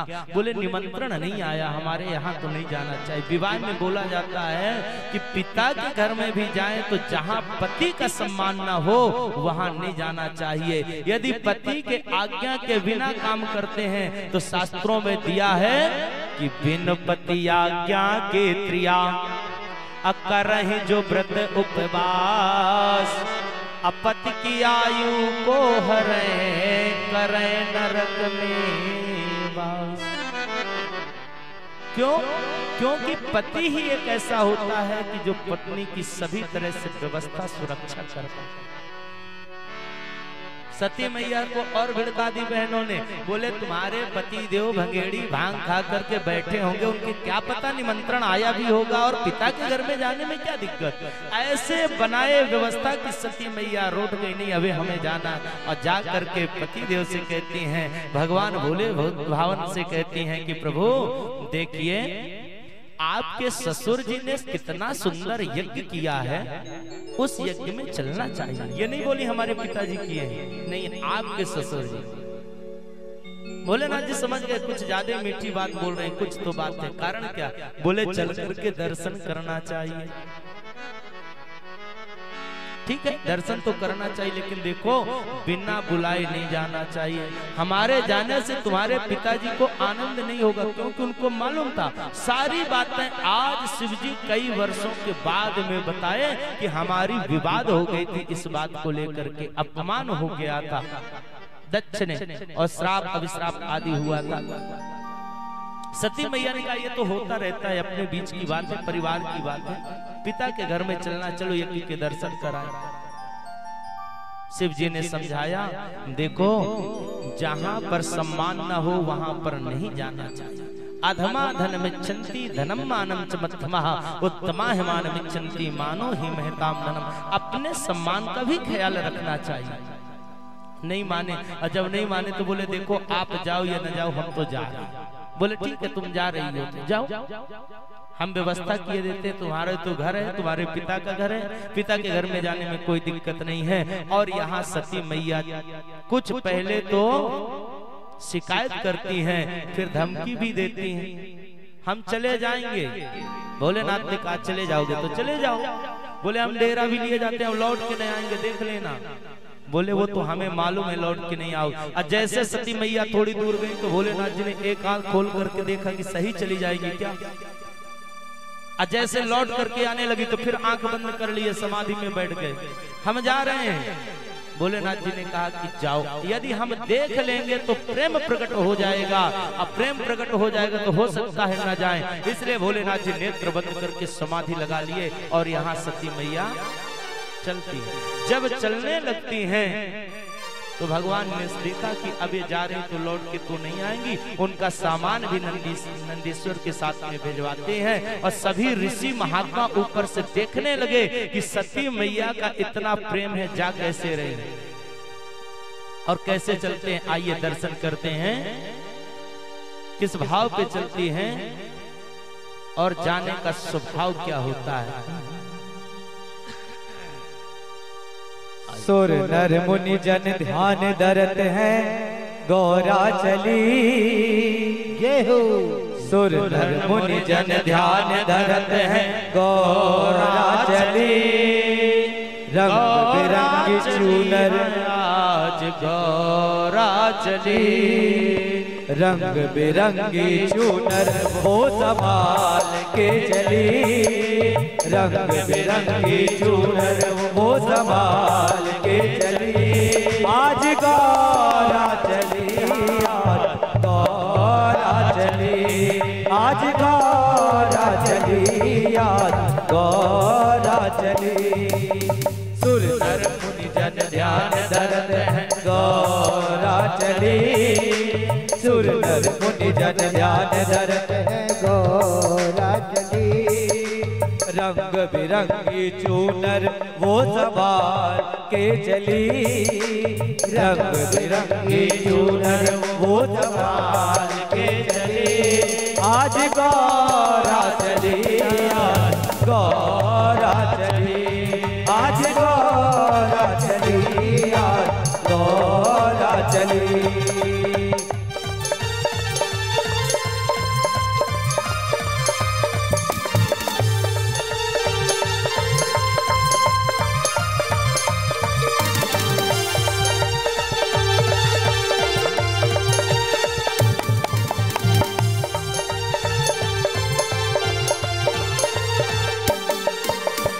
जैसे चकुआ चांद को देखे और न देखे कोई।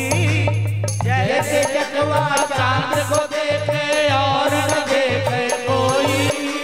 वैसे गौरा शिव को देखे और न देखे कोई। वैसे गौरा शिव को देखे और न देखे कोई। करके मन में शिव का गुणगान वो चली। करके मन में शिव का गुणगान वो चली। आज गौरा चली, आज गौरा चली। आज गौरा चली, आज गौरा चली।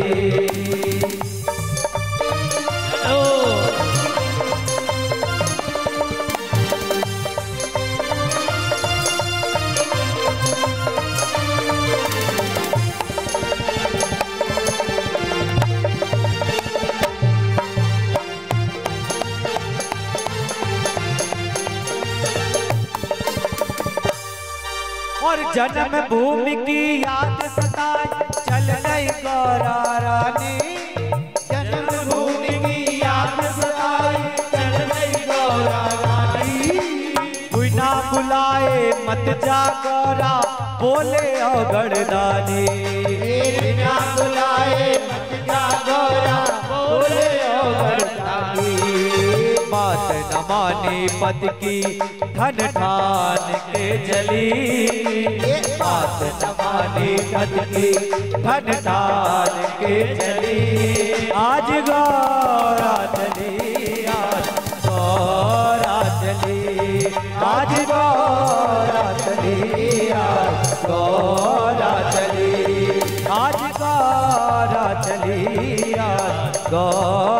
चली, आज गौरा चली, आज गौरा चली, आज गौरा चली, आज गौरा चली।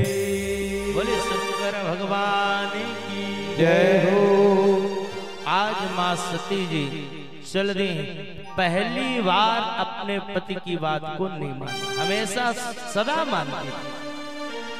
और जब वहां पर जाते हैं दक्ष के यहाँ, दक्ष के यहाँ पहुंचती हैं तो देखते हैं सब बहनें आकर के ताना मारना प्रारंभ कर दी। हाँ बहन, हम तो ठीक बोल रहे थे, तुम ठीक करी। अरे पिता के घर में निमंत्रण का कौन इंतजार करता है, आना चाहिए। हम पिताजी को समझाए पर निमंत्रण नहीं दिए। सब सुनती गई सती माँ, सबसे पहले गई माँ से। एक माँ का हृदय होता है, गई तो लिपट गई और माँ रुदन करने लगी।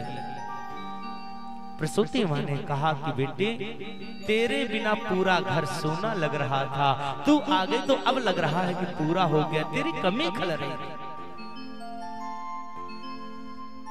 सती माँ ने विशेष माँ से भी बात नहीं कर, सीधे यज्ञशाला में गई और वहां चारों तरफ जब नजर घुमा करके देखी तो सबकी प्रतिष्ठा है पर शिव की प्रतिष्ठा नहीं है। नाराज हो गई, क्रोध में भर गई और दक्ष को, पिताजी को आज दक्ष कह करके संबोधन करके बहुत भला भला, हे महाराज दक्ष, आपको ज्ञान नहीं है कि शिव जी का इतना सरल स्वभाव है। शिव नाम लेने से ही कल्याणकारी है, सबका कल्याण होता है। ना तो वो कभी धन मांगते हैं, ना दौलत मांगते हैं, ना खूब सम्मान चाहते हैं, उनको तो अवगढ़दानी है। आप पत्र पुष्प फल जो भी चढ़ा दो उसी से प्रसन्न हो जाते हैं और उनका अपमान किया। शिव जी जिस समय कहते थे आओ दाक्षायणी बैठो बगल में, कितना सम्मान करते थे। आज मैं क्या मुंह ले जा करके दिखाऊंगी और क्या पिताजी उनसे जाके पति से कहूंगी। अब तो मेरा ये शरीर भी बेकार है। बहुत समझाया, सब लोगों को देखा, सबको डांट भी लगाया और अंतिम में योगाग्नि प्रकट करके उसी में अपने शरीर को जला कर दिया। जैसे शरीर को जला करके भस्म किया, हाहाकार हुआ। नंदीश्वर भगवान ने कहा कि अब गड़बड़ हो रहा है। यहाँ से भगवान भोलेनाथ जी को नारद जी ने संदेश भेज दिया कि प्रभु आप यहाँ बैठे हो, मैया गई। भगवान को तो पहले से पता था, जटा उखाड़ करके नीचे पटका, वीरभद्र प्रकट हुआ और 3 करोड़ म्लेच्छों को, भूत प्रेत पिशाच डाकनी साकनी सबको लेके गया और जाकर के पूरे यज्ञ को विध्वंस कर दिया। जैसे विध्वंस करते हैं और दक्ष के सिर को काट तोड़ करके हवन कुंड में डाल दिया। भृगु जी के दाढ़ी को नोच लिया, पूषा के दांत को तोड़ दिए। सब देवता मिलकर के भगवान से स्तुति करते हैं कि प्रभु ध्याये नित्यम महेशम रजत गिरणिभं चारु चंद्रावतंसम रत्नाकल्पोज्ज्वलांगम परसमृगवराभीतिहस्त प्रसन्नम। हे प्रभु आप प्रसन्न हो जाएं, अब जो होना था हो गया। कथा तो ऐसे भी आती है कि भगवान उन्हीं सती माँ के शरीर को लेकर के गए थे। 51 जगह भगवती के जो अंग गिरे थे, उसी अंग गिरने से आदि शक्ति जो सिद्ध पीठ हुए हैं, तो 51 सिद्ध पीठ भी उन्हीं माँ के अंग से हुए। हम आप भी एक तरह के बड़े भाग्यशाली हैं कि हमारे और आपके उत्तर दिशा में आदि शक्ति माँ भगवती शारदा जी जो विराज हैं, मैहर में भगवती का कंठ गिरा था, इसलिए वो आदि शक्ति 51 पीठों में वो भी श्रेष्ठ हैं। और दक्षिण में हमारे सुंदर माँ भगवती नर्मदा जी कलकल करके बह रही हैं और दोनों की गोद में हम कटनी में विराजमान हैं। एक तरफ माँ शारदा जी लेके बैठी हैं, दूसरी तरफ माँ नर्मदा। कितने भाग्यशाली। और तीसरा साक्षात नारायण भगवान की छत्र छाया में बैठे हैं। भगवान भोलेनाथ जी प्रसन्न हुए और जाकर के दक्ष को बकरे का सिर लगाए। बकरे की आवाज में स्तुति किया, दक्षिणे भगवान ने उसे क्षमा किए। भगवान आकर के निवास किए। आगे चल करके सब देवता लोग मिलकर के भगवती की स्तुति की, तो भगवती ने कहा कि मैं तो जन्म जन्म शिव पद अनुरागा, मेरा तो अनुराग ही है, शिव के अलावा मैं किसी को चाहती नहीं हूँ। और यहाँ समय अनुसार सुंदर मैना मैया ने तपस्या करी, और जब तपस्या करती हैं तो माँ प्रकट हुई। मांगो वरदान, परम ब्रूहि महासाध्वी यत्ते मनसि वर्तते सुप्रसन्ना च तत्सा तवाहम गिरिकामनिहि। हे देवी मांगो, कौन सा वरदान चाहते? मैं वरदान देने के लिए आई हूँ। देवी ने कहा परम ब्रूहि महासाध्वी, वर मांगो। माँ ने हाथ जोड़ करके कहा कि मैया यदि आप देना चाहती हो तो एक वरदान दो। क्या? बोले माता मही सदा नंदाम भक्त शोक विनाशनी। हे माँ, आप यदि मुझे वरदान देना चाहते हैं तो आप मेरी पुत्री बन करके आ जाएं, यही वरदान।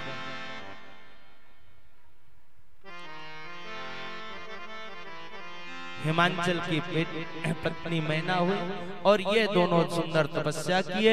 तपस्या करने से मैना मैया ने जो वरदान मांगा, माँ तपक के आधार पर वरदान दी, और वरदान दे करके कहती चिंता मत करो, हम निश्चित आएंगे। और समयानुसार कौन सा महीना आया? बोले दुर्गे जय जय प्राज्ञ जगदम्ब महेश्वरी सत्यव्रते सत्य परे त्रिसत्य सत्य रूपिणी। दूसरा वरदान कौन सा मैना मैया ने मांगा? बोले एक वरदान दो कि हमारे 100 पुत्र हों, और दूसरा वरदान दो कि आप पुत्री बन करके आओ। उन्हीं हिमालय के बड़े पुत्र हुए थे मैनाक पर्वत। हिमालय का बड़े पुत्र मैनाक। ये पहले पर्वत उड़ते थे। हाँ, इंद्र भगवान ने, इसकी कथा हो सकता है किसी दिन आएंगे, तो इंद्र भगवान ने सबके पंख काट दिए थे, 2 ही बचे थे। बोले महाराज यदि पंख ना काटे होते और उड़ते होते ये पर्वत, तो सोचो कहीं जाके बैठते तो क्या होता। सुंदर आप लोग बैठे, विवाह देख करके जाना है, 15 मिनट में विवाह करते बस वहीं पर पहुंच रहे हैं। आप लोग चले जाएंगे, बाराती घट जाएंगे, हैं? आप बैठिए। हाँ, हरे ओम तत्सतो। 7:30 बजे बारात का समय है, बारात निकलेगी। जैसे ये बात होती है, बड़े समझदार हैं भैया, हमारी बातों को मान ली, बैठ गए। हमें तो लग रहा था कह रहे हैं बैठेंगे नहीं। हाँ, धन्य हो, आपकी जय हो। सुंदर मैना मैया के तपस्या के अनुसार में कौन से महीने में आए? सुंदर चैत्र का महीना है, शुक्ल पक्ष है, 9वीं तिथि है। और उसी 9वीं तिथि में सुंदर आदि शक्ति पराम्बा जगत जननी मां जगदम्बा सुंदर 9 रूप धारण करके आती है। और आ करके जैसे सामने प्रकट हुई तो माँ ने पूछा कि मैया हम तो बेटी के रूप में चाहे, आप कैसे आई हैं? आप तो 18 भुजा बन करके आई हैं। मैया ने, माता जी ने कहा आप कहो कैसे? बोले हमें तो पुत्री के रूप में सुख चाहिए। और सुंदर देवी देवताओं ने स्तुति करी कि माँ जा तो रही हैं, पर जिस काम को जाते उसे भी ध्यान रखिएगा कि दुर्गे जय जय प्राज्ञ जगदम्ब महेश्वरी सत्यव्रते सत्य परे त्रिसत्य सत्य रूपिणी। आप सत्य का अनुसरण करते हुए और सुंदर माँ सभी कार्य को करिएगा। जैसे माँ का आने का समय हुआ, सुंदर हरियाली छा जाती है, निर्मल सुंदर सुंदर पवन देव चलने लगते हैं मंद मंद, और सबके वातावरण पवित्र हो जाते हैं। और ठीक 9वीं के दिन आदि शक्ति माँ प्रकट होती है। बोलिए श्री पार्वती मैया की जय हो। पार्वती जी के रूप में 9वीं तिथि में मृगशिरा नक्षत्र में, और किस समय आई थी? मध्य रात्रि में। इसीलिए नवरात्रि का महात्म्य होता है। नवरात्रि कब मनाते हैं? रात्रि में माँ आई थी और जैसे रात्रि के समय चंद्रमंडल से आई, ऐसे लग रहा था जैसे साक्षात लक्ष्मी जी प्रकट हो रही हैं। मैना मैया का गर्भ एकदम से प्रकाशित हो जाता है, मेघ गरजने लगते हैं, मंद मंद वर्षा होने लगती है, पुष्पों की वर्षा ऊपर से देवता करते हैं और हिमालय में मैना के महल में आनंद छा जाता है। आइए थोड़ी से उत्सव मनाए, फिर विवाह में चले जन्म का। हाँ, बारात वहां से ठीक 15 मिनट बाद यहाँ भेज सकते हैं, तैयारी आप अपने से। आइए जब तक थोड़ी से 5 मिनट का दर्शन कर लें। किसका? माँ पार्वती जी का। हो जन्मी है दुर्गे मैया, महल में बाजे बधैया। जन्मी है दुर्गे मैया, महल में बाजे बधैया। जन्मी है दुर्गे मैया, महल में बाजे बधैया। जन्मे है दुर्गे मैया, महल में बाजे बधैया। बाजे बधैया देखो बाजे बधैया, बाजे बधैया देखो बाजे बधैया। बाजे बधैया देखो बाजे बधैया, बाजे बधैया देखो बाजे बधैया। जन्मे है दुर्गे मैया, हाजी जन्मी है दुर्गे मैया, महल में बाजे बधैया। जन्मी है दुर्गे मैया, महल में बाजे बधैया।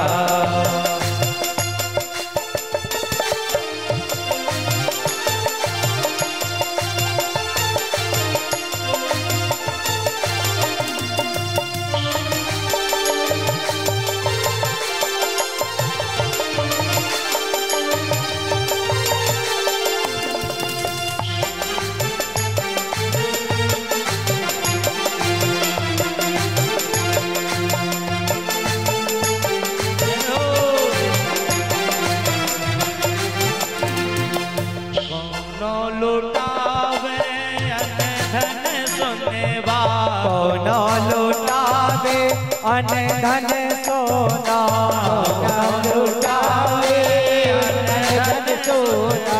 कौनो लुटावे अन धन सोना, कौनो लुटावे रुपया नगर में बाजे बधैया। कौनो लुटावे रुपया महल में बाजे बधैया। जन्मी है दुर्गे मैया, महल में बाजे बधैया।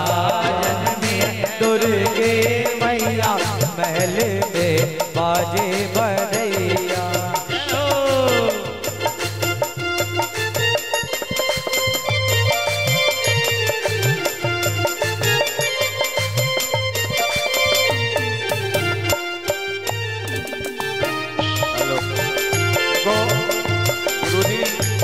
अच्छा प्रसंग कह रहे हैं।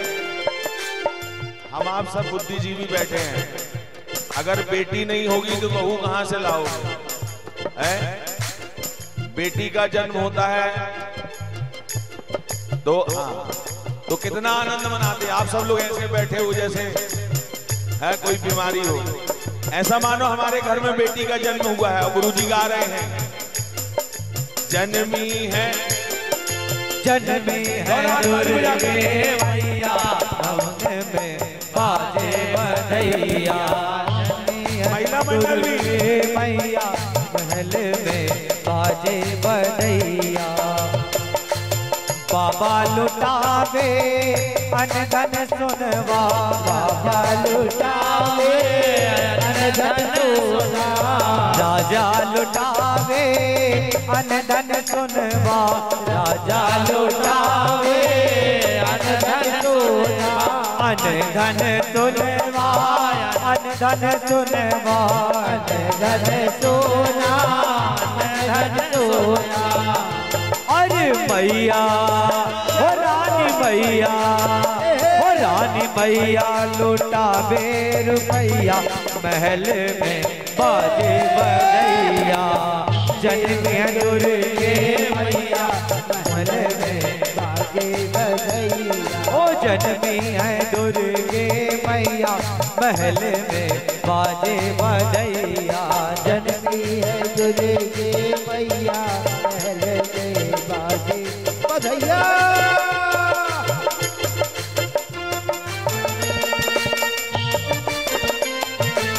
बोलो जालता मैया की।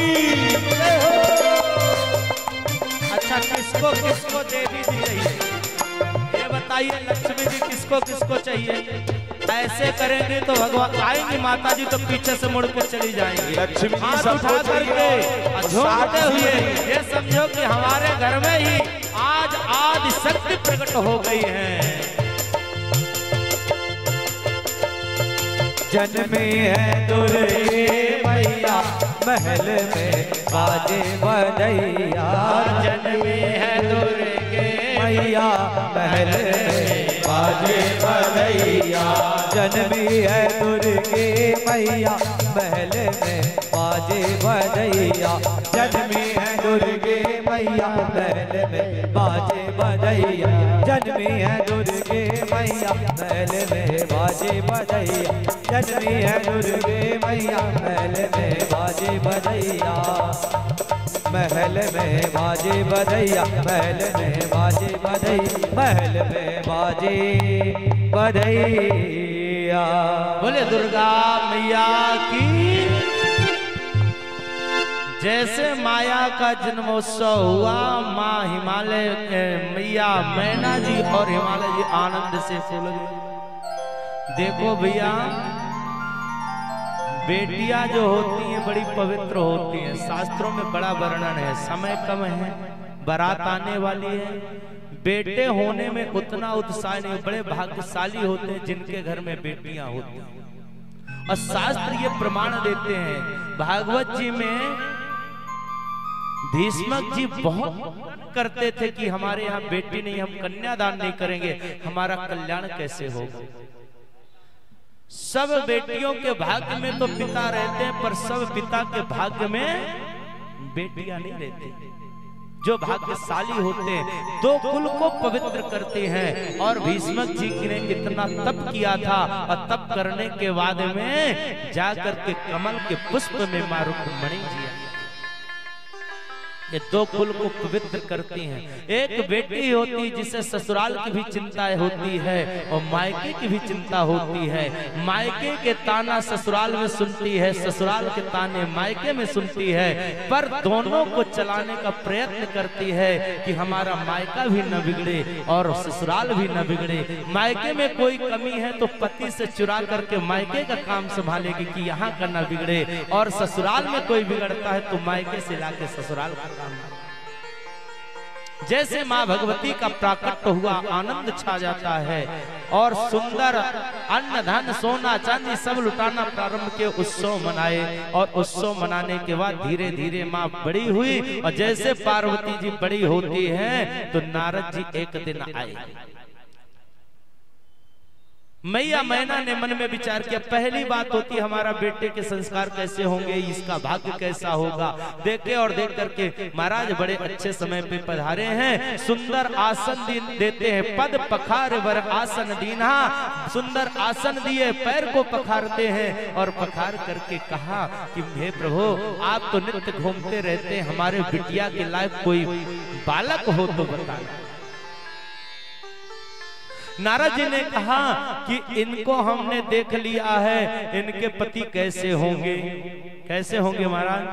बोले जोगी जटिल अकाम मन, नगन अमंगल बेश, अस स्वामी यह कह मिलहि, परिहस्त असिरे।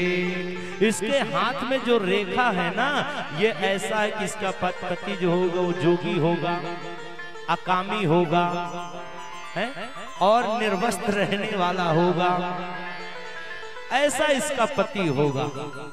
गुण रहित होगा, माता पिता से हीन होगा, अमंगल का रहेगा, अमंगल वेश वाला रहेगा और सर्पों की माला को पहने रहेगा। ये सुन करके तो मैया मैना कांपने लगी और हिमांचल जी कांपने लगे। हे महाराज, कैसे कैसी रेखा है हमारे बिटिया की, ऐसे पति ऐसे दामाद कोई चाहेंगे क्या?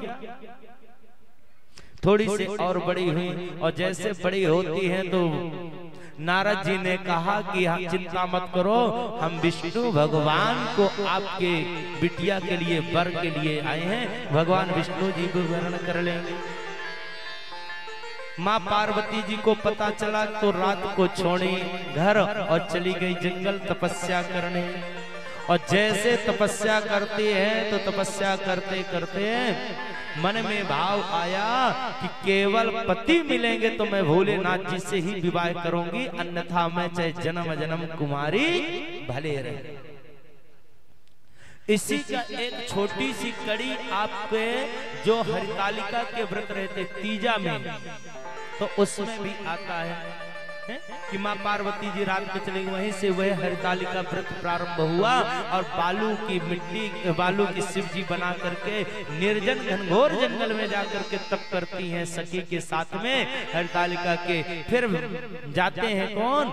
महाराज हिमांचल जी, और ढूंढते हुए जाते तो बोले कि देवी जी बेटी तुम यहाँ कैसे, क्यों?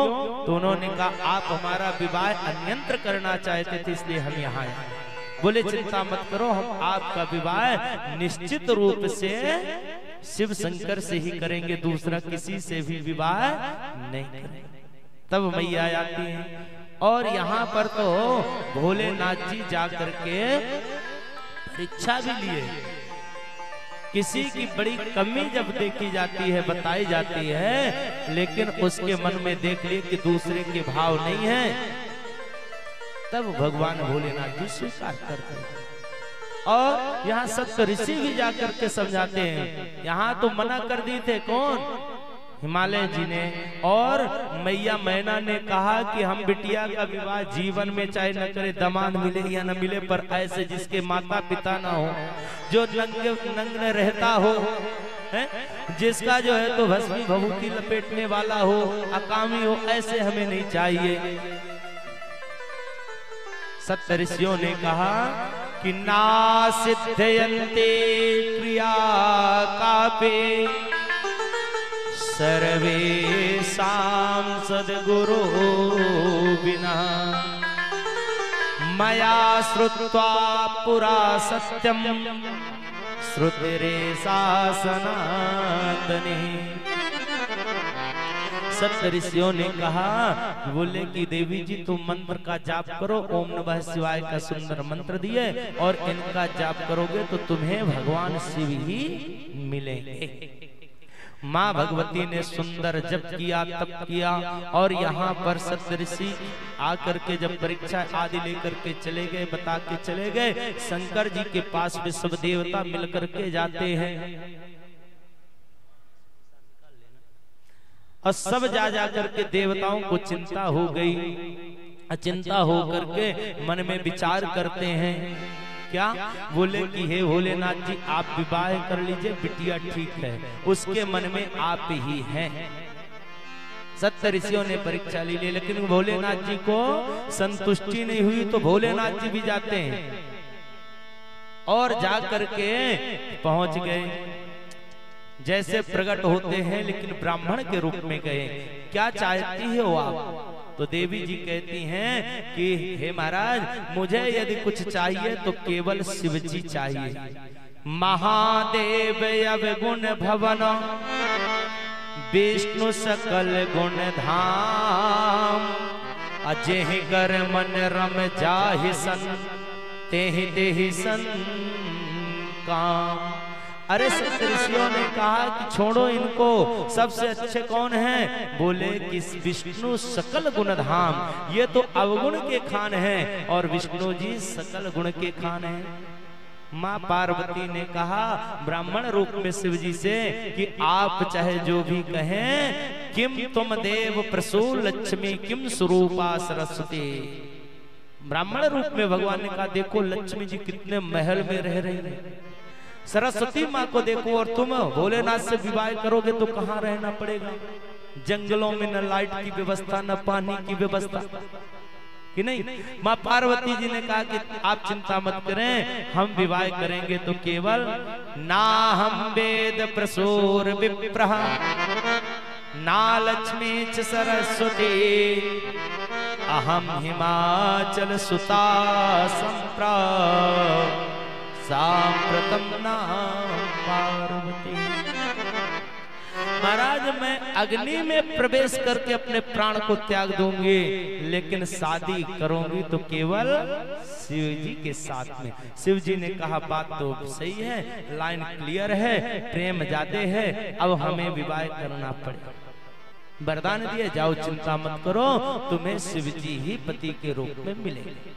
और यहाँ सब देवता जाकर के सुंदर शिव जी के प्रार्थना करते हैं और शिव जी को दूल्हा राजा बनाने की तैयारी प्रारंभ। तिथि निश्चित हो गई, दिन निश्चित हो गया, विवाह का मुहूर्त निकल आया, अब चलना है। और जब बारात का नंबर आया तो बोले कि भैया अब एक काम करो, चलो। कहाँ? बोले कि बारात में चलना है।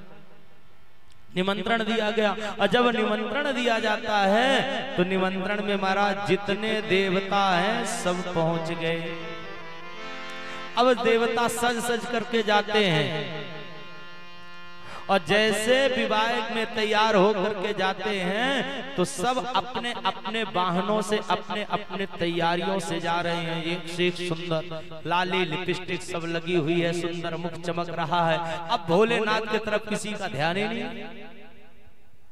भोलेनाथ जी ने कहा कि भाई बारात हमारी, हमें कोई सजा ही नहीं रहा, ये सब सज धज करके आ गए, दूल्हे की तरफ किसी का ध्यान ही नहीं। नंदी आदि जो थे, श्रृंगी नंदी आदि थे, बोले बाबा चिंता मत करो, हम कब काम आएंगे, किस काम में आएंगे, बैठो हम सजाते हैं।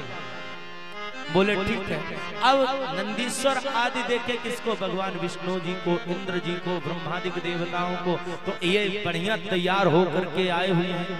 बोले भोलेनाथ जी चलिए, तो बोले आप चलो आगे, हम आते हैं पीछे पीछे। दूल्हा हमेशा पीछे होता है, ये आगे होता है, पीछे होता है, हाँ पीछे होता है। अब आगे सुंदर बारात जाना प्रारंभ हो रही है, तैयारी बन गई बढ़िया आनंद के साथ में। सहस्त्र सुंदर ही कांतम काम शास्त्रो विशारदम, सब सुंदर सुंदर श्रृंगार करके जाते हैं। और शिव जी ने कहा कि भैया अब हमें कौन सजाओ? नंदकेश्वर ने कहा चिंता मत करो, हम सजाते हैं। अब सजाएं तो सामग्री नहीं, ब्यूटी पार्लर तो है नहीं, कैलाश पर्वत में है, जंगल में। बोले चिंता करने की बात नहीं है, बुलाए। अब बोले मोर बांधना है, तो सबसे बढ़िया मोर क्या है? तो जो छोटे छोटे पतले पतले सांप थे, उन सांप को पकड़े और एक साथ में बांध करके लपेट दिए। बोले हाँ। अब बोले महाराज नीचे जैसे फूल होता है ना, तो नीचे एक पुष्प लगाया जाता है, तब सुंदरता आती है। बोले ये लटक तो रहे लेकिन आनंद नहीं आ रहा, तो सब बिच्छुओं को उनके आगे लटकाए। बोले बाबा अब तो ठीक लग रहे, मोर तो अच्छी है, पर अभी निर्वस्त्र हो, नंगे जाओगे तो शादी नहीं होगी, कुछ व्यवस्था बाघांबर होनी चाहिए। एक बढ़िया पतला सा काला सा सर्प को ढूंढे और ढूंढ करके बाघांबर बांध करके कमर में कस के बांध दिए। बोले बाबा अब ठीक है? बोले और तो ठीक है, लेकिन अभी जो है पाउडर नहीं लगा हुआ है। विष्णु भगवान बढ़िया पाउडर लगाए हुए थे, अरे पाउडर नहीं है। अब बिना पाउडर के जाएंगे तो ससुराल वाले कहीं मना कर दिए तो गड़बड़ हो। ससुराल में जाओ तो कितने भी बाराती हो, ससुराल भर क्या, यहाँ भी कभी बारात निकलती है तो आप लोगों की नजर किसके ऊपर होती है? ईमानदारी से बताओ, दूल्हे के ऊपर रहती है ना। बारात चाहे कैसो रहे निकल जाए, पर जब तक दूल्हा नहीं निकलेगा तो टकटकी लगी रहेगी। भाई दूल्हा तो देखे ले, बारात आ गई, दूल्हा कैसा है, उससे लेना देना भले हमारा कुछ भी नहीं है, किसी की भी बारात हो, लेकिन दूल्हे को देखने का मन जरूर होगा। दूल्हा देख ले, क्यों? उसके दो रूप हैं। एक रूप होता है कि जिस समय दूल्हा के रूप में होता है तो विष्णु जी का स्वरूप हो जाता है, परमात्मा का स्वरूप हो जाता है। दूल्हे का दर्शन कर लेते तो मानो परमात्मा के दर्शन हो जाते हैं। और लक्ष्मी स्वरूप कन्या होती है, उसका यदि दर्शन हो जाता है तो मानो लक्ष्मी नारायण के दर्शन हो जाता है। ये भाव होता है। बोले ससुराल चलेंगे और जब तक लाली लिपस्टिक नहीं तो पाउडर कहाँ से हो?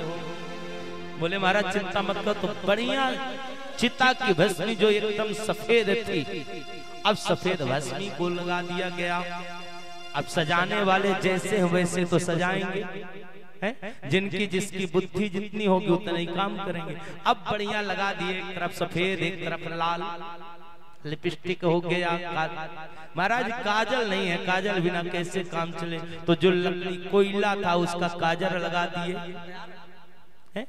अब बढ़िया बोले महाराज जटा नहीं है, जटा भी होना चाहिए। बढ़िया बढ़िया सर्पों को ढूंढे और ला करके पतले पतले बढ़िया जटा बना दिए। अब वो सर्प यहाँ वहां घूमे तो भोलेनाथ जी ने कहा ये गड़बड़ करते हैं, ये काम करो, जूड़ा नहीं है तो उन्हीं को पकड़े और लपेट करके जूड़ा बना दिए। महाराज बढ़िया मोर दूल्हा अच्छा लग रहा है। अब आनंद आया। जैसे भगवान विष्णु जी ने इंद्र ने देखा तो बोले महाराज बारात तो हो गई, ऐसे दूल्हे राजा जाएंगे तो पानी भी न मिलेगा। ऐसे दूल्हे राजा जाएंगे तो पानी भी मिलना मुश्किल है। एक काम करो, अब आप पीछे पीछे आओ, यदि तैयार होना तो हमारे हिसाब से चलो, और नहीं हम आगे जा रहे हैं। बोले बाराती आगे रहते हैं, आप आगे जाओ, जब तक व्यवस्था देखना हम आते हैं। अब पूछे सभी से, अब उनके जैसे गण थे, बोले देखो भाई अब अच्छे हो गए। तो नंद किशोर ने कहा बाबा दिख तो बढ़िया रहे हो लेकिन माला नहीं है, माला बिना अधूरा लग रहा। बोले माला भी बनाओ। अब पतले से सर्प के मुंडी से गुथ करके खोपड़ी की माला अब पहनाया गया। अब जब पहनाए तो माला हो तो सिंपल रहे साधारण, अब वो सर्प जब चले तो वो पूरी मुंडी ऊपर नीचे हो। बोले ठीक है, अब वाहन भी अच्छा होना चाहिए। तो वाहन कैसे? लेकिन बढ़िया है ना, नंदी, नंदी के ऊपर बैठ गए।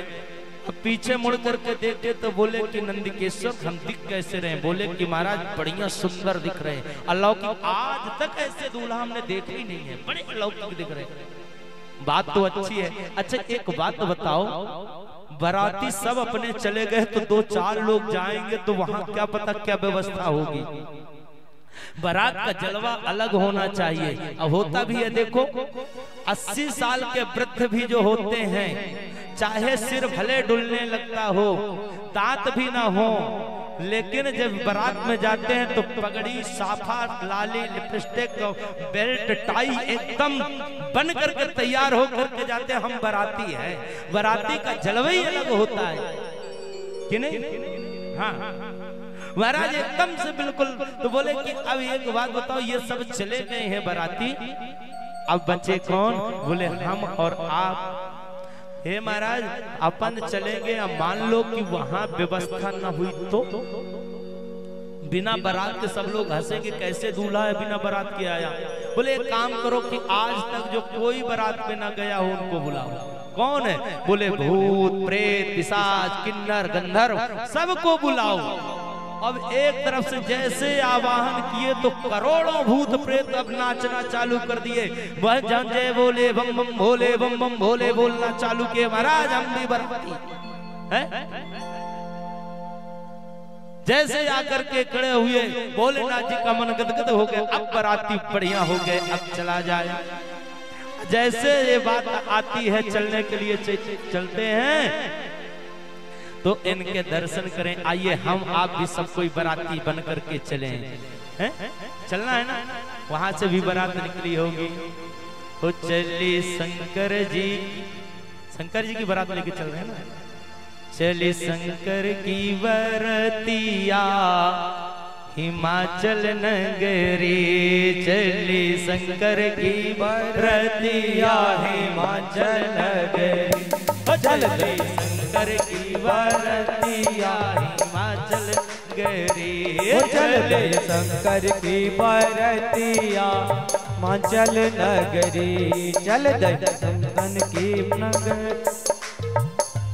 चल दई शंकर की बरतिया हिमाचल नगरी, चल दई शंकर की बरतिया हिमाचल नगरी, हिमाचल नगरी, हिमाचल नगरी, हिमाचल नगरी, हिमाचल नगरी, चल दई चल दई शंकर की बरतिया हिमाचल नगरी।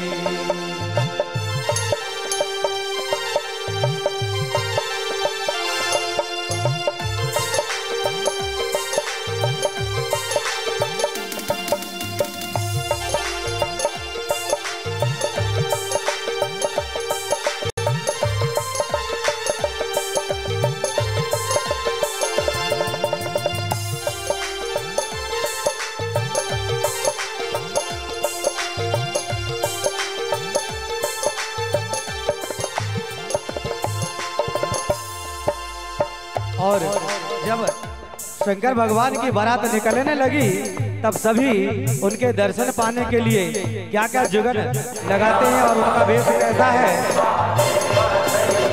सारे तन पे भस्म रमा के नाग गले में डाले, भोला नाग गले में डाले, सारे तन पे भस्म रमा के नाग गले में डाले रे, भोला नाग गले में डाले। कानन में बिछुन के वाला,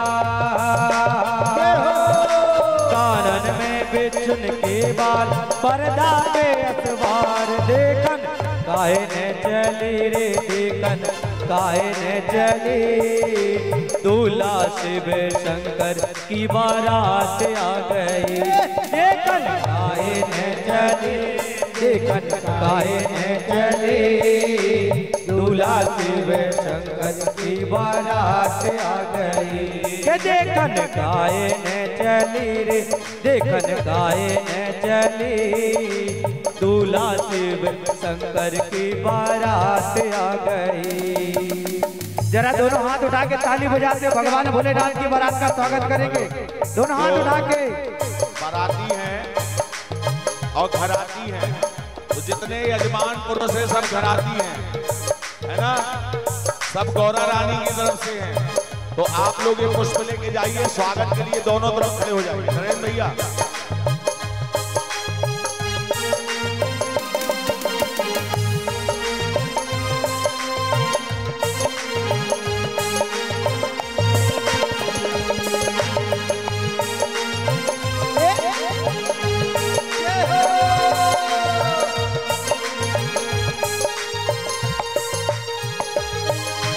थपला ढोल बजे रमतूला, चले बराती संग, ओ भोला चले बराती संग, थपला ढोल बजे रमतूला, चले बराती संग, भोला चले बारात। चढ़ा दे।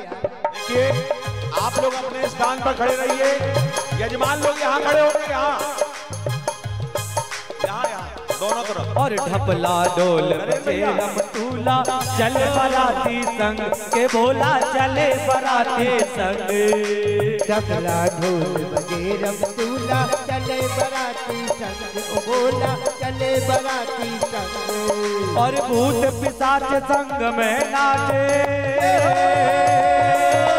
भूत पिशाच संग में नाचे, मचा रहे हुड़दंग, देखन गाए न चली रे, देखन गाए न चली, दूल्हा शिव शंकर की बारात आ गई, देखन गाए न चली, देखन गाए न चली, दूल्हा शिव शंकर की बारात आ गई, देखन गाए न चली रे, देखन गाए न चली, दूल्हा शिव शंकर की बारात आ गई, चली देखन काए चली, दूल्हा शिव शंकर की बारात आ गई।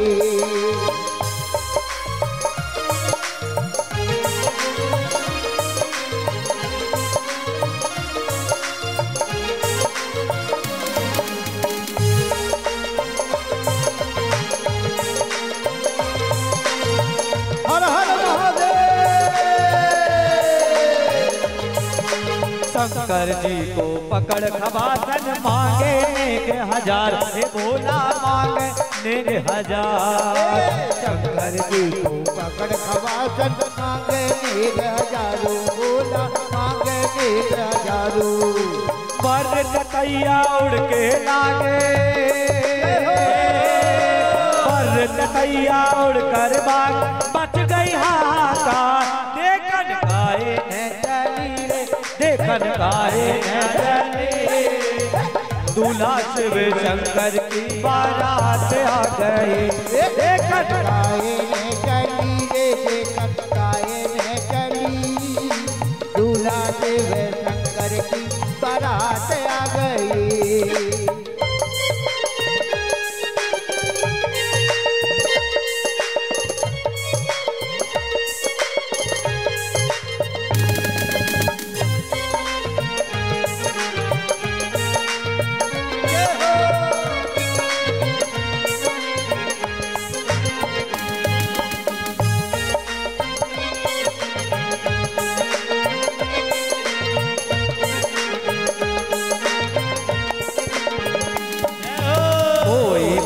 छोड़ के मड़वा कोई भागे द्वार रे भोला, कोई भागे द्वार। कोई भागे छोड़ के मड़वा, कोई भागे द्वार से, कोई भागे द्वार से। कोई भागे दौड़ चुनरिया, कोई भागे छोड़ चुनरिया, कोई लहंगा फटकार। देखन काहे न चली रे, देखन काहे न चली, दूल्हा शिव शंकर की बारात आ गई। देखन काहे न चली रे, देखन काहे न चली, दूल्हा शिव शंकर की बारात आ गई। देखन काहे न चली रे, देखन काहे न चली, दूल्हा शिव शंकर की बारात आ गई। देखन काहे न चली, काहे न चली, दूल्हा शिव शंकर की बारात आ गई। हर प्यारी शंकर की बारात आ गई, दूल्हा शिव शंकर की बारात आ गई, दूल्हा शिव शंकर की बारात आ गई। बोले दूल्हे सरकार की जय हो। अभी द्वारचार हो रहा है। हाँ, द्वारचार।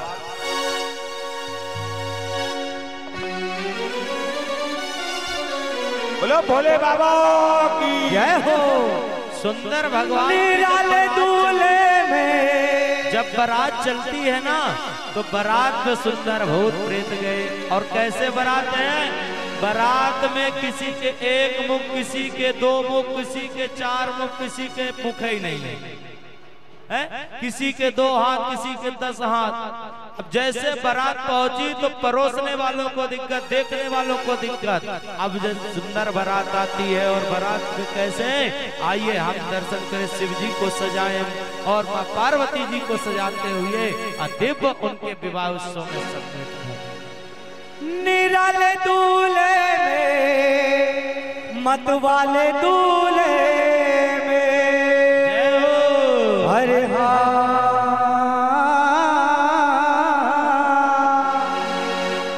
निराले दूल्हे में, मत वाले दूल्हे में, सजे रहे दूल्हे बाबा। निराले दूल्हे में सजे रहे भोले बाबा, निराले दूल्हे में। अरे सजे रहे भोले बाबा, निराले दूल्हे में। सजे रहे भोले बाबा, निराले दूल्हे में। निराले दूल्हे में, मत वाले दूल्हे में, निराले दूल्हे में, निराले दूल्हे में, निराले दूल्हे में, मत वाले दूल्हे में। निराले डोले में, मत वाले डोले में। सज रहे भोले बाबा,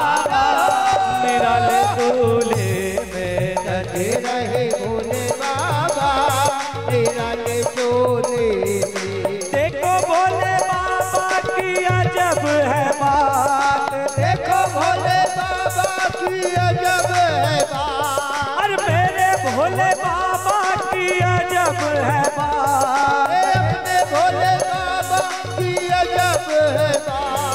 चले हैं संग लेकर के भूतों की बारात, चले हैं संग लेकर के भूतों की बारात। और सज रहे भोले बाबा निराले दूल्हे में, सज रहे भोले बाबा निराले दूल्हे में। और सज रहे भोले बाबा निराले दूल्हे में, सज रहे भोले बाबा निराले दूल्हे में।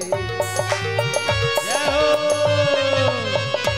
हर हर महादेव।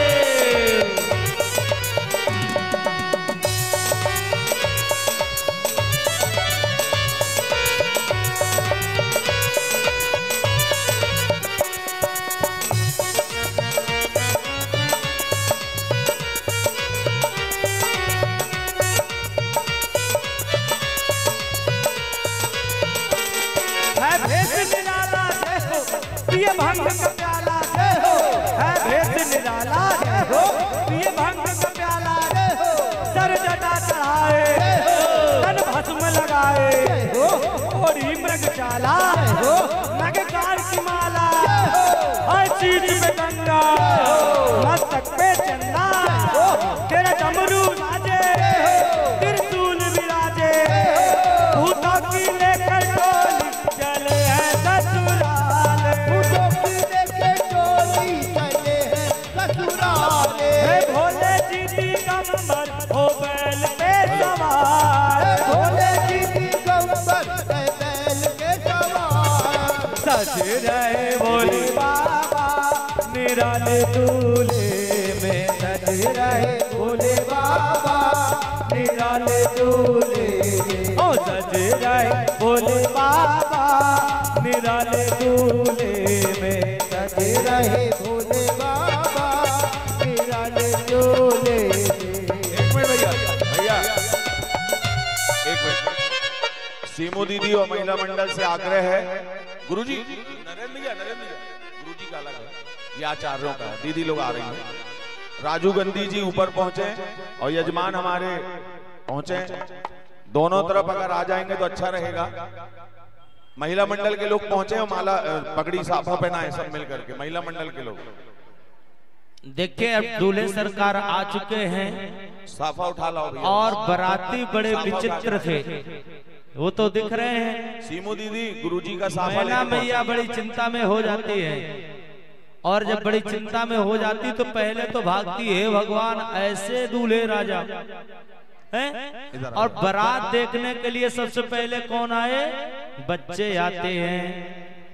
और बच्चों ने जैसे बारात देखी तो पहले तो सब लोग बड़े आनंदित होते हैं, लेकिन जिस समय भगवान के उस छटा को देखे भगवान विष्णु जी की बारात गई, बोले बड़े अच्छे दूल्हे सरकार है। सरस्वती पुत्रों को भी साफा पहना। इंद्रादिक देवता थे, बोले ये भी बड़े सुंदर है, बारात बड़ी सुंदर है, दूल्हे बड़े सामने से बोले दूल्हे राजा जो है वो तो पीछे आ रहे हैं। अब बच्चों ने देखा सबसे अधिक दूल्हे ही देखना पड़ता है। सब सज कर के तैयार होकर के हाथी घोड़ा में गए थे अगवानू करने। और जैसे देखे तो सब देखते हैं अब दूल्हा कहाँ पर है? बोले पीछे को मुख करके बैठे हैं।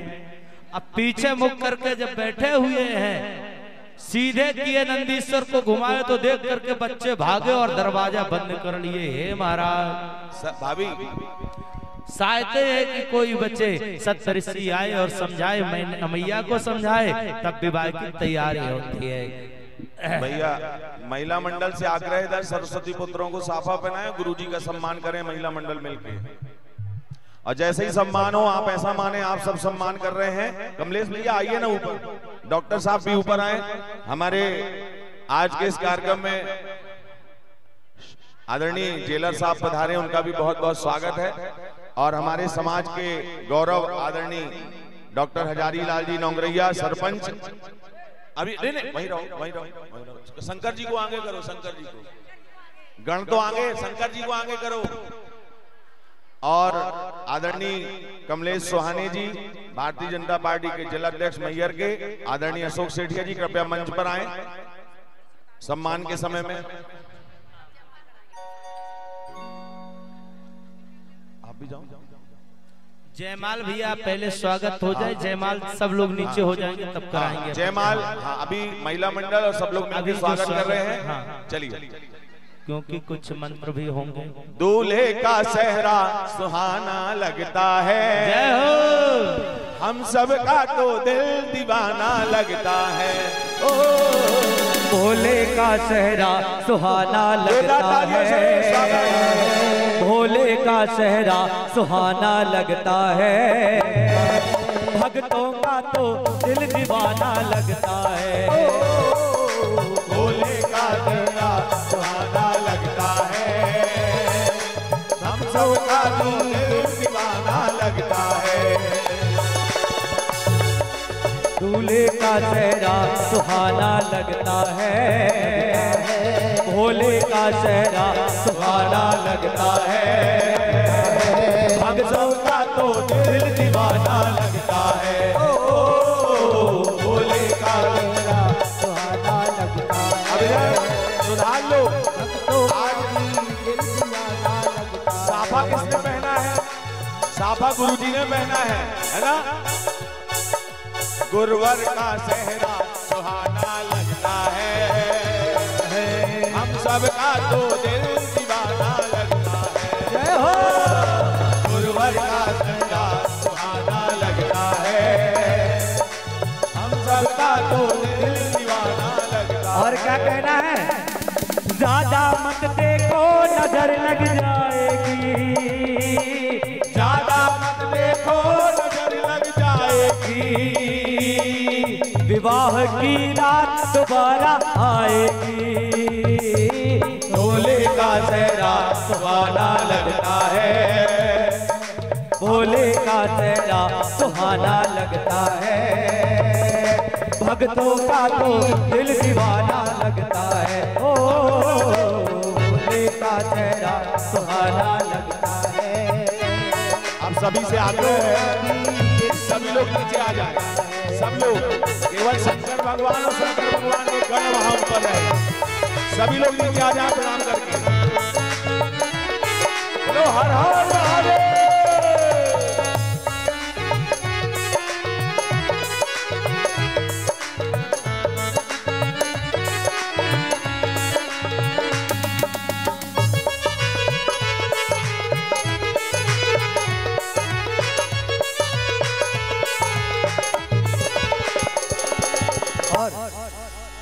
अगर नजदीक से देखे, अगर नजदीक से देखे तो गुरुवर पास लगते हो, अगर हम दूर से देखे तो गुरुवर पास लगते हो, अगर नजदीक से देखे तो तुम कुछ खास लगते हो, अगर नजदीक से देखे तो तुम कुछ खास लगते हो। हमको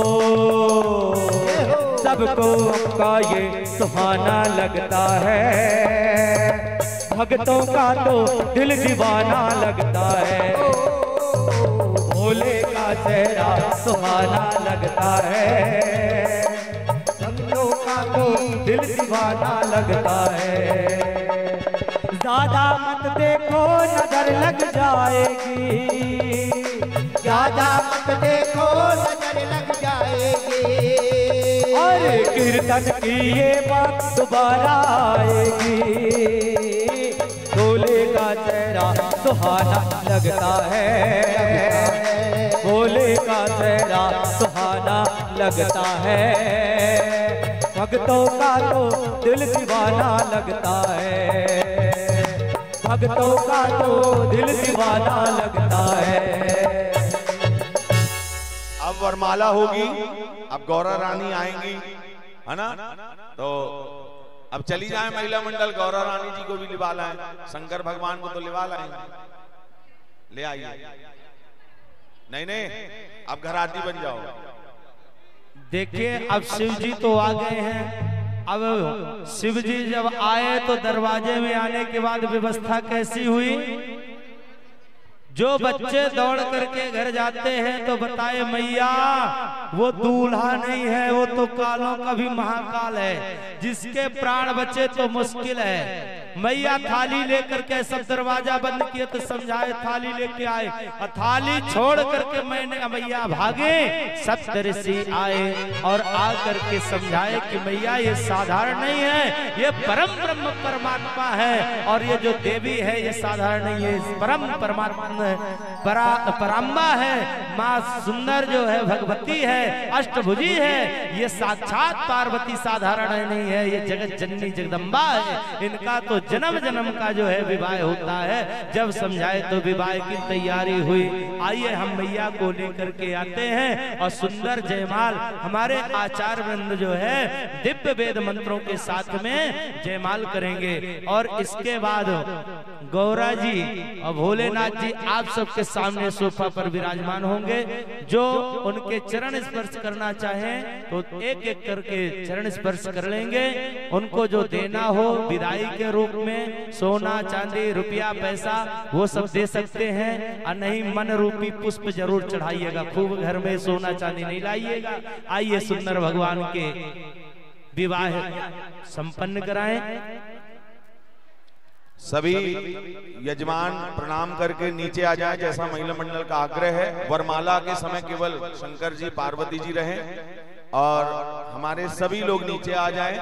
आज के इस कार्यक्रम में डॉक्टर अशोक चौधा जी पधारे हैं, आदरणीय श्री प्रकाश भलिया जी पधारे हैं, उनका स्वागत है और वंदन है। अंशुल बहरे जी पधारे,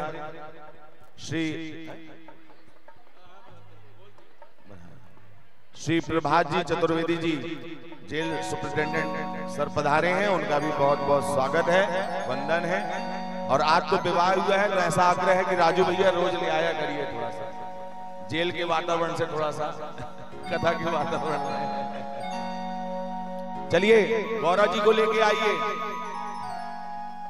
महिला मंडल गौरा रानी जी को लेके आइए।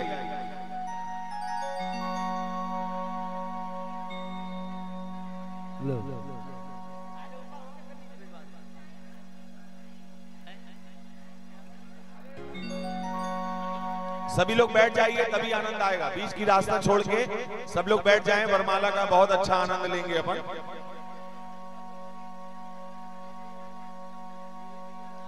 आप लोग चली जाओ ना गौरा रानी के साथ, कोई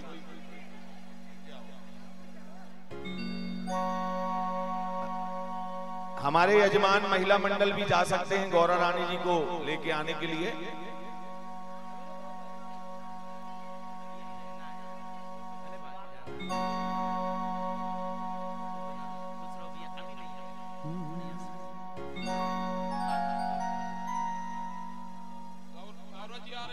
आइए गौरा मैया को हम सब लेकर के आए। बहुत सजी हैं और गौरा मैया तो हमारी सदा सजी ही रहती हैं। अब उनको फूलों से सज करके आ रही हैं तो सब कोई उनके स्वागत में मन रूपी पुष्प समर्पित करेंगे। आइए जब तक कीर्तन भजन में झूमते हुए गौरा मैया को लेके आए। भैया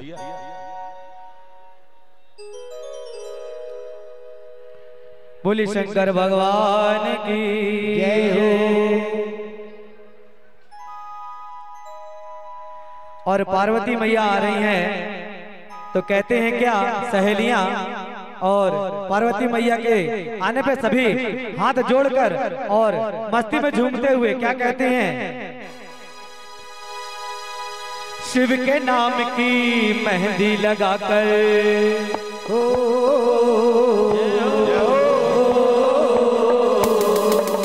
शिव के नाम की मेहंदी लगाकर घूंघट में शर्माऊंगी। शिव के नाम की मेहंदी लगाकर घूंघट में शर्माऊंगी। बन के दुल्हनिया शिव शंकर की नगरी जाओगे। बन के दुल्हनिया शिव शंकर की नगरी जाओगे। और बन के दुल्हनिया शिव शंकर की कैलाश नगरी जाओगे। बन के दुल्हनिया शिव शंकर की कैलाश नगरी जाओगे। शिव शंकर की मेहंदी लगाकर शिव नाम की मेहंदी लगाकर घूंघट में शर्माऊंगी। शंकर की मेहंदी लगाकर घूंघट में शर्माओगे। तो बन के दुल्हनिया शिव शंकर की कैलाश नगरी जाओगे। बन के दुल्हनिया शिव शंकर की कैलाश घर में जाओगे।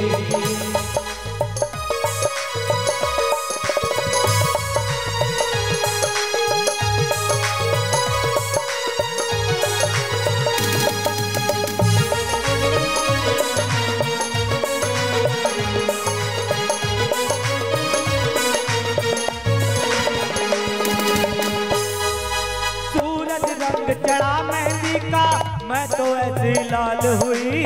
सूरज रंग चढ़ा मेहंदी का मैं तो इतने लाल हुई। अरे सूरज रंग चढ़ा मेहंदी का मैं तो ऐसी लाल हुई। सूरज रंग चढ़ा मेहंदी का मैं तो ऐसी लाल हुई। शिव शंकर की बन के सुहागन सातों जन्म निहाल हुई। शिव शंकर की बनी सुहागन सातों जन्म निहाल हुई। और शिव शंकर की बनी सुहागन सातों जन्म निहाल हुई। शिव शंकर की बनी सुहागन सातों जन्म निहाल हुई।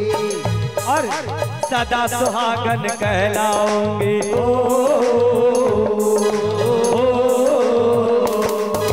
सदा सुहागन कहलाऊंगी, जीवन सफल बनाऊंगी। सदा सुहागन कहलाऊंगी, जीवन सफल बनाऊंगी। बन के दुल्हनिया शिव शंकर की कैलाश नगरी जाऊंगी। बन के दुल्हनिया शिव शंकर की उनके घर में जाऊंगी। ये हो बोले शिव शंकर भगवान की ये हो।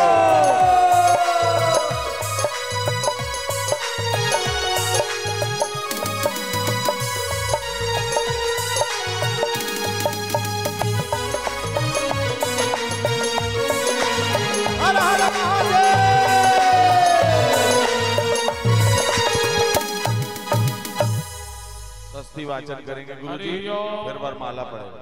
थोड़ा माइक बढ़ाओ भैया। हरि ओम। पहले स्वस्तिना इंद्र पहले गौरा जी डालेंगे माला, इसके बाद शिव विश्ववेदाः स्वस्तिन सारिचो अरिष्टनेमिः स्वस्तिनो बृहस्पतिर्दधातु मरुतः कृष्णमातरः सुभंजावानो विदधे कुजमयः अग्निर्जिह्वामनवः सोरचक्षसो विश्वेनो देवा अवसागमन्निह भद्रं कर्णेभिः शृणुयाम देवा भद्रं पश्येमाशभिर्यजत्राः।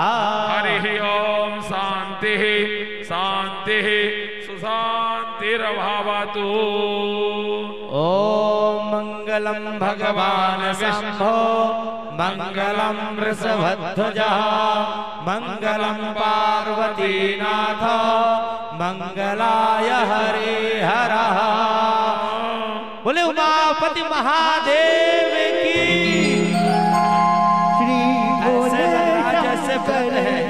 ऐसे लग रहा है जैसे बहुत व्रत है। अरे हाथ उठा करके जब हर हर कहते हैं ना, तभी वो तुरंत आके हाथ पकड़ते हैं, कष्ट को हरते हैं। बोले उमापति महादेव की, श्री गौरानाथ की, श्री पार्वती नाथ की, पार्वती पते हर हर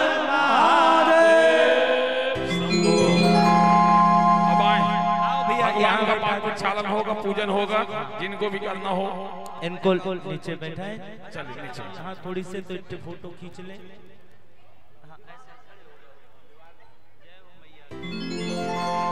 शंकर पार्वती जी के लिए वहीं पर है। बच्चों आप लोग भी खड़े हो जाओ, गण जितने हैं यहाँ खड़े हो जाएं। हाँ सरस्वती दीदी दो कुर्सी पे दीजिए ऊपर उनको बैठने के लिए। देखो नहीं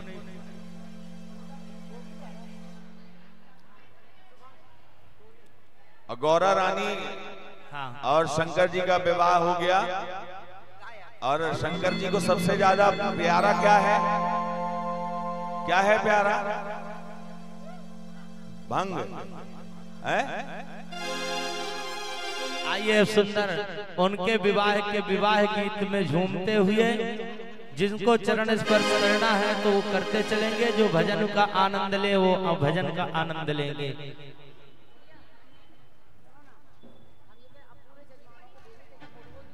चलिए। हाँ, नहीं शंकर पार्वती जी ऊपर ही रहेंगे, ऊपर ही रहेंगे। ठीक है, तो यहीं करो। और हमारे सभी यजमान पहुंच करके शंकर पार्वती जी का पूजन कर लें, व्यास जी का जो पूजन है वो कर लें और अपने अपने स्थान पर आकर बैठे। आचार्य जी वहां ऊपर की व्यवस्था, एक जन आवे एक जन जावे।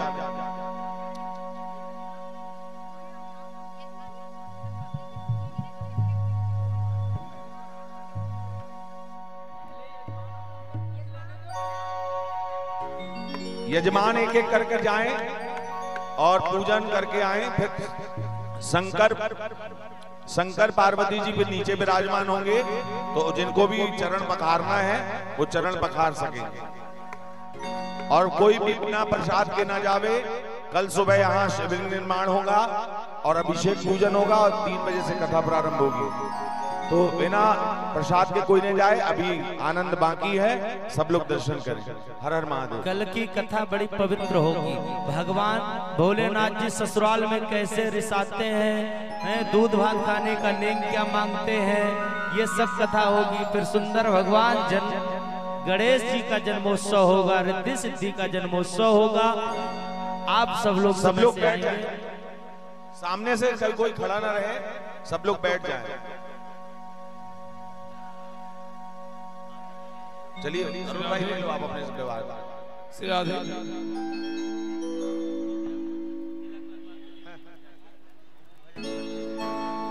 बोली शंकर भगवान की जय। आइए माँ गौरा और भगवान भोलेनाथ का पावन विवाह संपन्न हुआ। आइए एक भजन के माध्यम से माँ गौरा भोलेनाथ के विवाह के विषय में थोड़ी सी जानकारी कि क्यों माँ पार्वती ने भोलेनाथ से विवाह किया। ए गौरा साची बता, ऐसे नजारा दोनों हाथ उठा के ताली बजाते हुए। गौरा साची बता, गौरा साची बता, कैसे करवा ले भोले बाबा से ब्याह। गौरा साची बता, साची बताओ, कैसे करवा ले भोले बाबा से ब्याह। ए गौरा साची बता, साची बता, कैसे करवा ले भोले बाबा से ब्याह। गौरा साची बताओ, साची बताओ, कैसे करवा ले भोले बाबा से ब्याह।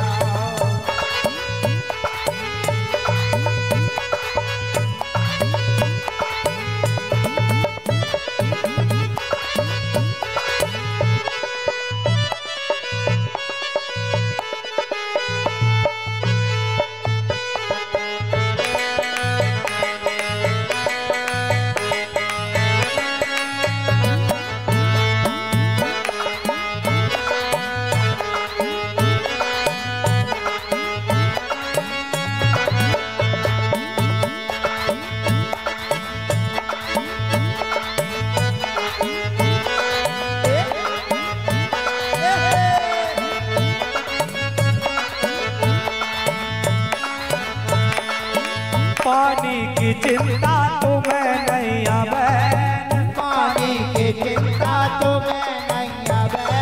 अरे पानी की चिंता तुम्हें नहीं आवे, पानी की चिंता तुम्हें नहीं आवे। अरे भोला के बूढ़े लगी पाइपलाइन, चाहे जितना नहा चाहे जितना बहा, कैसे करवा ले भोले बाबा सेवा। गौरा साची बताओ, साची बताओ, कैसे करवा ले भोले बाबा सेवा। ए गौरा साची बताओ, कैसे करवा ले भोले बाबा सेवा। गौरा साची बताओ, कैसे करवा ले भोले बाबा सेवा।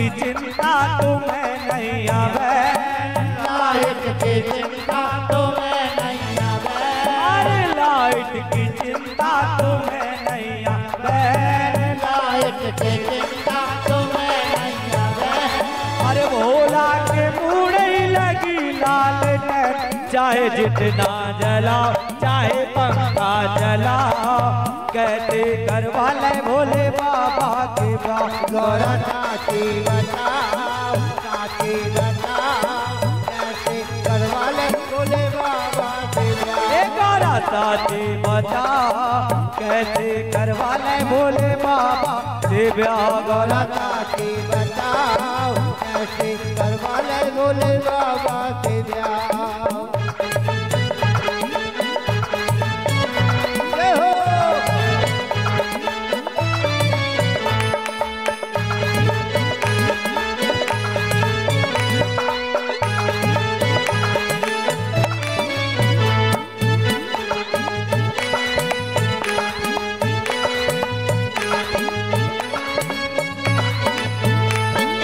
वाहन की चिंता तुम्हें नहीं आवे, वाहन की चिंता तुम्हें नहीं आवे, अरे वाहन की चिंता तुम्हें नहीं आवे, वाहन की चिंता तुम्हें नहीं आवे, अरे वाहन की चिंता तुम्हें नहीं आवे, वाहन की चिंता तुम्हें नहीं आवे, अरे भोला के द्वारे बनो ढूंढा मैं, चाहे जितना भागा चाहे जितना दौड़ा, कैसे करवाले भोले बाबा से ब्याह। गौरा चाची बताओ, चाची बताओ, कैसे करवाले भोले बाबा से ब्याह। ए गौरा चाची बताओ, कैसे करवाले भोले बाबा से ब्याह।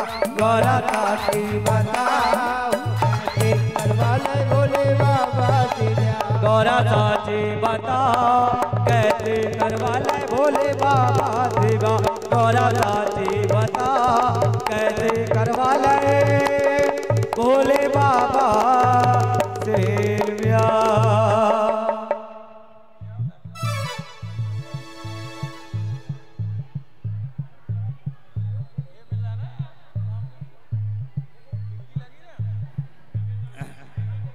आराम से सब कोई आएंगे, जिनको पैर पकड़ना है, जो नीचे हैं अभी जजमान जी लोग कर रहे हैं, बाकी नीचे आएंगे भोलेनाथ जी वहां भी। और इसके बाद आरती होगी, ठाकुर जी की दिव्य आरती करेंगे भोलेनाथ जी की, और आरती के बाद पुष्पांजलि करके सब लोग प्रसाद लेकर के घर जाएंगे। कल प्रातः काल जो शिवलिंग निर्माण होता है उसमें अवश्य प्रयास करके एक एक दिन अभिषेक जरूर करें, क्योंकि बड़े सौभाग्य की जन्म जन्मांतर भवेत पूर्णम, कई जन्मों के जब पूर्ण उदय होते हैं तब जाकर के शिव जी की कृपा होती है।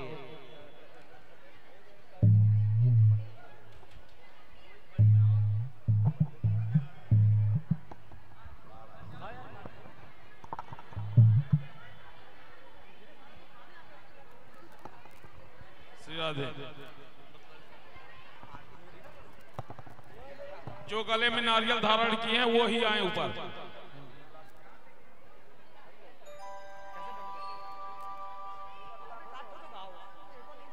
हमने कहा भैया जो जजमान है वही ऊपर आइए अभी, इसके बाद सब लोग वो नीचे आ रहे हैं, नीचे सब लोग पैर पखारिएगा। हाँ, एक एक करके आए, ऐसे में किसी को धक्का न लगे, अव्यवस्था न हो। भोलेनाथ जी सबके हैं, आपके हैं, हमारे हैं, ऐसे इसलिए जो है तो सब कोई सब कोई आए एक एक करके, और भजन का भी आनंद लेते रहेंगे। सुंदर दिव्य मन को भगवान के सुंदर छटा में निछावर करेंगे। हेलो, सभी लोग साफा बिहारी भाई को कुछ वापस आचार्यों के भैया दक्षिणा भी देते जाना है। हाँ, साफा जिनके भी धारण हुआ है शीश पर, वो बिहारी भैया को वापस दे देंगे, लाल और पीले। बोलिए शंकर भगवान की जय। दीन और दुखियों के तुम हो सहारे, सदा अपने भक्तों को भोले जी उबारे। भस्म भभूति तन पर साजे, नाग गले में डारे। पीते हैं नित्य भांग के भर भर, भोले जी तुम प्याले। हे भोले दानी रे भोले दानी, हे भोले दानी रे भोले दानी, भोले दानी रे भोले दानी। भोले दानी भोले दानी भोले निराला, पिए सदा बगिया का प्याला। भोले दानी भोले दानी भोले निराला, पिए सदा बगिया का प्याला। काले काले रे काले काले, काले काले रे काले काले, काले काले सर्पों की माला को अपने गले में डाला। काले काले सर्पों की माला को अपने गले में है डाला। ये जो चाहे मांगो, जो चाहे ले लो, ले लो जो चाहे मांगो, जो चाहे ले लो, ले ये जो चाहे मांगो, जो चाहे ले लो, ले लो चाहे मांगो, जो चाहे ले लो। हीरा मोती सोना चांदी सब देने वाला, भोले दानी भोले दानी, भोले दानी रे भोले दानी, भोले दानी रे भोले दानी। भोले दानी भोले दानी भोले निराला, ये सदा बगिया का प्याला। भोले दानी भोले दानी भोले निराला, पिए सदा बगिया का प्याला। काले काले रे काले काले, काले काले रे काले काले, काले काले सर्पों की माला को अपने गले में डाला। काले काले सर्पों की माला को अपने गले में है डाला। ये जो चाहे मांगो, जो चाहे ले लो, ले लो जो चाहे मांगो, जो चाहे ले लो, ले ये लो। जो चाहे मांगो, जो चाहे ले लो, ले लो जो चाहे मांगो, जो चाहे ले लो, ले लो। सोना चांदी हीरे मोती सब देने वाला, भोले दानी भोले दानी।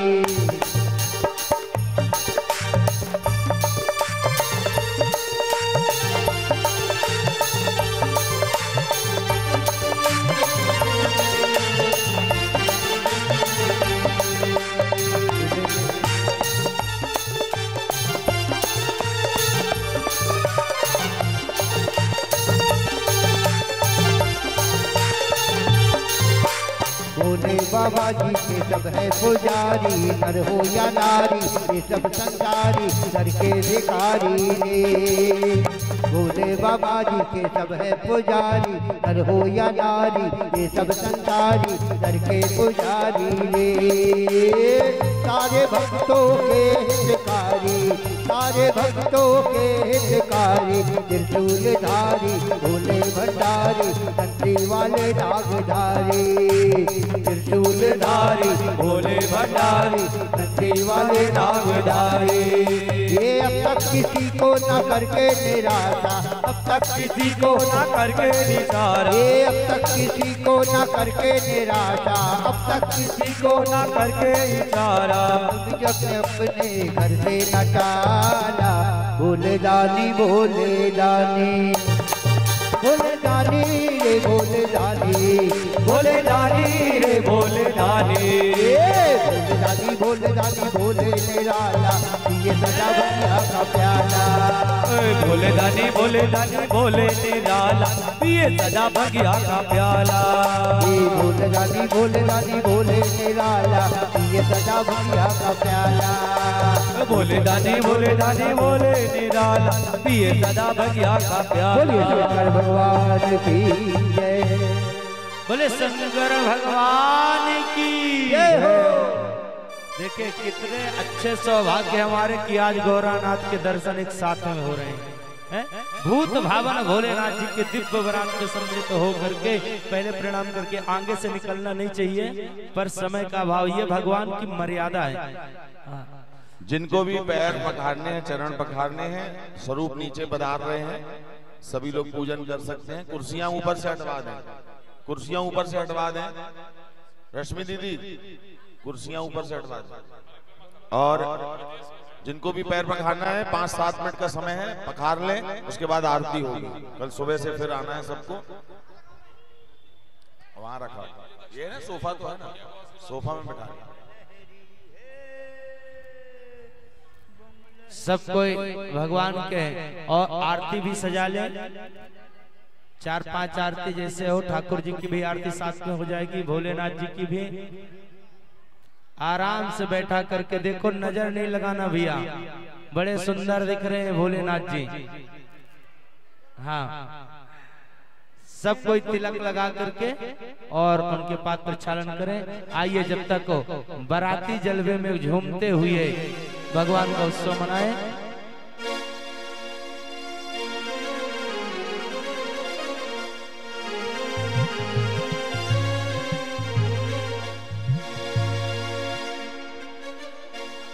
बोलिए शंकर भगवान की जय हो।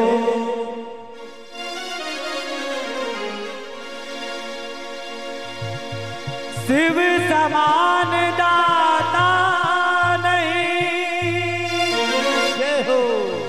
ओ विपद विदारण अब लज्जा मोरी राखियो,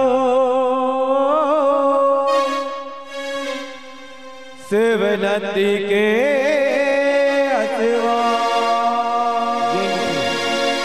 अब लज्जा मोरी राखियो, शिव नंदी के अथवा जय हो। बम लहरी शिव शिव लहरी, बम लहरी शिव शिव लहरी, सब गाइए अगड़ बम बम लहरी, अगड़ बम बम लहरी। शिव शिव लहरी बम बम लहरी, शिव शिव लहरी बम बम लहरी, सब गाइए अगड़ बम लहरी अगड़ बम बम लहरी, अगड़ बम बम लहरी, अगड़ बम बम लहरी, बम बम बम बम बम बम बम लहरी, बम लहरी बम लहरी, शिव शिव लहरी, सब गाइए अगड़ बम बम लहरी, अगड़ बम बम लहरी, अगड़ बम बम लहरी, अगड़ बम बम लहरी।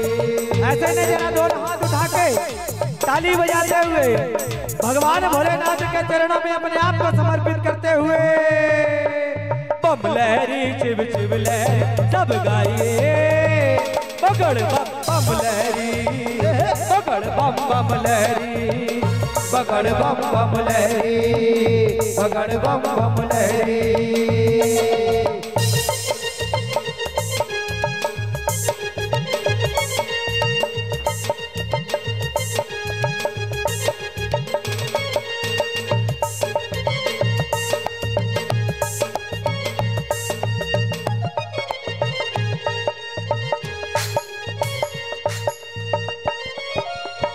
गंगा की धारा बोले, क्या बोले? हर बोले,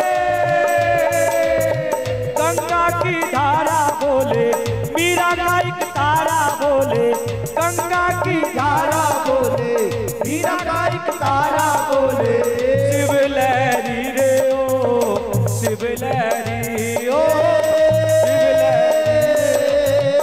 शिव लहरी रे बाबा, शिव लहरी बम लहरी, शिव शिव लहरी, बम लहरी, शिव शिव लहरी, सब गाइए अगड़ बम बम लहरी, पकड़ बम बम लहरी, पकड़ बम बम लहरी, पकड़ बम बम लहरी, पकड़ बम बम बम बम लहरी, शिव शिव लहरी, बम लहरी, शिव शिव लहरी, सब गाइए अगड़ बम बम लहरी, अगड़ बम बम लहरी, पकड़ बम बम लहरी, पकड़ बम बम लहरी।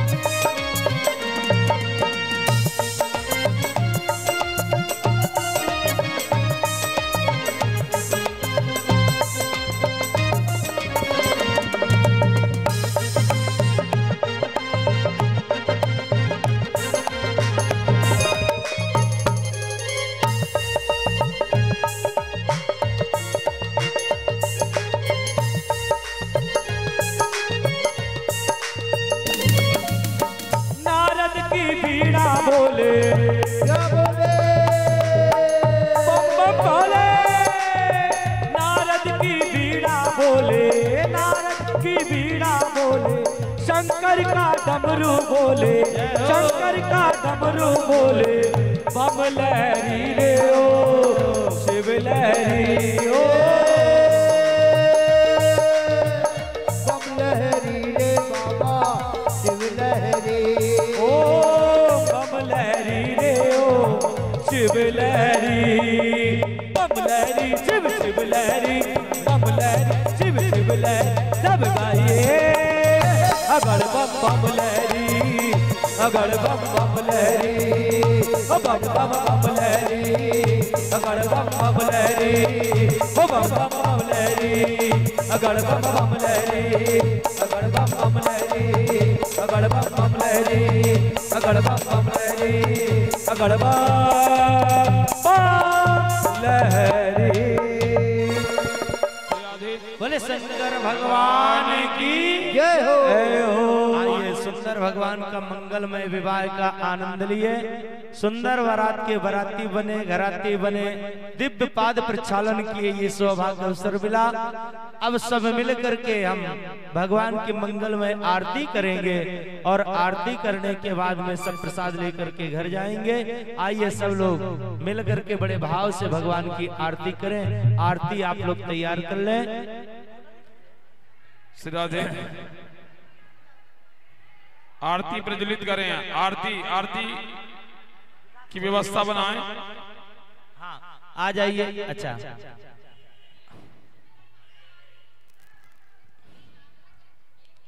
एक भजन, अच्छा शंकर कौन सा भजन बता दें तो वही करेंगे, उनको बता लो।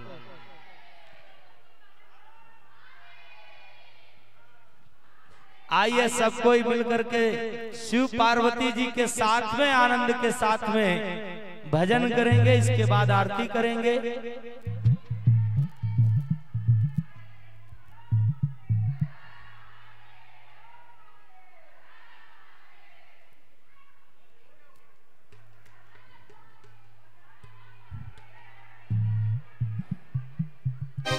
आइए शिव पार्वती जी नृत्य करेंगे, उनके साथ भी मिलकर के हमारे यजमान जी सब आनंद के साथ में नाचते झूमते हुए, मानो शिव पार्वती जी कहना चाहते जीवन हंसते हुए नाचते हुए और सुंदर आनंद के साथ मंगलमय के साथ में गृहस्थ जीवन की गाड़ी चलती है। हाँ चलो राजू भैया एक कर दो फटाफट, फिर इसके बाद आरती करेंगे।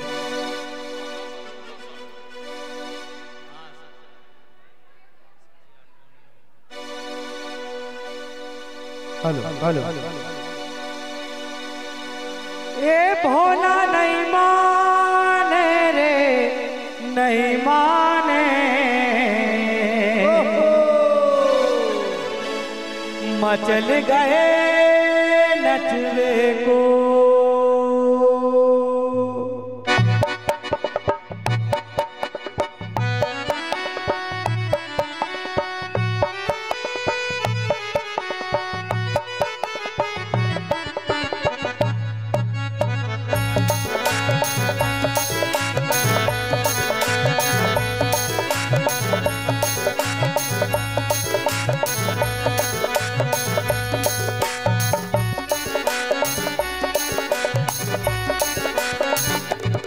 भोला नहीं माने रे नहीं माने, मचल गए नचवे को। भोला नहीं माने रे नहीं माने, चल गए नचवे को। भोला नहीं माने रे नहीं माने, मचल गए नचवे को। भोला नहीं माने रे नहीं माने, मचल गए नचवे को।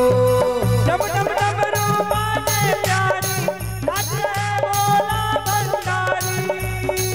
कैसे कमर लगे लटकाए, मचल गए नचवे।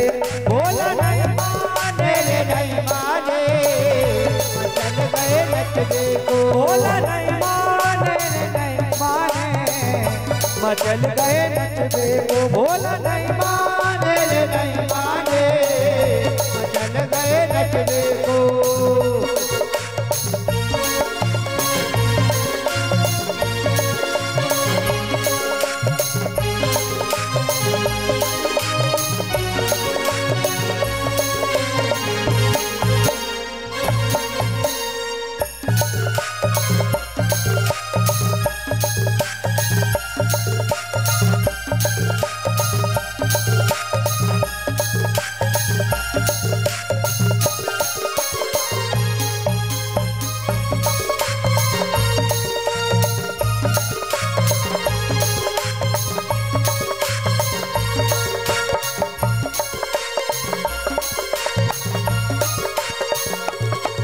कैसे भैया चढ़ी भरना के स्वामी बैठे हैं धरना के, कैसी भैया चढ़ी भरना के स्वामी बैठे हैं धरना के।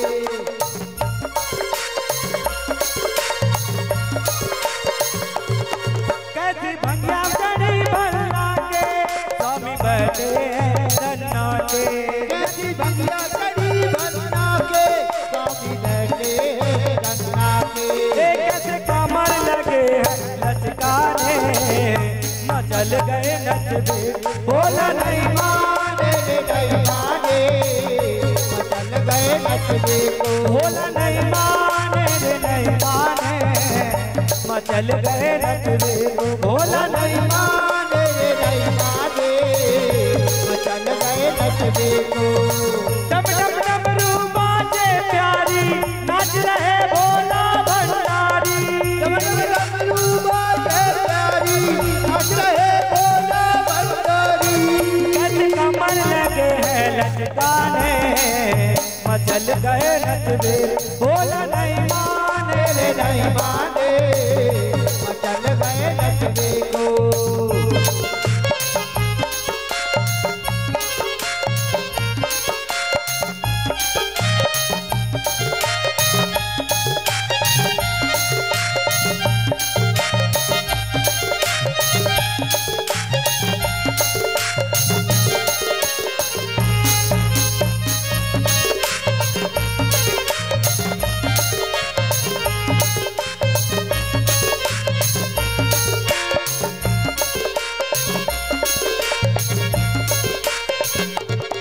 भांगड़ा डिस्को कछु ना जाने, तांडव के हो गए दीवाने।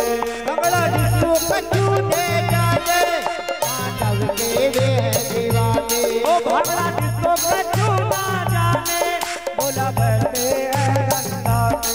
भांगड़ा डिस्को कछु ने जाने, तांडव के वे हैं दीवाने। मैं कैसे मनाऊं शिव ना माने, मचल गए नचबे भोला नहीं माने नहीं माने, मचल गए नचबे भोला नहीं माने नहीं माने, मचल गए नचबे। डम डम डमरू बाजे प्यारी नाच रहे भोला भंडारी, डम डम डमरू बाजे प्यारी नाच रहे भोला भंडारी। कैसे कमर लगे लचकाने, मचल गए नचबे भोला नहीं माने नहीं माने, मचल गए नचबे भोला नहीं माने नहीं माने, मचल गए नचबे भोला नहीं माने नहीं माने, मचल गए नचबे को।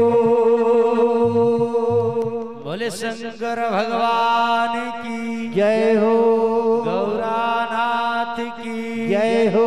आइए सब कोई मिलकर के बड़े भाव से आरती करें, ठीक है। आरती के बाद सब लोगों को सुबह आचार्य जी लोगों को आना पड़ता है। आरती के बाद खूब आनंद जिसको रुकना जब तक करेंगे अपन, पहले आरती हो जाए। गुप्ता जी आ जाए, बड़े भाव के साथ में आइए आरती करेंगे। भोलेनाथ जी को सामने बैठा दीजिएगा, चाहे ऊपर बैठा दीजिएगा, उनकी भी साथ में आरती होगी। वही नीचे ठीक है, नीचे सही है। हाँ ठीक है, तो वहीं बैठे रहने दीजिए। आरतम दुखम भरत इति आरती, आरती का बहुत बड़ा महत्व होता है। आरती का प्रकरण भी शायद अभी बताए थे।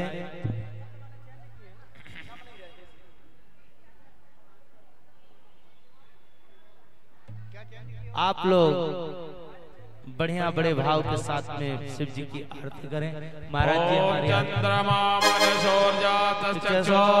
सूर्याजायता सोत्रातायश प्राणस्य मघादग्निरजायत।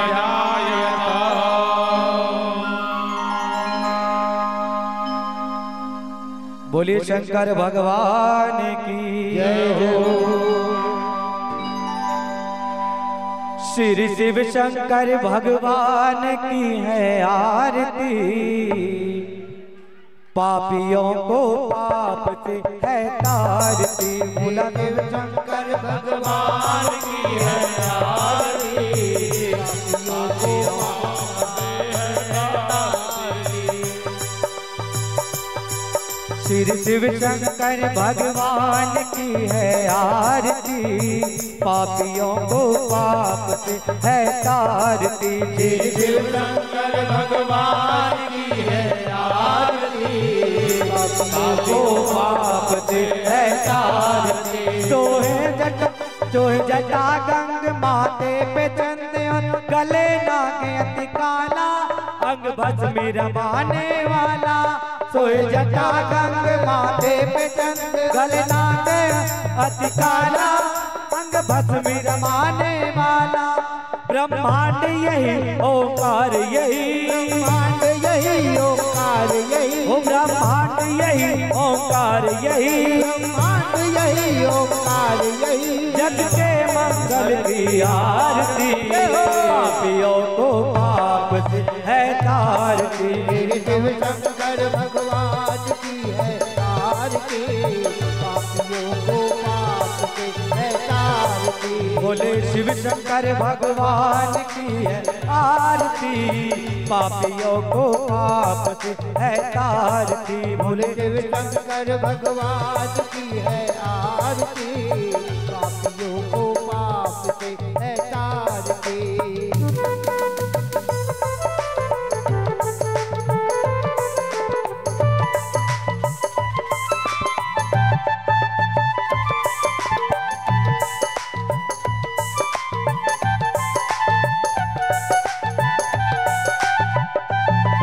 ये शांत चित्त पावन पुनीत, पापों को मिटाने वाला, डमरू को बजाने वाला। ये शांत चित्त पावन पुनीत, पापों को मिटाने वाला, डमरू को बजाने वाला। ये शांत चित्त पावन पुनीत, पापों को मिटाने वाला, डमरू को बजाने वाला। ये शांत चित्त पावन पुनीत, पापों को मिटाने वाला, डमरू को बजाने वाला। यही प्रलयंकर यही शिव शंकर, यही शिव शंकर, यही प्रलयंकर यही शिव शंकर, यही शिव शंकर। गौरी शंकर की आरती, पापियों को पाप से है तारती। शिव शंकर भगवान की है आरती, पापियों को पाप से है तारती। बोले शिव शंकर भगवान की है आरती, पापियों को पाप से है तारती। बोले शिव शंकर भगवान की है आरती, पापियों को पाप से है तारती।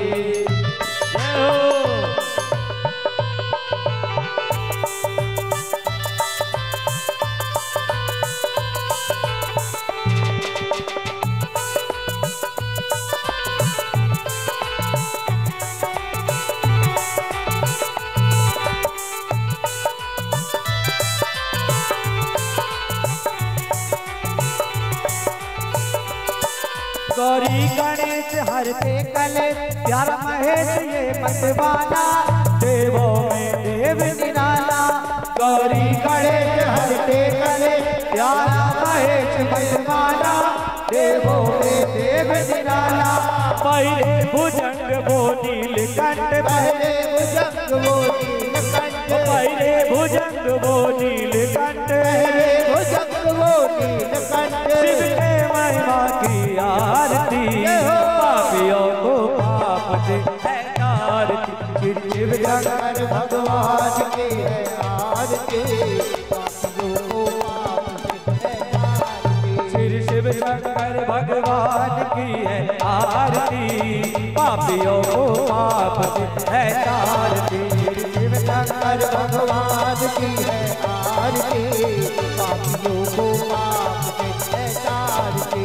कर्पूर गौरम करुणावतारम संसार सारम भुजगेन्द्रहारम सदा सत्संग हृदयारविन्दे भवं भवानी शरणं नमामि। त्वमेव माता च पिता त्वमेव, त्वमेव बन्धो च त्वमेव, त्वमेव विद्या द्रविणं त्वमेव, त्वमेव सर्वं ममैव देवो। मन्दारमाला गुलदायकाय कपालमाला चन्द्रकराय दिगम्बराय च दिगम्बराय नमः शिवाय च नमः शिवाय। मनोजवं मारुततुल्यवेगं जितेन्द्रियं बुद्धिमतापरितं वातात्मजं वानरयोग्यमुख्यं श्रीरामदूतं शरणं प्रपद्ये। हरे राम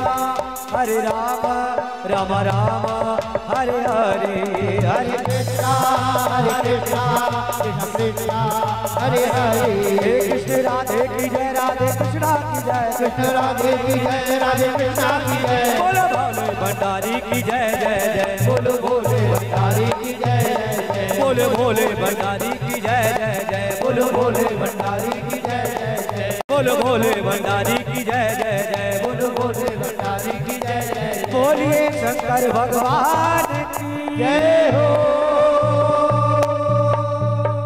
जलेन शीतलीकरणं पुष्पैः देवाभिवन्दनम् आरोग्यार्थे आत्माभिवन्दनम् हस्तप्रक्षाल्य मन्त्रपुष्पाञ्जलि। हरिः ओं जगनेन जगमयजन्त देवास्तानि धर्माणि प्रथमान्यासन्ना तेह नागं महिमानः सजन्त यत्पूर्वे साध्याः सन्ति देवाः। ॐ एकदन्ताय विद्महे वक्रतुण्डाय धीमहि तन्नो दन्तिः प्रचोदयात्। हरिः ओं तत्पुरुषाय विद्महे महादेवाय धीमहि तन्नो रुद्रः प्रचोदयात्। सेवन्तिका प्रकुलजं भगवाटलाब्जै पुन्नागजातकरवीररसालपुष्पै बिल्वप्रवाल तुलसीदलमञ्जरीभिः त्वां पूजयामि जगदीश्वर मे प्रसीद। नानासुगन्धपुष्पाणि यथा पुष्पांजलि अर्पण करो सब देव करो स्वीकार। संगाय सपरिवाराय सहित सत्काय क्षमा प्रार्थना पूर्वक मंत्र पुष्पांजलि समर्पयामि। बोले शंकर भगवान की, महामृत्युंजय महाराज की, श्री शिव महापुराण की, लक्ष्मी नारायण भगवान की, पूज्य व्यास जी महाराज की। नमः पार्वती पतये हर हर महादेव।